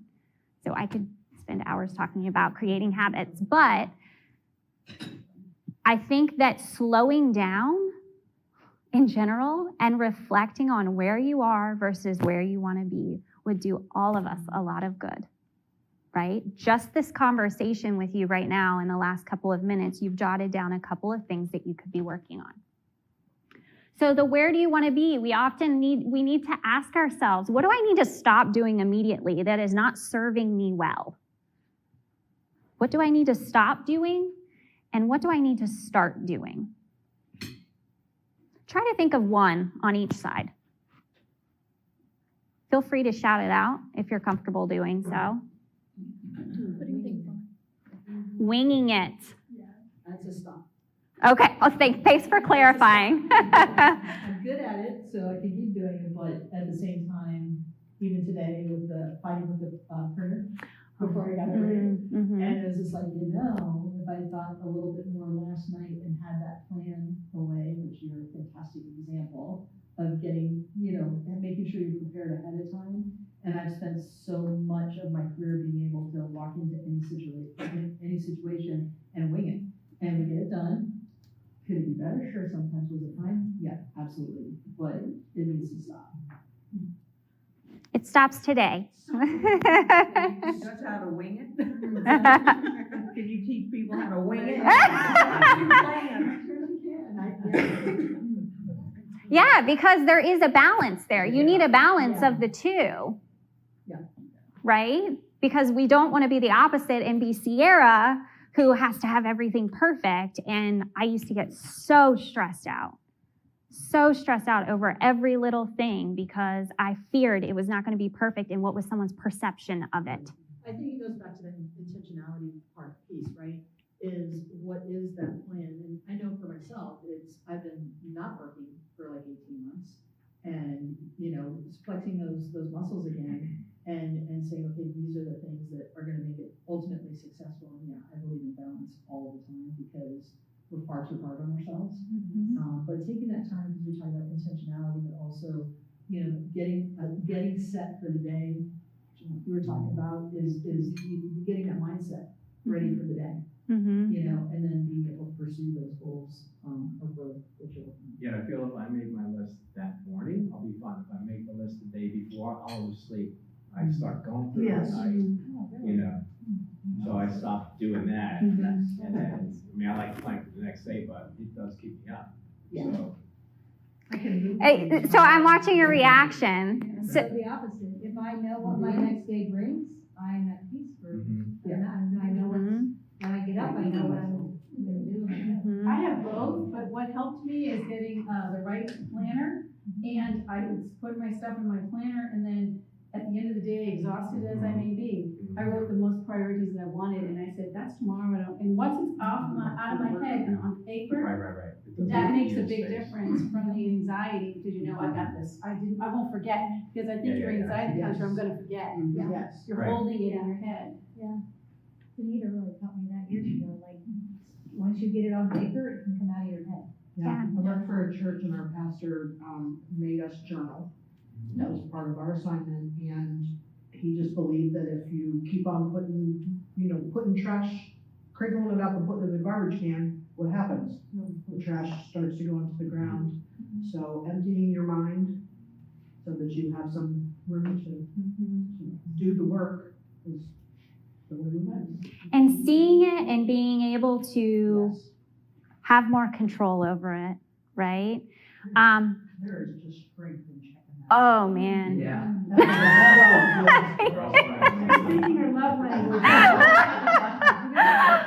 I check lunch off the list. I'm like, I just did something that I don't think I had on the list. I'll go ahead and put it on so I can check it off. But about writing it down. So my mind goes immediately in 10 different directions. So I want to comment on a couple of things. One, the writing it down. If you did not write down, when I asked you guys to write down what you're going to stop, if you didn't physically write that down, please write that down, because there's something to that. Actually putting it on the paper and committing to doing it. And then also turning and telling someone else or telling a close friend what you're committing to stop doing, because you announced it. You're not going to wing it anymore, because you have a whole room full of people that are going to be like, because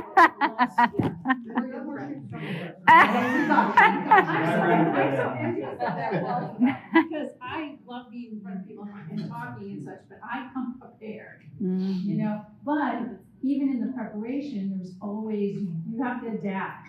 So I'm not afraid to adapt, but I like to have some kind of scaffolding that I know in which direction I should be speaking or talking or thinking or writing or whatever it is. Every single one of us in this room is wired differently. And so taking this time to stop and think about those things that you know that are working for you and those that aren't, that's going to make the difference for you. So real quick, for the sake of time, is there one thing someone wants to share out that they want to start doing immediately? Yes. Prioritizing the time and actually putting it on the calendar. If it's there, if you're scheduling what you want to accomplish, then it's not good, you see it. Yes.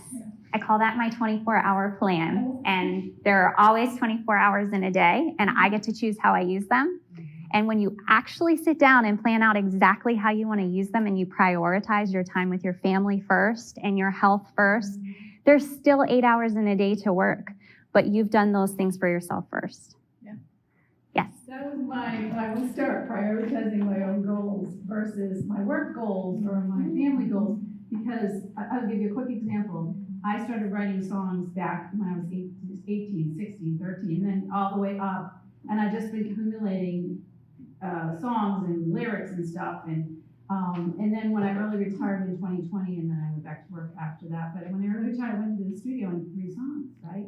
Of ones that I'd written when I was 18, and I'm certainly not that any longer. But my voice had changed, so then I had to learn what do I do about my voice. You know, I didn't want to be the weakest link in my own project, you know. But it was so satisfying doing that. But I waited 40 years to do that. So, so what? You know, at least if you do them, I think it's important. But then you have to also adapt your where you think you are and what you think you can contribute. Because I'm thinking, either I'm going to sing them, or I might just get some conservatory students to sing it. Because the songwriting, our goal is to get the songs out there that can encourage people. That was the ultimate goal, but that took a little bit of a mindset shift to get there. And I'm still getting there because I'm still on the fence. But anyway, prioritizing those instead of all the years of working full time and kids and husband and parents and all the other things that are important in life, community, the church. Thank you. Thank you for sharing that. All right, talking about all of those things, this is what I call the wheel of life. So we're looking at the big picture. So your life is made up of all these different categories, okay? So here are some examples here. There's some examples on your paper. But if you break down this wheel of life into different areas, of course, career is only one of them, right? And so that's the idea of jotting down all of your goals, not just for career, but all the rest of your life as well, right? Your health, if you have a significant other, you're in a relationship, friends and family, physical environment, the safety and security of your home environment. But then also, if you don't work from home, your office environment. Some of us can walk into an office environment that's kind of toxic, right? And what can we do about that? Personal growth, has that been a priority for you? If not, it might be now.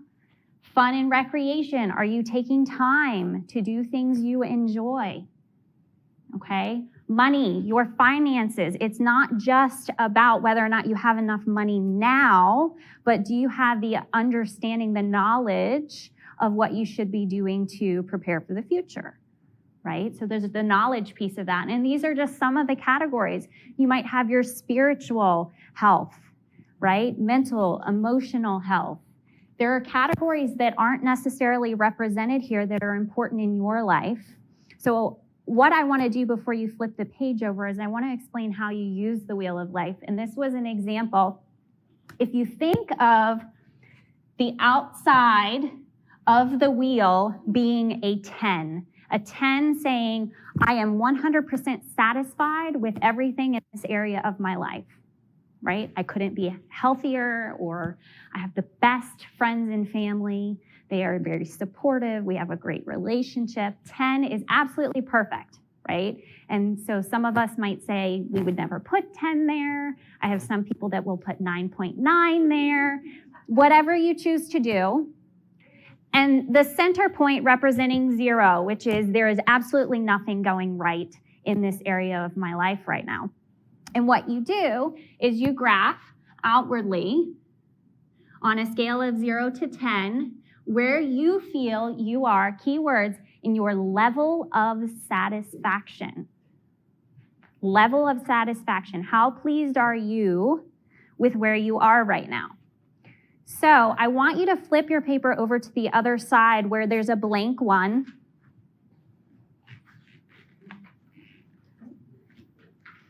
So what you're going to be doing is you're going to be dividing your circle into the number of spaces that you need to look at the different areas of your life. But can I borrow yours for a second? Yeah. So on this page, I've listed out the ones that were on the original Wheel of Life, and I've left an opening for you to add other things that are important to you. And then just put your rating on a scale of 0 to 10 next to each of those. Be honest with yourself. If you're not honest with yourself, this activity will do absolutely no good. So where are you? Go ahead and jot that down. You do not have to share out any of these numbers, so you don't have to worry about that. And as soon as you have done so, you can move forward to the circle and go ahead and break your circle into the number of parts that you need for your life and graph it. So just take a couple of minutes to do that. Thank you.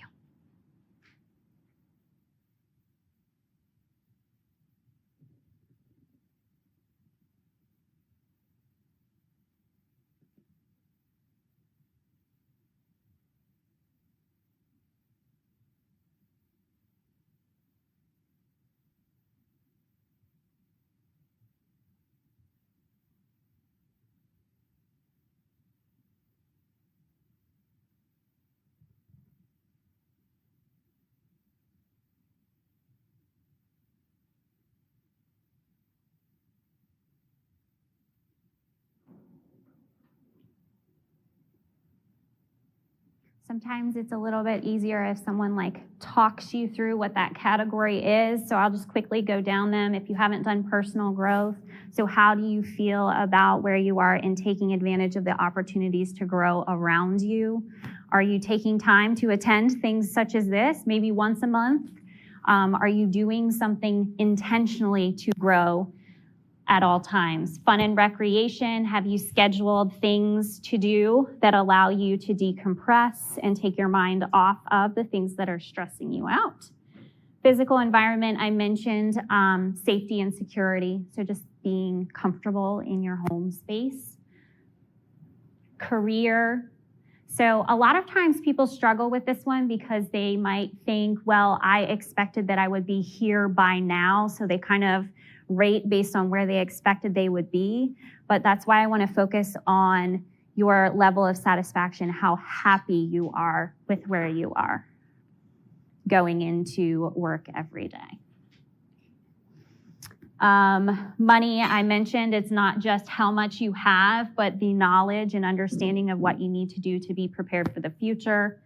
Health, some people break that down into multiple categories because your physical health might be completely different than your mental and emotional health score. Significant other, romance, some people say, well, I don't want to be in a relationship, so I don't know what number to put there. And I'm like, well, if you don't want to be in one and you're happy not being in one, then you can rate it high because you're happy with where you are. And then, of course, the blanks. Does anybody have any questions about any of the categories?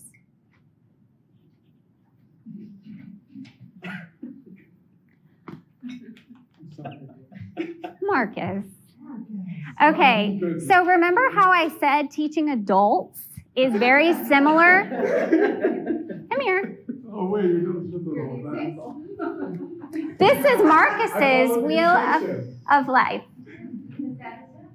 It is so him. He has a smiley face on his name tag, too. I embarrassed you on purpose.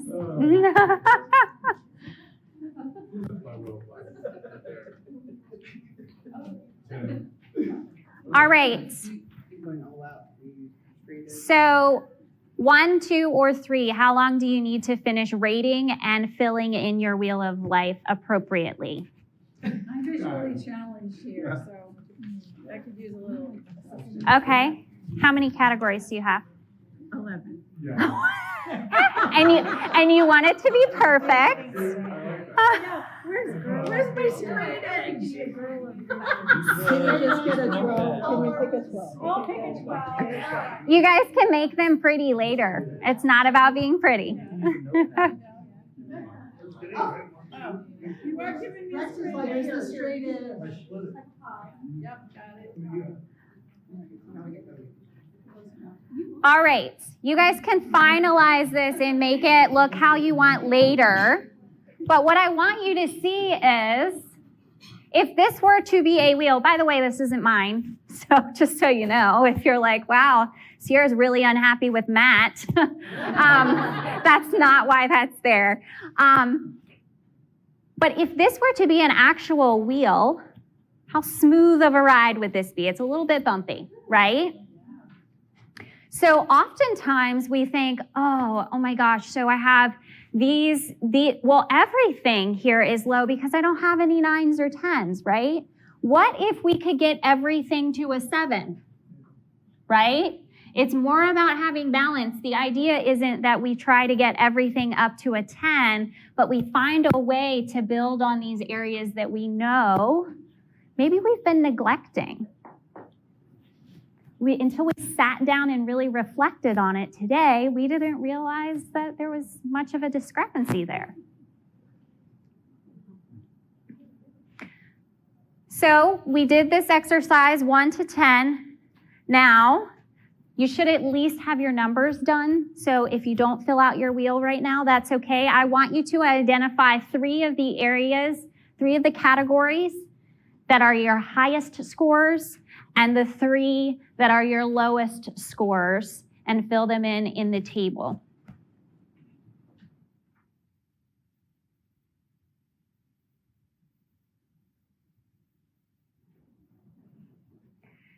And no cheating because his answers are different than yours.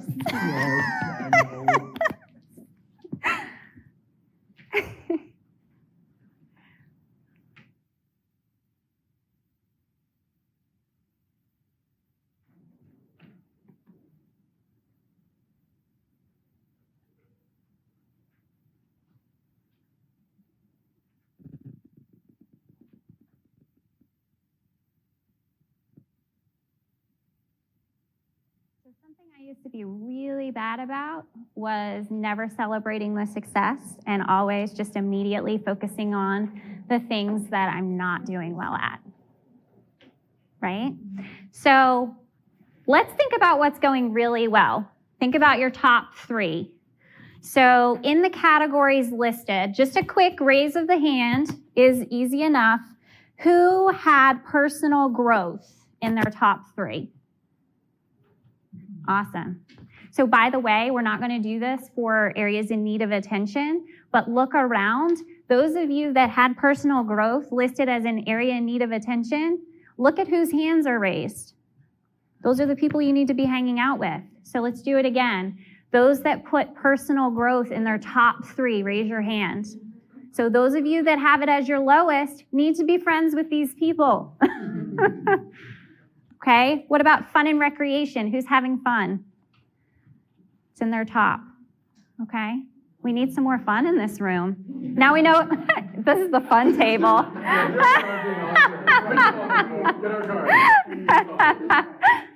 Physical environment. Like, I feel really safe and secure. I love my home. It's a happy place. Cool, great. Career.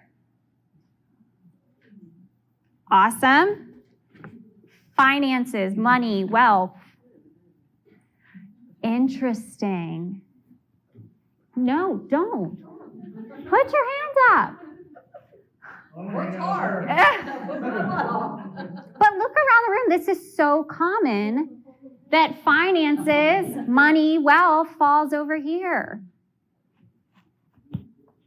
Go hang out with Darkish. She'll tell you what to do. She worked really hard for it. All right, your health. Be proud. Awesome. Friends and family. It's just so funny when you like said, what is your standard? Some parts of me I would go like, look at my age, what I do. Right? Like, I was like, thank me every weekend. We were able to keep up and have this amazing face. But part of me would then also go my more critical side of, you put on too much weight, you can't do what you did 5 years ago, right? So it's like, what is the standard that you're measuring? It's a great point. It's a great point. Past standard that's not. That we have to change. I'm reaching an age where I have to be more satisfied with different levels of health. Yeah, so true. Commenting on that. So most of you that know me well know my struggles with Lyme disease. And so for me, I know how bad it can be. I think if I was a normal, typical, healthy 33-year-old and I hadn't had that experience, I would look at my health much differently. But now I'm super grateful when I wake up and I'm not in pain, right? And so that's a great example. Thank you, Cynthia. we're not going to tell anybody, but who is super happy with their significant other, romance, spouse, whatever, great relationships at home? Awesome. All right, who added a category that wasn't on here? Like I added spiritual life. Does anybody rate that as their top? Awesome. Mental health. Okay. Helping others. Helping others. Service to others. Any other categories that you guys added that are important to you that wasn't on here? Okay, life balance. I like it. Self-care. Self-care, very important.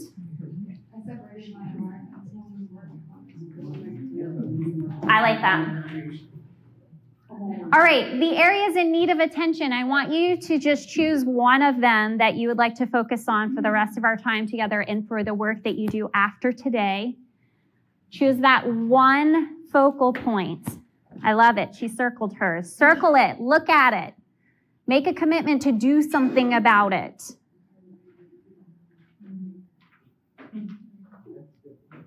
So you guys have probably heard of SMART goals. You might have heard of SMARTer goals. And sometimes you hear different words used for them, right? And so the idea of creating a smarter goal and being intentional about it is starting with a really big picture and thinking about, well, in the first place, what does my life look like as a whole? Hopefully you were able to break it down and kind of figure out where you need to focus your attention. We don't want to neglect the things that have been going really well because all of a sudden we're working on this one thing. So I'm not going to let my relationship with my family go because I want to focus on improving my health. I'm going to involve my family in improving my health, right? How can you get more bang for your buck and focus on something where you involve the other areas at the same time, right? But when you are creating smarter goals, and I laugh because when I first started teaching, we had to have SMART goals for every lesson for our students. And then in Fairfax County, they said they need to be smarter, but they didn't have the E. It was just SMARTR. And then they became smarter, and I just don't know what it's going to become in the future. But as the smartest goals, but when we're thinking about smarter growth, this is the kind of the process we go through to see how can we improve that area that you just identified. You need to be very clear and specific about your intentions in that area. Yes? I have a quick question. Like, Yeah. My struggle, obviously, friends and family are something, but if you're like health, I circle that and I'm going to stick to it. Friends and family is part of something that you can control. You can do all day long, but so how do you have the mindset of not having expectation if you do and do and do it? I'm doing the right thing, and then your expectation is not going to fulfill this friends and family. Does that make sense? It makes total sense because I have the same thing going on. So I'm very open. I'm very transparent. So I will tell you, I just spent the 10 days in the Adirondacks with my dad because my relationship with my dad has never been good. And so my intention was to go on that trip to try to understand why he is the way he is and better connect with him, right? Did it work? It didn't. I was really disappointed. There were some ups and downs in the trip, but I chose to come back. That 10.5-hour drive yesterday, I reflected on all the amazing things that I saw and I learned. It was wonderful, but I have to realize what I can and can't control, and I did what I could, right? So I took the steps that I knew I could take. So I love that you brought that up because the conversation of control is a big one in my coaching sessions because a lot of times we're trying to control things that we can't, right? Yeah, if you're an empath and you're an observer, you don't get the stage to talk, especially in that circumstance. You've developed that path to break that. So I think it's just being very clear with yourself about what you're willing to do and how far you're willing to go, but then it's that boundary part that I'm working on, right? And setting a boundary and saying, I've done what I can. Yeah, that makes sense. Yes? Expectations. That's the big problem, is having expectations sometimes on people that aren't really even able And therefore, you just really have to accept people for who they are and what their limits or their abilities are. See, now you get into projection, it's really complicated. You're projecting your expectations upon them. Right. Yeah. And sometimes they don't even know. They don't. So you're setting up failure. Well, Yeah. I was just gonna say, as a parent, I learned this lesson because I had certain things I thought my children, you try to teach your children and give them their values, but in the end, as they become teenagers and then young adults, once they're young adults, your job's kind of done. Now you're like a coach. But if they don't want to hear what you have to say, I was thinking about what you said. I just took the long haul about it. At some point I had to say, all right, that person's making their choices and I'm going to love them. And at the end, it was like, especially with a daughter and a mom, I was like, I'm just going to love her. I'm going to accept her. I'm going to let all of those things go and let her make her choices. And I'm here to coach her and help her if she chooses to. But in the long run, the only thing I want her to know is that she's loved and that she's here to make a difference in this world. And that's what I coached to her. And then I let the rest of it go. I just let it go. I love that. And that's why I went on the trip, is because I wanted him to know he was loved, right? And he knows. So I did what I could, right? I love that. Thanks for bringing it up, because I think there are a lot of people in here that could benefit from that. Okay, so we're clear about our intentions, measurable. How will you know you're making progress in this area? A lot of people skip over this one.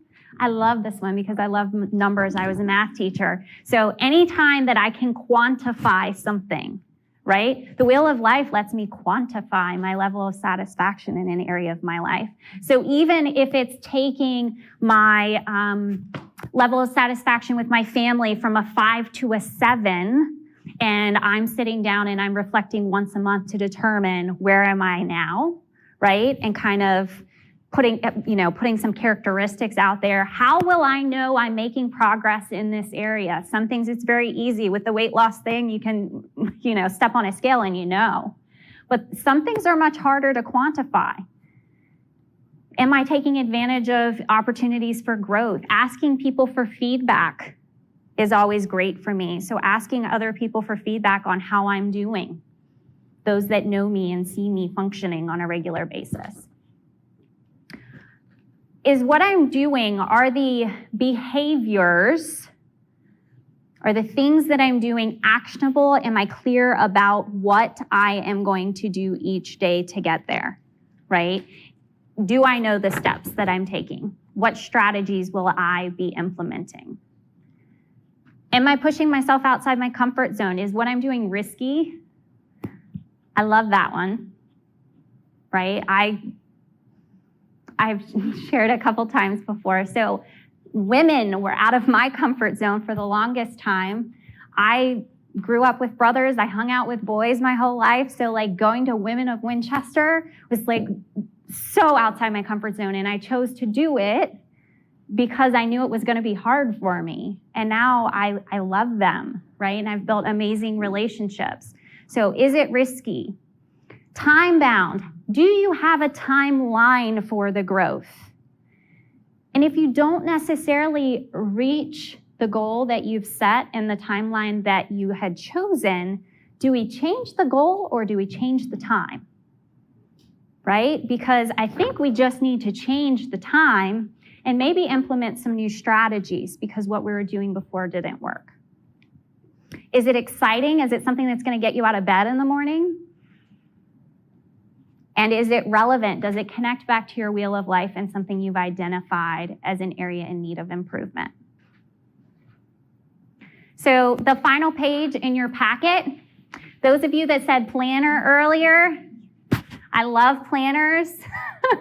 I've used a full focus planner since it first came out. It's been almost 5 years now, and this is actually a goal detail page specifically out of that planner. If you want to know about full focus planners, let me know.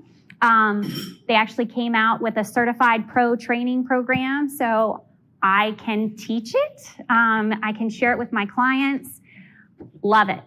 But all about goal setting. So here's a goal summary where you would write your SMARTer goal. You identify as an achievement. It's something you're going to check a box when you're done, or are you creating a habit?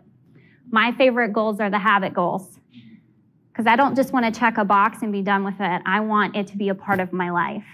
So here are the domains that Full Focus Planner uses. These align very well with those on the Wheel of Life. Here, it's key motivations. Why do you want to do it? This is the exciting part, right?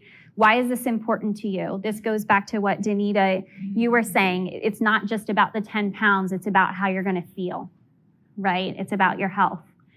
What steps are you going to take to get there? And then the part that I always skipped, the reward. How am I going to celebrate success instead of just hopping on to the next thing? How am I going to celebrate?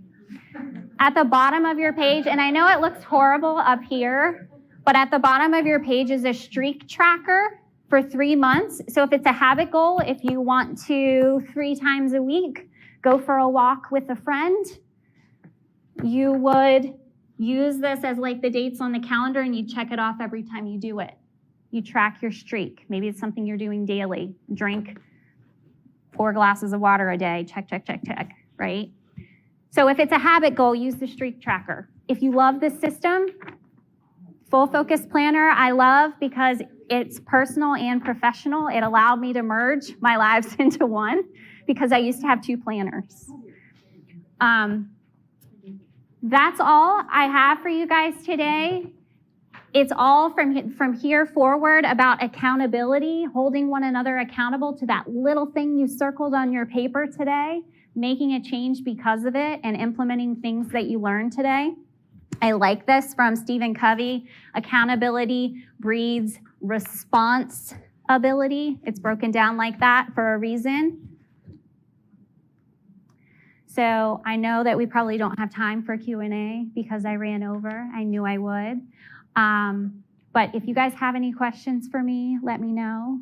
This is the stuff I love doing. I love teaching. I'd be happy to sit down with you with a planner, Marcus, like with a planner, and teach you how to use it. Yes. I still have it. I'm glad you have it. Yes. Pages are blank, but there's so much opportunity. But you took the first step. He bought a planner, right? Also, I constantly have things going on, mastermind groups, workshops. Lisa has something coming up. I wanted to give her 2 seconds, maybe 10, to share about that. She has a flyer for you guys, but thank you so much for your time today. Thank you. Bye. So I'm doing an 8-week mastermind, and I'll pass this around to all of you. But it kind of continues the work here. There's so many ways to go about this. And kind of to the point of intentionality, spending that time in the morning or whatever time of day works for you to actually sit down for 15 or 20 minutes and walk through a process that allows you to get it set up for life and also for your day, right? So it always starts with the day, and then it melds into ultimately what you accomplish over your lifetime. So if you'd like to join our mastermind, it's starting actually October 4th, and we're going to run it through November 22nd. And it's based on the 6-phase meditation by Vishen Lakhiani. He's got a book coming out. I'm going to gift you the book. But it's around, it sounds like meditation, right? And it's really a practical meditation. It's something that you can use on a daily basis that's going to move you in a forward direction. So let me just pass this around, because I think I just went 15 seconds, right? What's that? She does. Now, and guys, we moved into a new office. The address is up here. I'm going to figure out a ribbon cutting date with the chamber, but we're really excited about it. We have our own classroom space. So I can hold workshops and everything right there in person and don't have to rent conference room space anymore. So that's exciting. And if you know of anybody in the community that needs it too, we're open to that as well. I know a couple of church groups and stuff have reached out that they might need it on a Sunday. But I already have it set up as a classroom space, so let me know if you need it.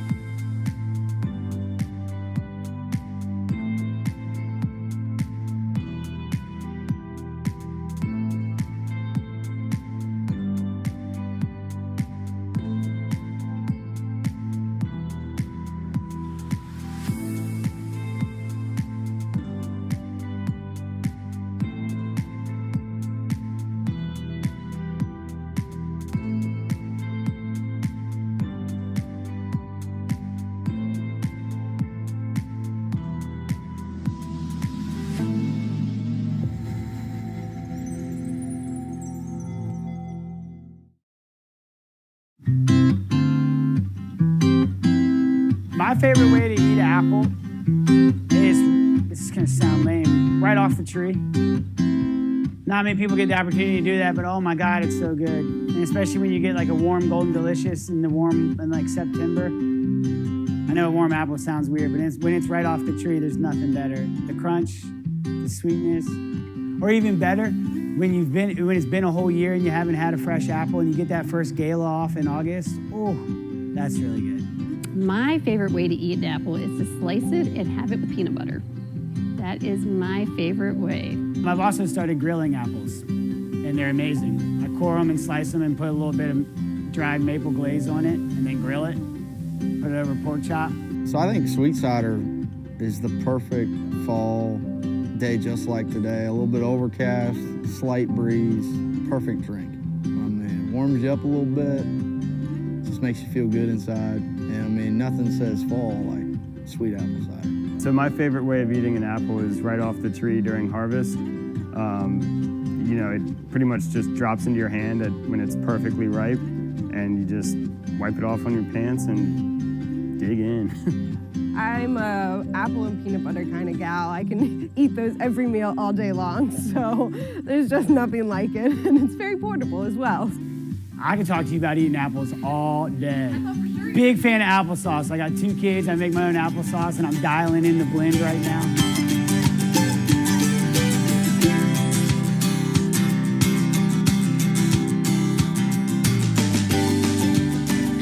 The mighty apple. Packed with flavor and nutrition, the apple remains one of the most popular and favorite fruits in the world.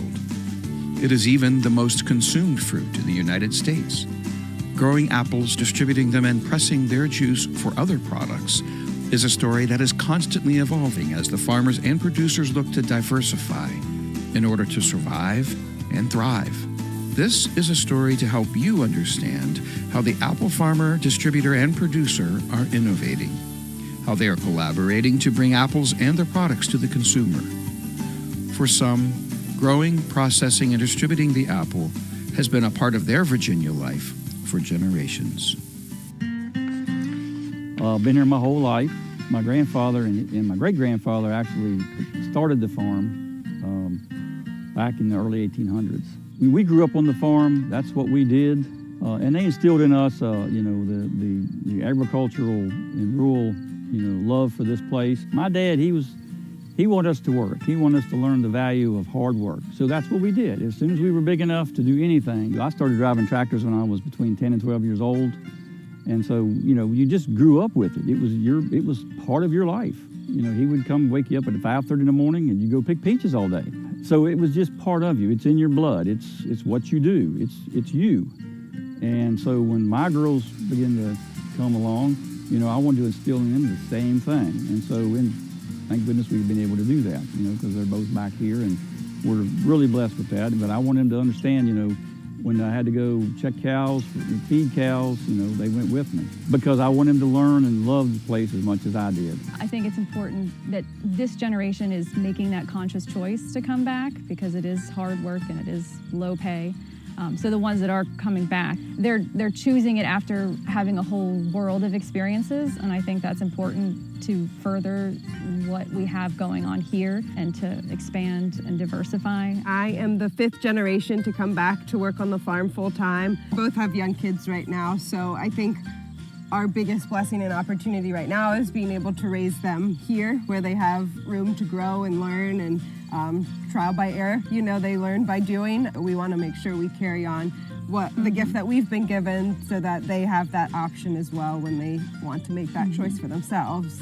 Yeah, every once in a while we have our little spat, but then that helps us grow. There's no physical altercations like when we were little. I don't pull her hair anymore or bite her, so I guess we've made those improvements. That's true. We've come a long way. We are a century farm. The farm has been in my family since 1908, and it is currently my parents, John and Carolyn Marker, and myself that's running the farm, along with 28 to 30 wonderful employees and staff that we pretty much have to have in order to get everything off the trees, in the market, and out the market to the consumer. Our family has been growing apples here in the Shenandoah Valley since 1937.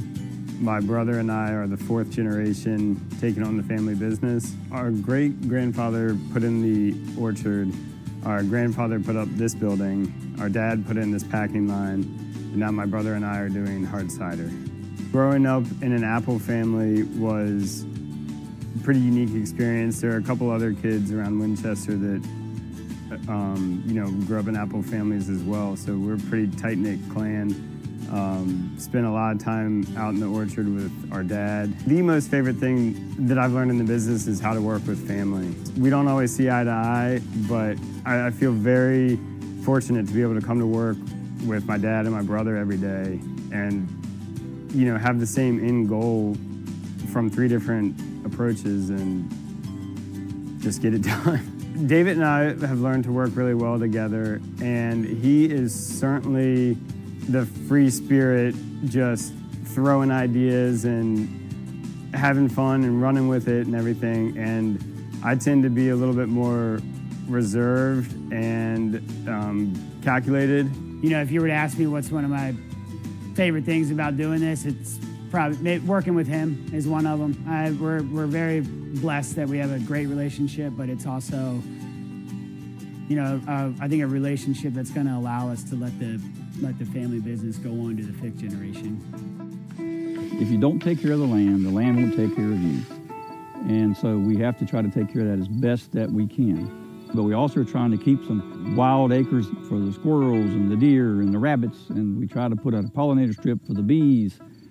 So we're trying to work with nature so that nature will help us to be successful. We have different jobs here at the farm. Of course, we've got to keep the orchards mowed to try to keep disease and pests down. We have to hand trim the trees. We also have to hand thin all the apples on the trees so that way they grow to a certain size. So all that is manual labor. We actually do use chemicals to keep the trees healthy. So in the orchard, it's a lot of hands-on to every single tree, and it's hard to tell how many times the apples are touched by the time they get from the tree to the packing house to the market. So then you go into spring and we start getting leaves and apple blossoms. And so we bring the bees in, which we talked about earlier, and bring beehives in to help pollinate the apple blossoms. You need bees to pollinate with, and bees are in short supply anymore. So we're glad that Lane has picked up the hobby and the love for raising honeybees, because we need those to pollinate our apples, to pollinate the garden. There's not many in nature anymore, so we have to have those. Busiest time is usually August through the end of October, and that's pretty much our apple harvest season. And so we'll start with about maybe 3 varieties in August and go to 22 varieties by the end of October. So that is our prime time of trying to get the apples off the trees in a timely manner, but also checking the sugar levels and starch levels to make sure they're ready to be harvested. So in the packing house, we're bringing the apples in big bins like are behind me, and then running them through the packing house, through the grater, and putting them in cardboard boxes to be either shipped out to other farm markets or to our farm market. And then in the farm market, we're sorting the fruit again every day, putting it out in the bin for the consumer to buy. Sweet cider is just all natural apple juice that has only been pasteurized to 160 degrees, so not overly hot like apple juice. It's bottled cold. I mean, it will turn into hard cider later on, but we are only doing sweet cider. So our apple cider blend is 100% apples, no added water, no added sugar, no added anything. So we only make the cider out of the apples, the blend of the apples, the different varieties, and the natural sugars that occur in the apple. So I think the secret to really making good cider is it's all in the blending, it's all in staying consistent, and not only having good apples, but also having a good process in which you make it. And that comes down to your employees, the apples you have coming in from your growers, and just how you take care of the product. The process for making apple cider, and everything can happen right here on the farm. We pick it right in bins. The bins come in here, and we dump the bins in the hopper. The apples can be crushed, pressed, squeezed, pasteurized, all in almost 6 hours, I would say. And then we have to let them cool before we can bottle. So it takes about a day, really, from pressing to finished product. The juice that we process here primarily ends up in the hands of Virginia cider or winemakers. We have several large volume customers, cider customers throughout the state, about a dozen or so more cideries. So primarily the juice ends up in the hand of a cider maker. Apples end up at major retailers up and down the East Coast and abroad. So we do a little bit of export business, mostly down to South America. When we plant a tree, we are already looking at the end result for that fruit that comes off that tree, because once you plant a tree, you're waiting 3 to 4 years before you really get into harvesting it. So by then, market taste can change, consumer preference, but we try to look at the market and pick one variety that seems to be up and coming and something that will fit our growing policies as well as our local farm market. We still grow a lot of apples for processing. They go all over the place, so they're not all staying here because we have so many, but a lot of them are staying in the local area as well. Glazed apples isn't just packing and shipping apples. The growing side is where it all starts, and we have a very talented crew in the orchard, and we have an orchard manager, and then each orchard has its caretaker. So those guys know the orchard like the back of their hand. They could tell you where every rock or groundhog hole is and really, take care of the trees. No matter who you'd probably ask right now, the biggest problem is labor. And so we are fortunate enough right now that we have the labor to keep the machines running, but we also need the help to grow the business. It's hard, and trying to get labor in to pick the apples, just even truck drivers to get our apples where they need to be. We're having a tough time. It's industry-wide. Everybody's hurting at this time. We have a diverse group of folks that work for us, but we really rely on them, and they're great people. And, so we try to help them as much as they help us. We used to bring all our folks up from Florida. They were immigrants. They would just, migrate from Florida up through the Carolinas and into Virginia to pick peaches, apples, tomatoes, whatever it was. Now you're depending on more of the H-2A workers. And so those coming from Jamaica, we depend on folks coming out of Mexico. We rely on those folks. We rely on them every year. It's gotten harder and harder to find anybody that really wants to do this, so we've depended more and more on the H-2A program. You deal with droughts like we had in the summer, and sometimes you deal with too much rain, diseases. The wind, we've had some real issues with wind this year. So many things factor into when things are going to ripen. And we also mentioned about hailstorms. Love seeing thunderstorms come through, especially when there's a drought and we need rain, but you're also panicked the whole entire time thinking, okay, could this be the next hailstorm that comes through too and damages your whole crop? So there's many things that we can control on the farm, but weather is definitely, and Mother Nature is definitely things that we cannot control. We have evolved over the years, and what we have learned is with farming, you have to diversify to stay alive. Every day here at the farm is different. You never know what's going to happen. You kind of have a plan, but you go with the flow. Dad always tells us some statistic about only 5% of family businesses making it past the third generation. For my brother and I, as fourth generation, to keep this going is going to take some diversification. A generation from now, glazed apples certainly will not look like it did a generation ago. And we just have to be comfortable in the unknown and keep trying new things. I can remember talking to Dad. He talks about, I can't believe the difference. It would blow my mind to be him and to know where it started when he was a young man to where it ended when he passed away, because it's changed a lot since I was a kid and to where it is now. Now we're still grazing a lot of the same stuff. We're just doing it so much differently than we used to. The apple trees used to be 20 or 30 feet tall. Now you see they're 10 feet tall. If you make a shorter tree, it's a lot easier to pick. Your labor costs are way down. The chance of somebody getting hurt are way down. You can get the varieties to grow quicker. You can have production in 2 or 3 years, where in the big trees, you may be 4, 5, 6 years before you had much production. Production agriculture will always be a big part of what we do, but it may be aimed at something different. Primarily, we got into juicing to find another home for our apples. And so we grow the apples, we send them to the packing house to be packed. What apples aren't packed are then called out. And in years past, we've sent to a processor for perhaps a lower price than what we are getting now that we can process those apples ourselves.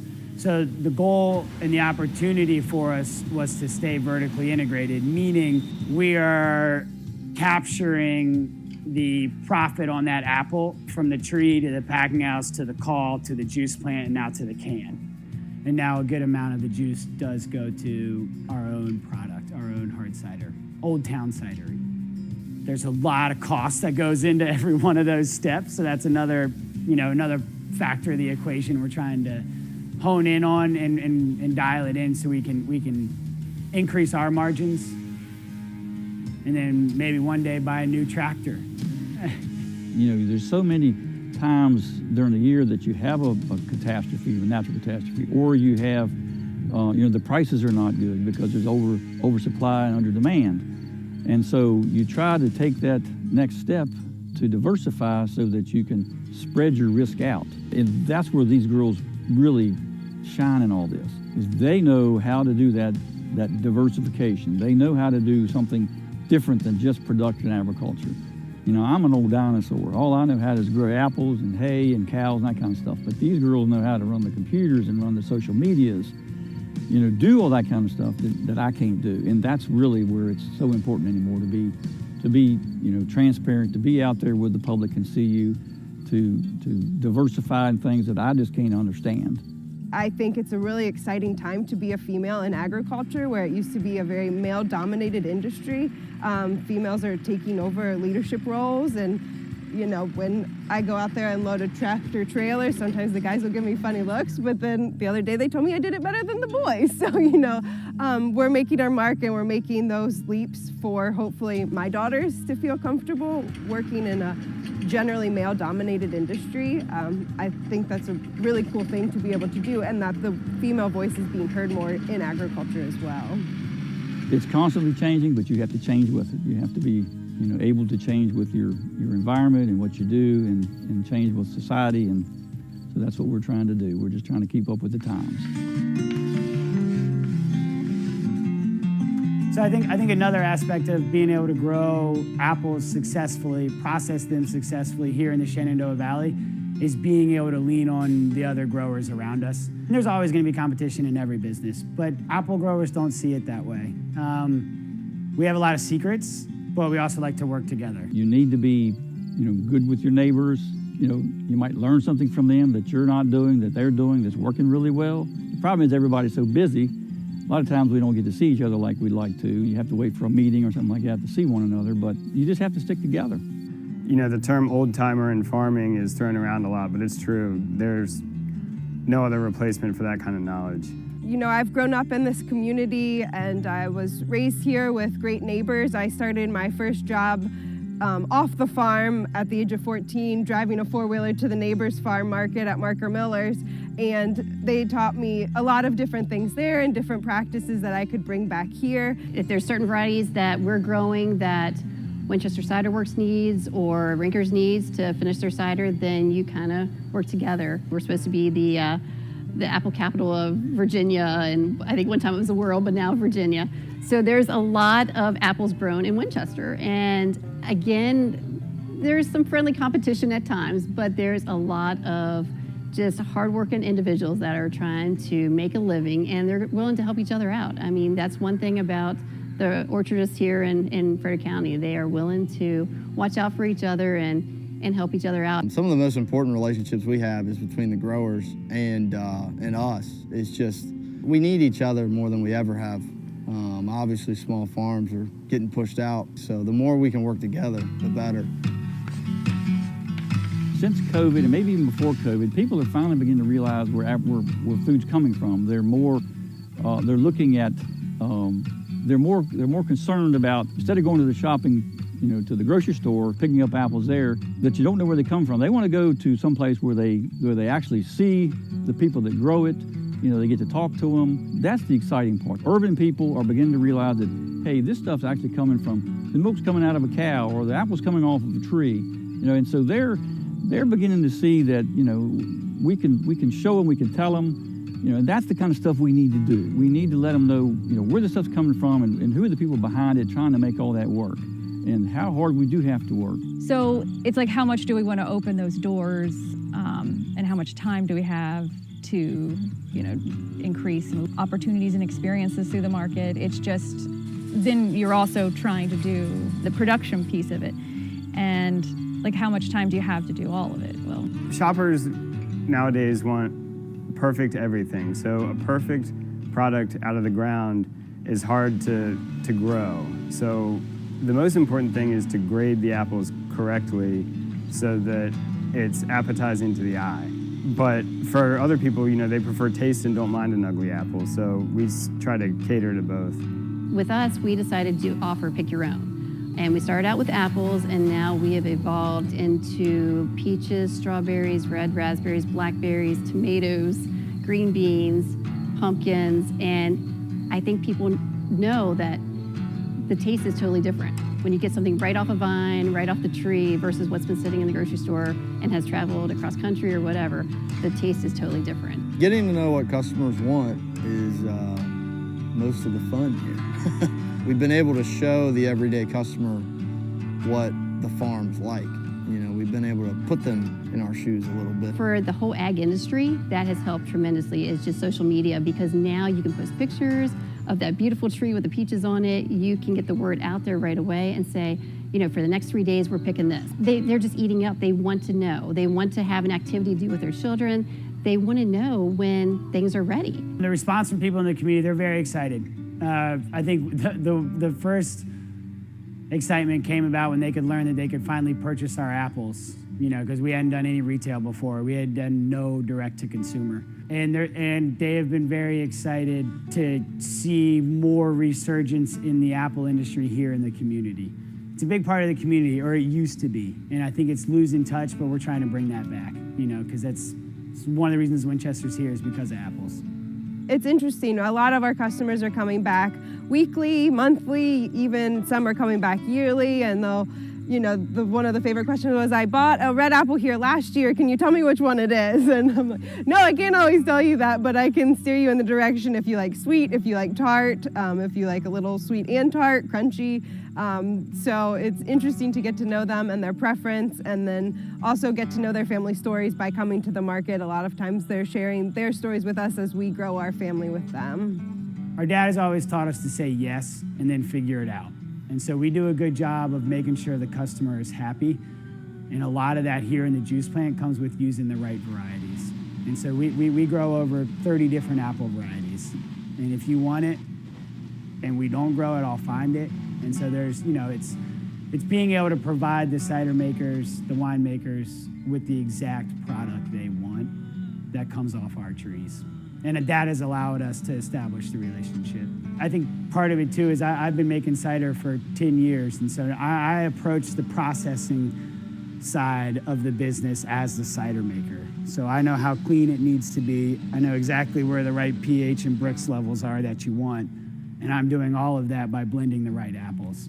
So it's catering to everything the customer needs. That's what we do, customer service. What excites me about the future in the farming and just the food industry in general is to know that people have the opportunity to get fresh products. So much has changed just in the past 10 years or whatever. I feel like when Michael Pollan's book, Omnivore's Dilemma, came out, something just happened in the food industry, and trying to sort of capture that energy and apply it to glazed apples, whether it's making sure restaurants in DC have the best local stuff that they need, or that we are preserving heirloom apple varieties. There's a grounding element to that which excites me. So me being a physical therapist, I think the education part about the benefits of apples, because apples have huge health benefits. Any kind of fruit or vegetable that you can get fresh and local is the way to go. I've seen the benefits of it and have had so much education based on that I kind of lean in that direction more. I think people are starting to be more connected with their food and beverages nowadays. And so when you're able to take a sip of something and say, holy smokes, this was grown 2 miles from where I'm sitting, it feels good. You're then connected to the land. And so that's the other goal of ours, is to allow people that try our product, try our apples, to become connected with the land, know who the farmer is.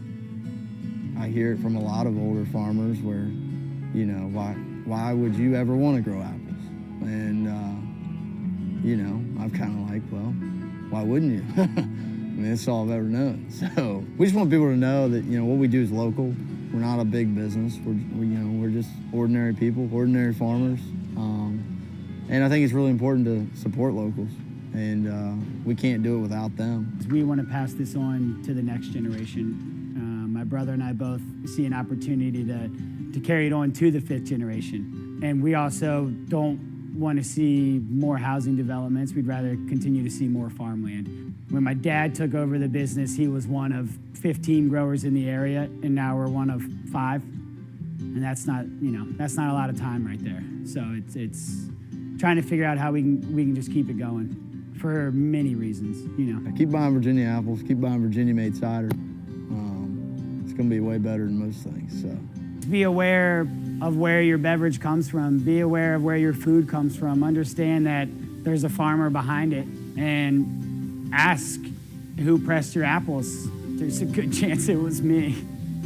So, there you go. Flexibility, hard work, a strong family experience, and an increasing openness to consumer interaction are all critical parts of the apple food value chain, all of which make it possible to receive high-quality, healthy, environmentally friendly apples and apple products.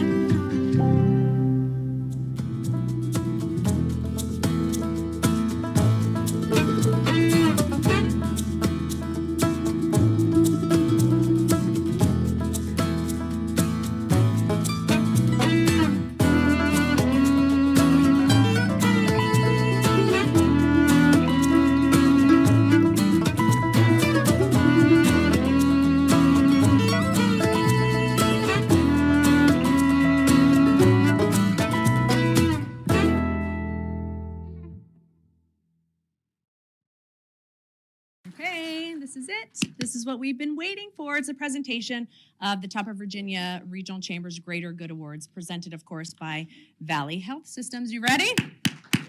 Yes, we are. All right. So what is the purpose? The purpose of the Greater Good Awards is to celebrate outstanding individuals and businesses for the contributions they make to the quality of life and economic stability of our region through genuine community commitment, dedication to excellence, and ethical and creative business practices. So at this time, before we get started to the awards, are you guys ready for our special tribute? Oh my God. Hey. You don't have, is he on? I think we're on. Hey. Are we on? Are you kidding me? No, I don't know how much of it we got. I think you're beginning to lose your grip on reality. I'm just going to make this video so you can give it to your therapist one day. Here was a moment when we had a break from reality.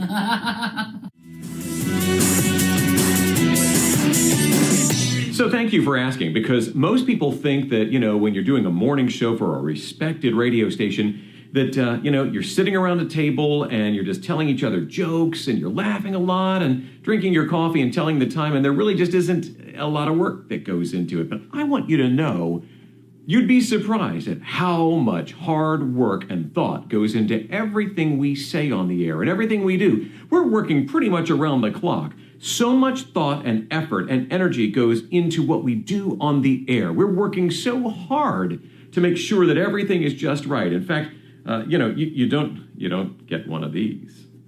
Not one of these babies from just sitting around and playing all day and learning how to bet on the horses or anything like that. You just, what are you doing? Every year I get a new hat for Apple Blossom. And last year, during the parade, my hat, well, actually right before the parade started, my hat blew off and we could not find it. We looked and looked and we couldn't find it. So one of our listeners made me a new hat to wear this year, and I can't wait to wear it. I've been keeping it in the office in a hat box and nice and pristine. I haven't even put it on because I want it to be just perfect for Apple Blossom. So to be certain, this is for your birthday That's the bag I and just Christmas. gave you. There are a lot of bags like this No, there aren't. with penguins. The beauty is you get to keep it and use it again. Specific. Oh, is this it? It is. Oh my, lady, Rosetta Walsh. You're a lady now. I am! It'll fit right over here, she says. Okay. Do I have to unplug it? I don't know. This is your Full, or will problem it now. stop? What? Will it stop when it's full? I'm anxious to find out. It looks like it did. Oh, it's in there tight. Well, I'm glad this wasn't my idea. What? You want to see what happens if I unplug it? Sure, go wild. It deflates. Honey, we can't leave that going the whole time. I want them bad. How many cat feeds do you Trying to have? jump. Like 5. Turn that phone off. Great Scott, we made it, Rosie! October 21st, 2015! Wow, Doc, we're in the future! What are you doing with that phony wig on? Just stick to the script. Oh, okay. Stick to the script. Why did you bring me here, Doc? To show me what my future's like? Am I famous? Kind of, yeah. Well, am I rich? Because I'm a simple bank teller back in 1985. Am I president of a bank in 2015? No. A person must not know that much about their future, Rosie. Oh, no. What if I become in 2015? How bad could it be? It's not like I'm doing morning radio. No! If it's any consolation, you work with a very, very handsome man every morning, looking right across at him for hours and hours on end. I think that wig's too tight. It's clearly cut off the blood to your brain. Get to the script. Sorry. But Doc, you said you brought me here because of my kids. What have they become? Oh, Are Rosie. they in morning radio too? No, they're not at morning radio. It's worse than that. Rosie, he's a musician. No, not my baby. But it could be worse. He could be a musician who's involved with one of the Kardashians. You see, here in 2015, if you've got a really large... Oh no! What's wrong, young lady? I can't afford gas and forget vacation. Oh, wait, well, maybe I can help. And you could win $1,000! Vacation, here I come. I can take a world cruise. Well, let's tap the brakes on a world cruise. It's only $1,000, but you could fill it up. Yay! Our 9K inflation vacation. Hey there, it's Chris and Rosie. Way back in the year 2000, we took this picture. And look, even back then, she was hitting me with a shoe. Can you see it? That could be it, because... What are you doing? What are you doing? You're still drinking out of the coconut, really? I bought them. So yes, I'm still drinking out of the coconut. Now, there are some things about owning a horse maybe you didn't know, and Rosie's here with some tips for us. Absolutely. The first thing you need to do is get a big hat. That's the most important thing. Now, you can decorate it like you want to. I wanted to decorate mine with horses because it's a horse race, but I couldn't find any horses, so I decorated it with cats. Yeah, you've got a knack at finding cats. How many cats do you own? A few. 7. You own 7 cats. No. So anyway, get a nice hat. You don't have to worry so much about jewelry because you want your hat to be the focus. Then also you need a big bag. A nice big bag to carry everything That's with got a you. cat on it too. It might. And so you need that for your sunglasses and such. And so you got your big hat. You're ready for the day. For this year's festival. If I can drag you away. Here. Oh my gosh, where did you get that? Brad found it, and he was... I have never seen this in any book, anywhere. It's the tackiest thing ever. But no, it's not. He's like, please take a video so I can see it. I love this. Thank you, Brad. You all are so cool, almost as cool as Chris in high school. Almost. Yeah. Did we bring any blankets or anything? Did we bring any sheets I said, or please anything to stop cover the taking table? It's a video. It's a video, even better. What happened? Miss Dancing with the Stars last night. And how bad is that? That's awful. So it's fun to just kind of chat after the show. We're so busy, and the show that we do on the air is so much fun. It's kind of crazy that every now and then it's kind of fun to just kind of unwind for a minute. And frankly, what time is it? No. We're missing a meeting with Monkey Boy, our boss, which is fine. So let's talk I'd rather talk with you guys than be in a meeting with Monkey Boy. We'll be getting a message here soon. I just want to thank everyone. Thank you all so much for all the prayers, all the thoughts, all the messages that you've sent me. You have no idea how much it's really, really meant to me. I really, really appreciate it. Because of all this, I'm not going to be able to come back to the Chris and Rosie show, which breaks my heart. I love talking to you all this every morning, and I'm just starting my morning with you, and I will miss that terribly. But I want you to know how much you've meant to me over all these years, because you really have. Chris always says we have the best listeners, but y'all aren't listeners to me. Y'all are family, and you've meant so much to me, and I just can't tell you enough. And thank you enough for everything. It's hard to believe that's coming to an end. I know. It makes me sad. We love you so much. It makes me blessed too, and I know that. And I do. I feel the love, and I thank you so much for everything. Wait a minute. How do you stop it? Oh, you better find out how to I don't know. This is why we need a producer.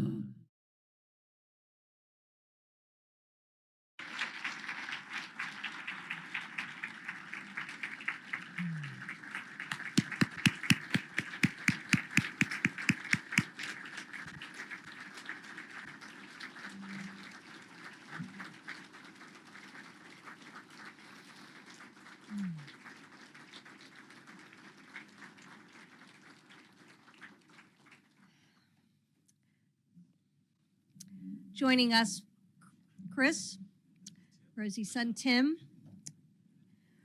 No, we agree. Rosie had an indomitable spirit. And 22 years ago, Chuck Peterson heard it in her voice, and we've gotten to hear it every year since. Thanks, Chuck, for bringing Rosie to us. You know, on occasion, Rosie presented the Chamber's Valor Awards. They were to our community's bravest men and women. But in her last days, she showed us what it meant to be brave. And she showed us how to do it with humor and love and kindness and her joyous laugh. And so we'd like to present on behalf of the Chamber this little token of our appreciation. It is a golden rose representing her golden heart and her rosy spirit.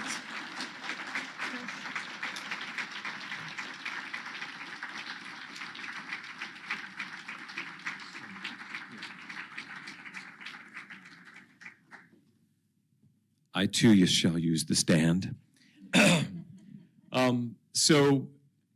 This is her son, Tim. You can't tell, they don't look alike. I've known Tim since he was 15. That's when I started here all those years ago. Your mother was my best friend. And it's so bittersweet seeing her up there again. I know it was the same for you.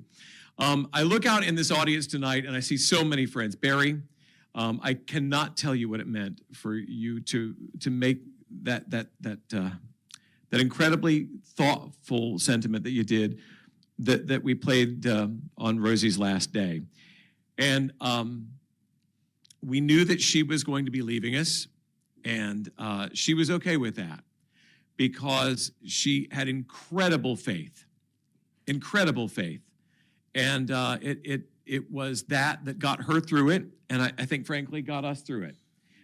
You know how, oh, by the way, you know how on the Oscars where you get a bunch of people up there and they've got like 30 seconds to talk and one guy does all the talking? That's going to be me. Tim told me to, though. It's okay. If you want to say anything, you just let me know. Tap me on the shoulder. So Rosie was an incredible person, an amazing human. If you got to know her for even 5 minutes, you knew who she was. She was a person who walked the walk in her faith. She really did. And she made you feel like you were the most important person in the world because at that moment you were. She loved people. She loved to know people. And she was so proud of our community. I look here tonight and, you know, after 23 years, you get to know some people. And I know so many of you. I am so proud, as she was, of this chamber. I know that sounds silly. She was proud of the chamber. She was. We talked about it not long before her last day on the air, how amazingly lucky we were to have so many people invested in our community, really caring about it, really wanting it to be a good place. I'll tell you something that's an aside very quickly. I had a job lined up in Denver in 2000. And I came here instead because I was talking to a guy who owned, it was the Daily Grind, now it's a Jamaican coffee shop, long time since, right? But at the very end of his closing of his day, he sat down and talked with me. We were just talking about it at the table. And he told me about this community and how much it cared about itself. He said, you can go to that big city, but you're not going to find a group of people who care more about where they are, more about the people that live there, and really are more invested than the people of the valley. And he was right. And that was a very, very large part of why I came here. But back to Rosie, she was from here and she loved it here. And every day she lived a life where she loved all the people that she met. She loved all of the businesses that we went to. She was your friend. So many of you knew her on a personal basis. And I'll just say this, she lived an incredible life. It was a life well lived. And the legacy is how many people loved her back. And I really believe she just brought so much joy and so much love into the world. And if you go out and you put that into the world, it comes back. It multiplies and it comes back. And you all have done that. And you're here and you volunteered and you put yourself out there. It would mean so much to her to have been here tonight. And in many ways, she is. So thank you all, our good friends, who mean so much to her and still mean so much to me and to Tim. Tim, did you want to say anything? I didn't think so. God bless you, and thank you for thinking of Rosie. Thank you so much. We loved you so much.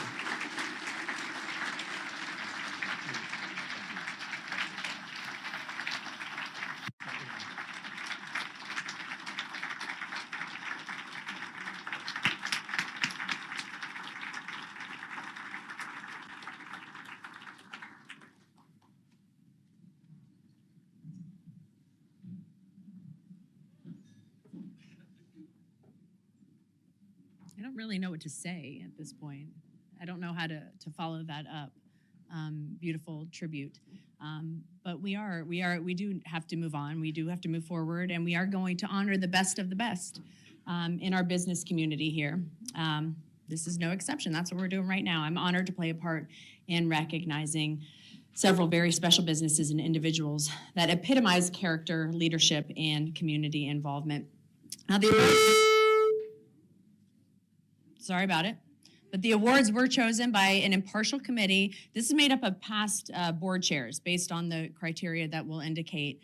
So I'd like to thank the following: John Fox, Scott Harvard, Bill North, Mitch Moore, Sharon Fahrenhold, and Tim Stowe. They served on this year's selection committee. Thank you guys so much. If you're here, please stand.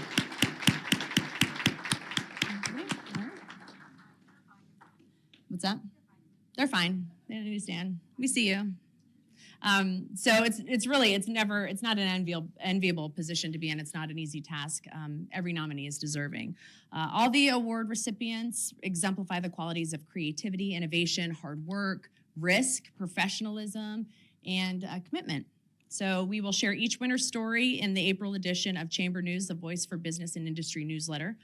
Printed in the Winchester Star on Wednesday, April 12th, and of course digitally by email. So winners, when your name's announced, you're gonna please join us up here at the podium. You're gonna receive your award, and you will have to say a few words of acceptance. So we'll also do official photos at the stage over here at the end of the award ceremony. So we're ready to start. It's our first award of the evening.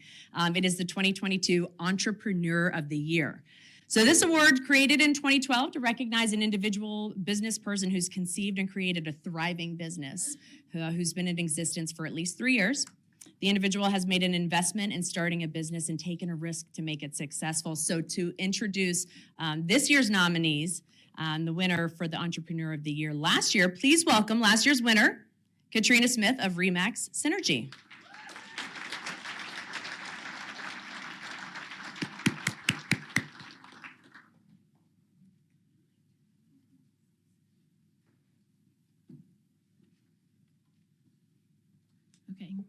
don't know how you follow that. The room was teared up. Okay, great. We're going to pretend that we know what we're doing. I am delighted to be here tonight to introduce and present the Entrepreneur of the Year Award for the Top of Virginia Regional Chamber. As last year's recipient of this prestigious award, I can tell you firsthand the impact that it has had on me and my business. When I first heard that I was being recognized for my community involvement, ethics, and my leadership, I was overwhelmed with pride. To be recognized for my hard work and dedication to my community was an honor in itself. But to receive this award from such a reputable organization as the Top of Virginia Regional Chamber was truly a highlight in my career. Over the past year, I've had the pleasure of working alongside some of the most inspiring entrepreneurs in our community. Through networking events and collaboration, I have been able to share my experiences and learn from others, which has been invaluable to my growth as a business owner. Moreover, this award has given me a renewed sense of purpose and drive. It has encouraged me to push myself further and to think outside the box and always strive for excellence in all that I do. As I pass the torch to this year's recipient, I'd like to congratulate them on their achievement and encourage them to continue making a positive impact in our community. Your hard work and your dedication do not go unnoticed. I have no doubt that you will continue to inspire others with your leadership and your creativity. In closing, I'd like to thank the Top of Virginia Regional Chamber for recognizing the important work that entrepreneurs do in our community every day. Your support and recognition do mean the world to us, and we will continue to work hard to make our community a better place for all. So may I have the envelope? I love that. May I have the envelope, please?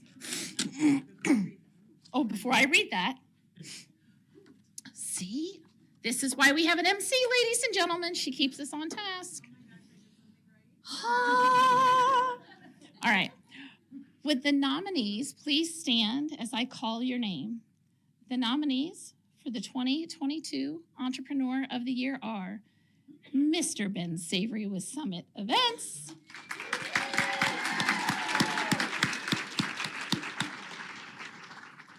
Mr. Darren Jones with Jones Funeral Home,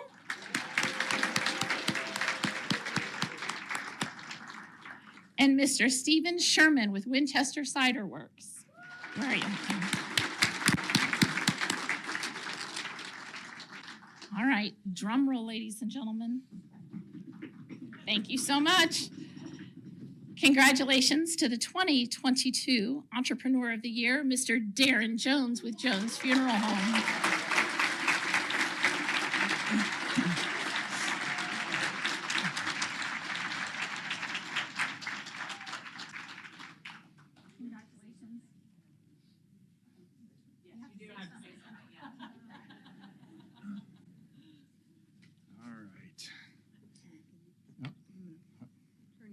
This way. I'm gonna be the producer. Thank you. Thank you very much. Bring it back over there. There we go. That's how it's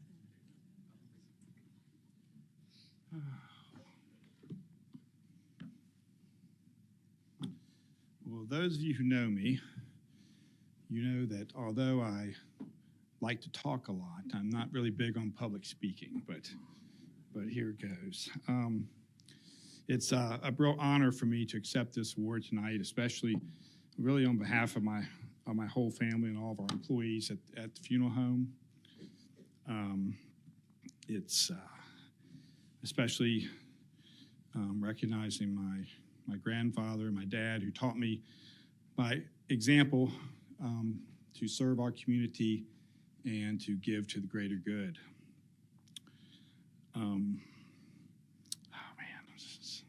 I'm sorry, I'm just overwhelmed. Let me see here. Shoot. Oh, I tell my employees every day, I said, you are Jones Funeral Home, and we are only as good as you guys. And I want to thank my employees, both current and past, for all you've done to make us who we are today. And I hope that you guys are as proud of yourselves tonight as I am proud of each and every one of you guys, because it's you who basically are the reason that I'm up here. But thank you very much.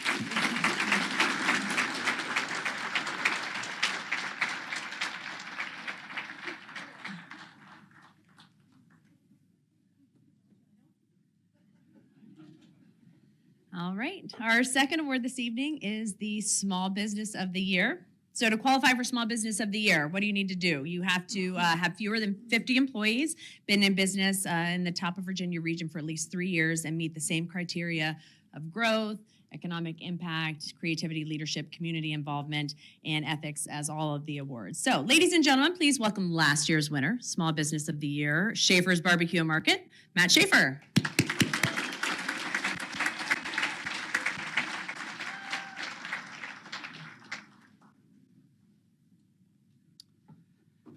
Well, I'll tell you what this award meant to my wife. Is that I had to clean up again this year. I had to shave my beard off, which was just getting to the right length, put on a suit and take her out for a proper evening. So on a personal level, this award has meant any number of things to us, but the most important thing that it's meant to our business is that we are mentioned in the same voice, in the same sentence, in the same conversation as the folks in this room. And I don't know if anybody, I doubt anybody remembers what I said last year, but what I said last year is what we do matters. And I still believe that. And I look out across here and I've talked to any number of people that own small businesses or relatively large businesses in this area. And, you know, I just appreciate the opportunity to be part of this community, and I appreciate the recognition that you guys gave to me and to our family, and to our business and our team. So thank you. And pass the torch on to the next winner. All right. The nominees are Great Barbecue at Bonnie Blue Southern Market and Bakery,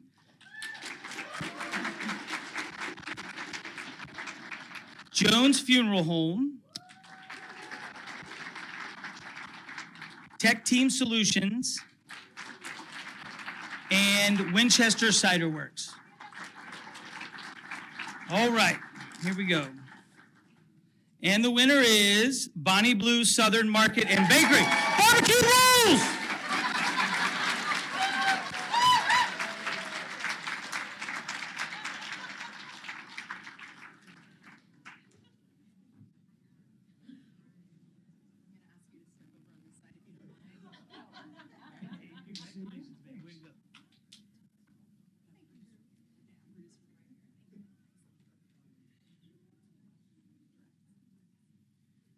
Good evening, everybody.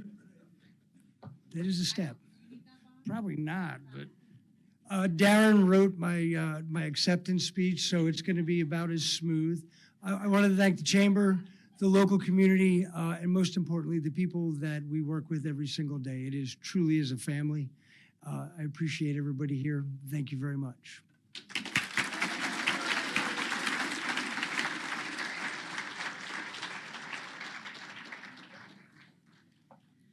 Okay, the MC from last year, sorry I got you fired for this year, Mike Odell, and he's going to join us to announce the nominees for Large Business of the Year.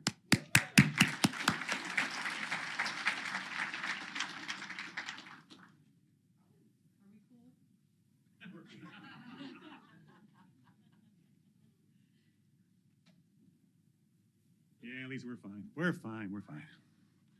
Although, thank you for not making me wear this penguin suit for nothing.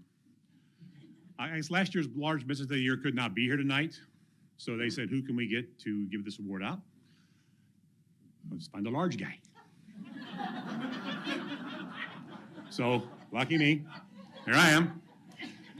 The Large Business of the Year award has been presented by the Top of Virginia Chamber of Commerce on an annual basis since back in 1980. It's presented to the business with 50 or more employees and meets the same criteria of growth, economic impact, creativity, leadership, community involvement, and ethics as all the other awards. Will the nominees please stand as I call your name? The nominees for our Large Business of the Year are the Bank of Clark Count Clark. Second Clark. H.N. Funkhauser and Company.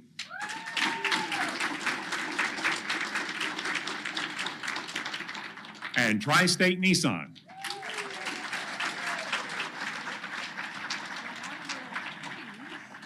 Thank you.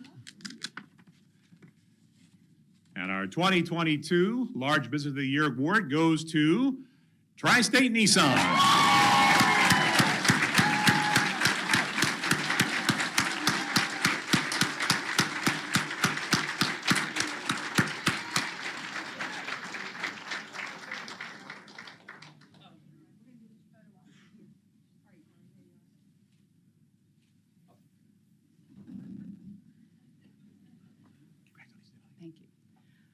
Boy, this is incredibly humbling. With all the people in here, with just the pillars of community that I'm around, I'm still kind of taking it in. For those of you who don't know, we did something different this year, something that we hadn't done. And Tri-State Nissan, which is part of the Marlowe Automotive Group, we celebrated our 75th year by doing 75 acts of kindness. And when I say acts of kindness, these were big projects. We landscaped, we painted, we did big things. And I will tell you, this is a pretty reputable bunch here, and I feel like I can trust you guys, and you guys can keep a secret. So I'm gonna tell you something. I was really scared before we did this. I was scared because I was afraid we couldn't pull it off.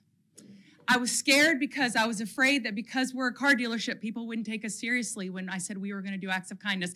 And I said we're close. You guys can laugh. That's perfectly acceptable. I mean, we weren't sure if people would take us seriously. But the biggest thing I was afraid of was we were in a time where we didn't have cars. We were in an uncertain economic condition, and I was worried that I wasn't leading my team well and asking them to paint houses and landscape and feed people when we didn't have cars for our own people to sell. And I was worried that I wouldn't be doing what was right for my team. And so when I sent out the email saying we were going to do this, it was one of those days where you press click, you close your computer, you leave, and you just wait and you see. And the people who responded were some of the people here in this room.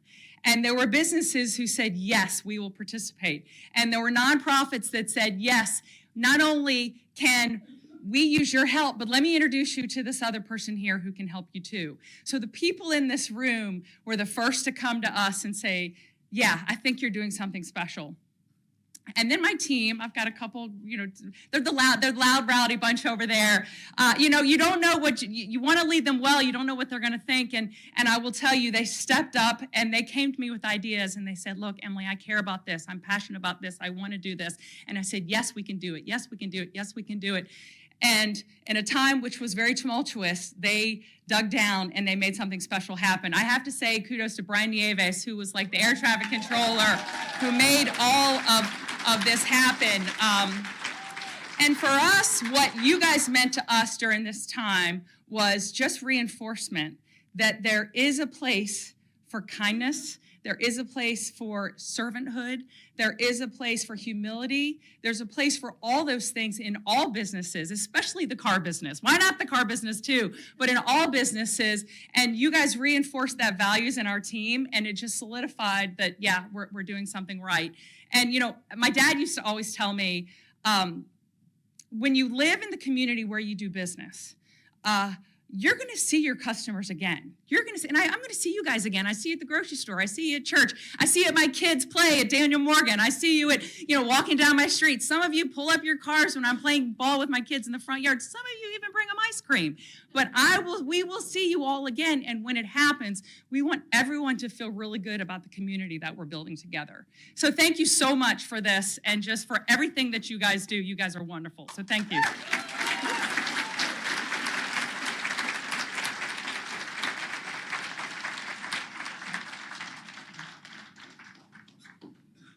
We have a brand new award for this year. So please welcome this year's upcoming Valor MC, Jay Foreman.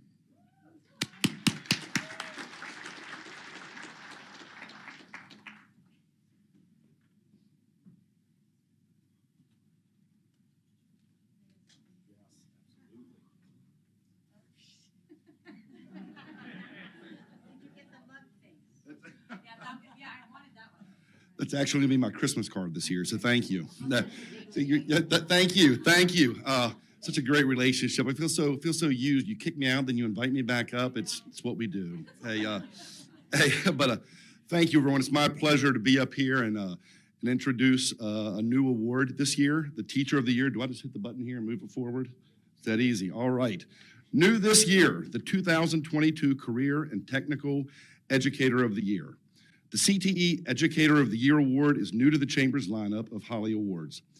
This award will go to an educator who has taught for at least 3 years in Winchester, Frederick County, or Clark County, and continues to shape the business minds of our next generation through community involvement, ethics, character, leadership, and creativity.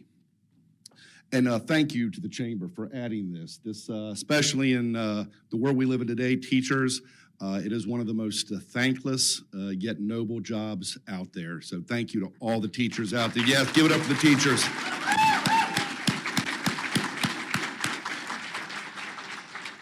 So nominees, you know the drill by now. Please stand up when I call your name. The nominees for the CTE Educator of the Year Award are Shane Coleman from Clark County Public Schools,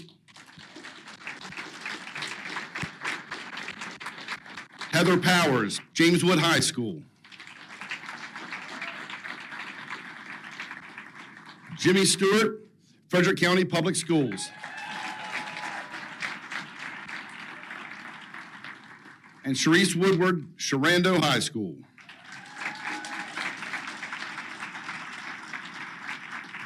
All right. The envelope, please. And this year's winner, first ever winner of this prestigious award, please give it up for Shane Coleman.